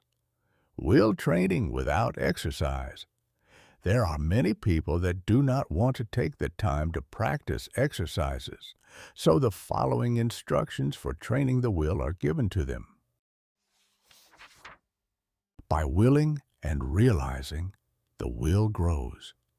Therefore, the more you will, the more it grows and builds up power. No matter whether your task is big or small, make it a rule to accomplish it in order to fortify your will. Form the habit of focusing your will in all its strength upon the subject to be achieved. You form in this way the habit of getting a thing done, of carrying out some plan. You acquire the feeling of being able to accomplish that which lies before you, no matter what it is. This gives you confidence and a sense of power that you get in no other way. You know when you make a resolution that you will keep it. You do not tackle new tasks in a half-hearted way, but with a bold, brave spirit. We know that the will is able to carry us over big obstacles. Knowing this, despair never claims us for a victim. We have wills and are going to use them with more and more intensity, thus giving us the power to make our resolutions stronger, our actions freer, and our lives finer and better. The education of the will should not be left to chance. It is only definite tasks that will render it energetic, ready, persevering, and consistent. The only way it can be done is by self-study and self-discipline. The cost is effort, time, and patience, but the returns are valuable. There are no magical processes leading to will development, but the development of your will works wonders for you because it gives you self-mastery, personal power, and energy of character. Concentration of the will to win. The adaptability of persons to their business environment is more a matter of determination than anything else. In this age, we hear a good deal of talk about a man's aptitudes. Some of his aptitudes, some of his powers, may be developed to a wonderful extent, but he is really an unknown quality until all his latent powers are developed to their highest possible extent. He may be a failure in one line and a big success in another. There are many successful men that did not succeed well at what they first undertook, but they profited by their efforts in different directions, and this fitted them for higher things. Whereas, had they refused to adjust themselves to their environment, the tide of progress would have swept them into oblivion. My one aim in all my works is to try and arouse in the individual the effort and determination to develop his full capacities, his highest possibilities. One thing I want you to realize at the start, that it is not so much ability as it is the will to do that counts. Ability is very plentiful, but organizing initiative and creative power are not plentiful. It is easy to get employees, but to get someone to train them is harder. Their abilities must be directed to the work they can do. They must be shown how, while at this work, to conserve their energy, and they must be taught to work in harmony with others, for most business concerns are dominated by a single personality. Concentrating on driving force within. We are all conscious at times that we have somewhere within us an active driving force that is ever trying to push us onward to better deeds. It is that force that makes us feel determined at times to do something worthwhile. It is not thought, emotion, or feeling. This driving force is something distinct from thought or emotion. It is a quality of the soul, and therefore it has a consciousness all its own. It is the I will do of the will. It is the force that makes the will concentrate. Many have felt this force working within them, driving them on to accomplish their tasks. All great men and women become conscious that this supreme and powerful force is their ally in carrying out great resolutions. This driving force is within all, but until you reach a certain stage, you do not become aware of it. It is most useful to the worthy. It springs up naturally, without any thought of training. It comes unprovoked and leaves unnoticed. Just what this force is we do not know, but we do know that it is what intensifies the will in demanding just and harmonious action. The ordinary human being merely as merchandise, if he could be sold as a slave, would be worth $10,000. If somebody gave you a $5,000 automobile, you would take very good care of it. You wouldn't put sand in the carburetor or mix water with the gasoline or drive it furiously over rough roads or leave it out to freeze at night. Are you quite sure that you take care of your own body, your own health, your only real property, as well as you would take care of a $5,000 automobile if it were given to you? The man who mixes whiskey with his blood is more foolish than a man would be if he mixed water with gasoline in his car. You can get another car. You cannot get another body. The man who misses sleep, lives irregularly, bolts his food so that his blood supply is imperfect. That is a foolish man treating himself as he would not treat any other valuable piece of property. Do you try to talk with men and women who know more than you do? And do you listen rather than try to tell them what you know? There are 100,000 men of 50 and men of 60 running along in the old rut, any one of whom could get out of it and be counted among the successful men if only the spark could be found to explode the energy within them now going to waste. Each man must study and solve his own problem. Chapter 21.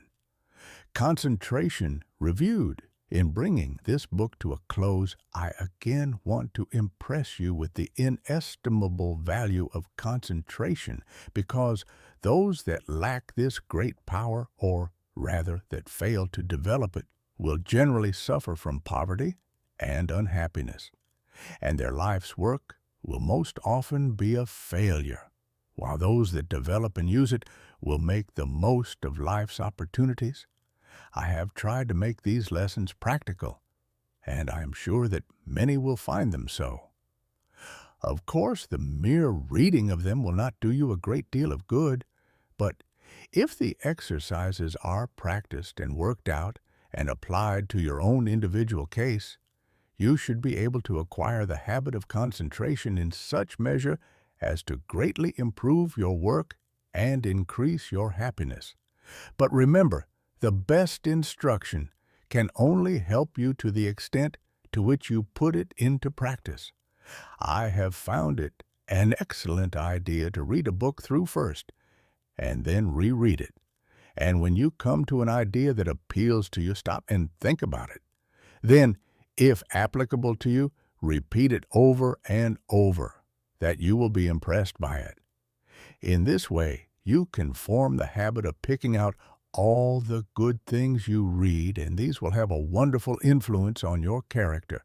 In this closing chapter, I want to impress you to concentrate on what you do, instead of performing most of your work unconsciously or automatically, until you have formed habits that give you the mastery of your work and your life, powers, and forces. Very often, the hardest part of work is thinking about it. When you get right into it, it does not seem so disagreeable. This is the experience of many when they first commence to learn how to concentrate.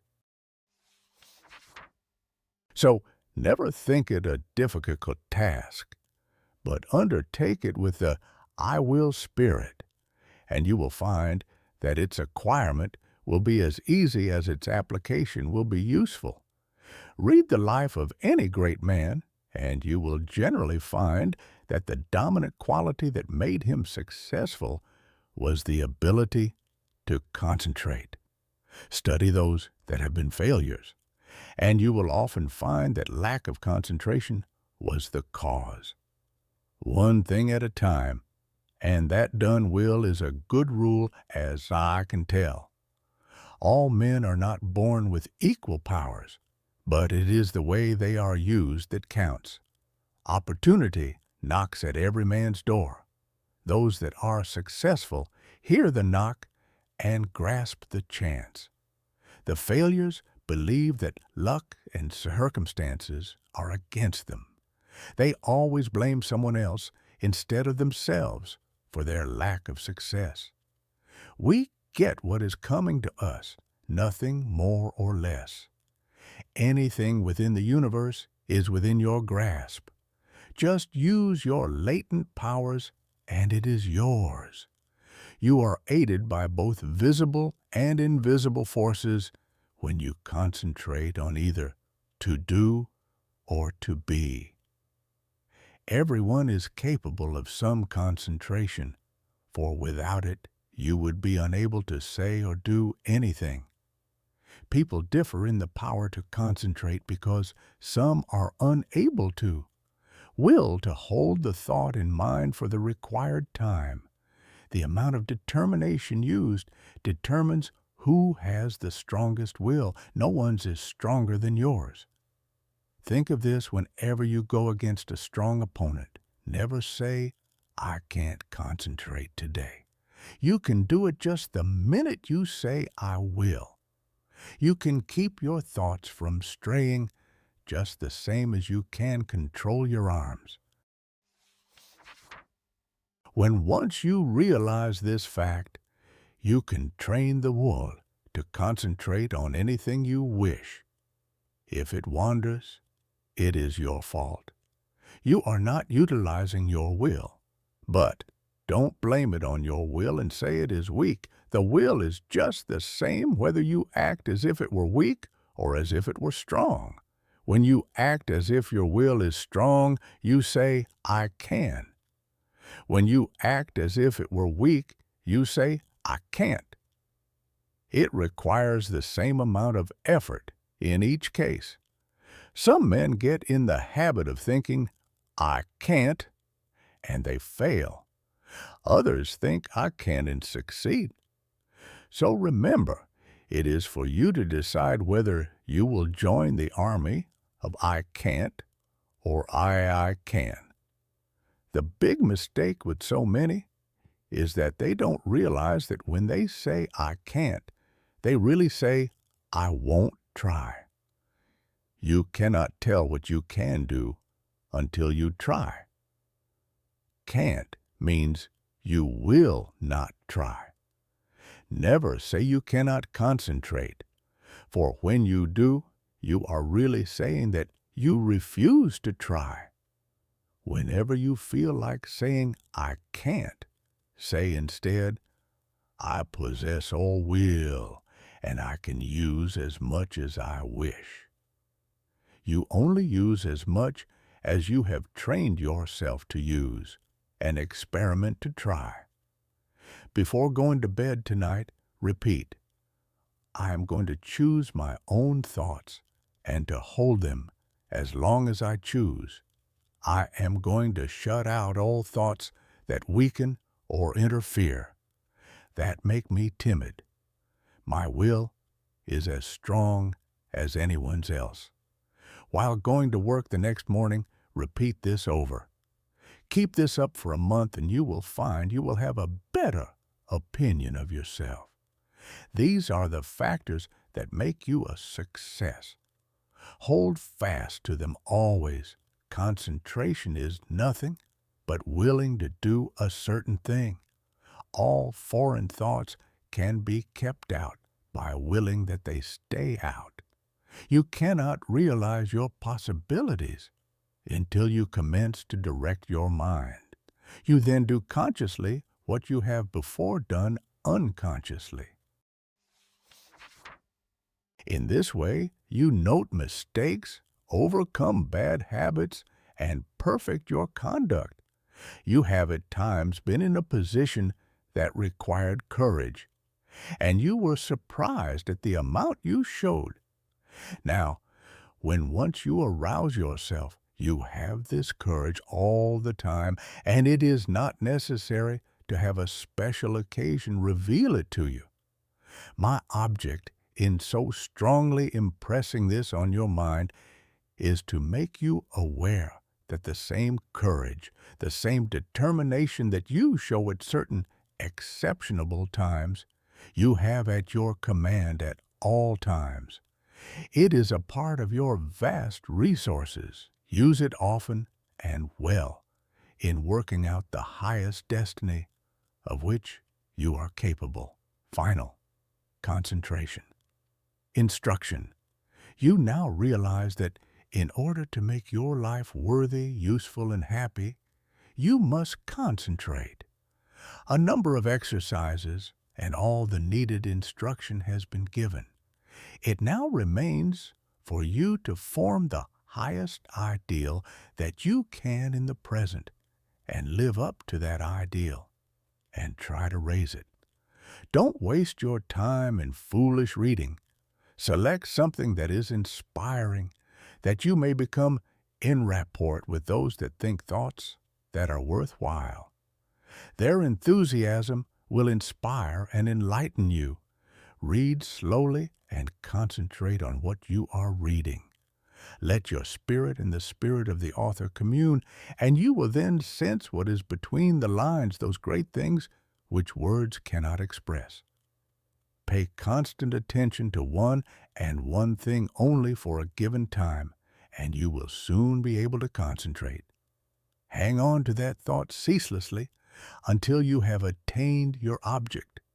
When you work, let your mind dwell steadily on your task. Think before you speak, and direct your conversation to the subject under discussion. Do not ramble.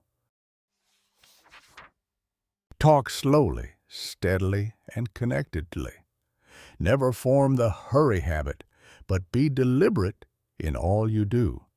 Assume static attitudes without moving a finger or an eyelid or any part of your body. Read books that treat of but one continuous subject. Read long articles and recall the thread of the argument. Associate yourself with people who are steady, patient, and tireless in their thought, action, and work. See how long you can sit still and think on one subject without interruption, concentrating on the higher self. Father Time keeps going on and on. Every day he rolls around means one less day for you on this planet. Most of us only try to master the external conditions of this world. We think our success and happiness depends on us doing so. These are, of course, important, and I don't want you to think they are not. But I want you to realize that when death comes, only those inherent and acquired qualities and conditions within the mentality, your character, conduct, and soul growth, will go with you. If these are what they should be, you need not be afraid of not being successful and happy, for with these qualities, you can mold external materials and conditions. Study yourself. Find your strong points and make them stronger as well as your weak ones and strengthen them. Study yourself carefully and you will see yourself as you really are. The secret of accomplishment is concentration, or the art of turning all your power upon just one point at a time. If you have studied yourself carefully, you should have a good line on yourself and should be able to make the proper interior readjustments. Remember, first, last, and always, right thinking and right living necessarily results in happiness, and it is therefore within your power to obtain happiness. Anyone that is not happy does not claim their birthright. Keep in mind that someday you are going to leave this world and think of what you will take with you. This will assist you to concentrate on the higher forces. Now, start from this minute. to act according to the advice of the higher self in everything you do. If you do, its ever-harmonious forces will necessarily ensure to you a successful fulfillment of all your life purposes. Whenever you feel tempted to disobey your higher promptings, hold the thought, "My higher self ensures to me the happiness of doing that which best answers my true relations to all others." You possess latent talents that, when developed and utilized, are of assistance to you and others. But if you do not properly use them, you shirk your duty, and you will be the loser and suffer from the consequences. Others will also be worse off if you do not fulfill your obligations. When you have aroused into activity your thought powers, you will realize the wonderful value of these principles in helping you to carry out your plans. The right in the end must prevail. You can assist in the working out of the great plan of the universe and thereby gain the reward. Or you can work against the great plan and suffer the consequences.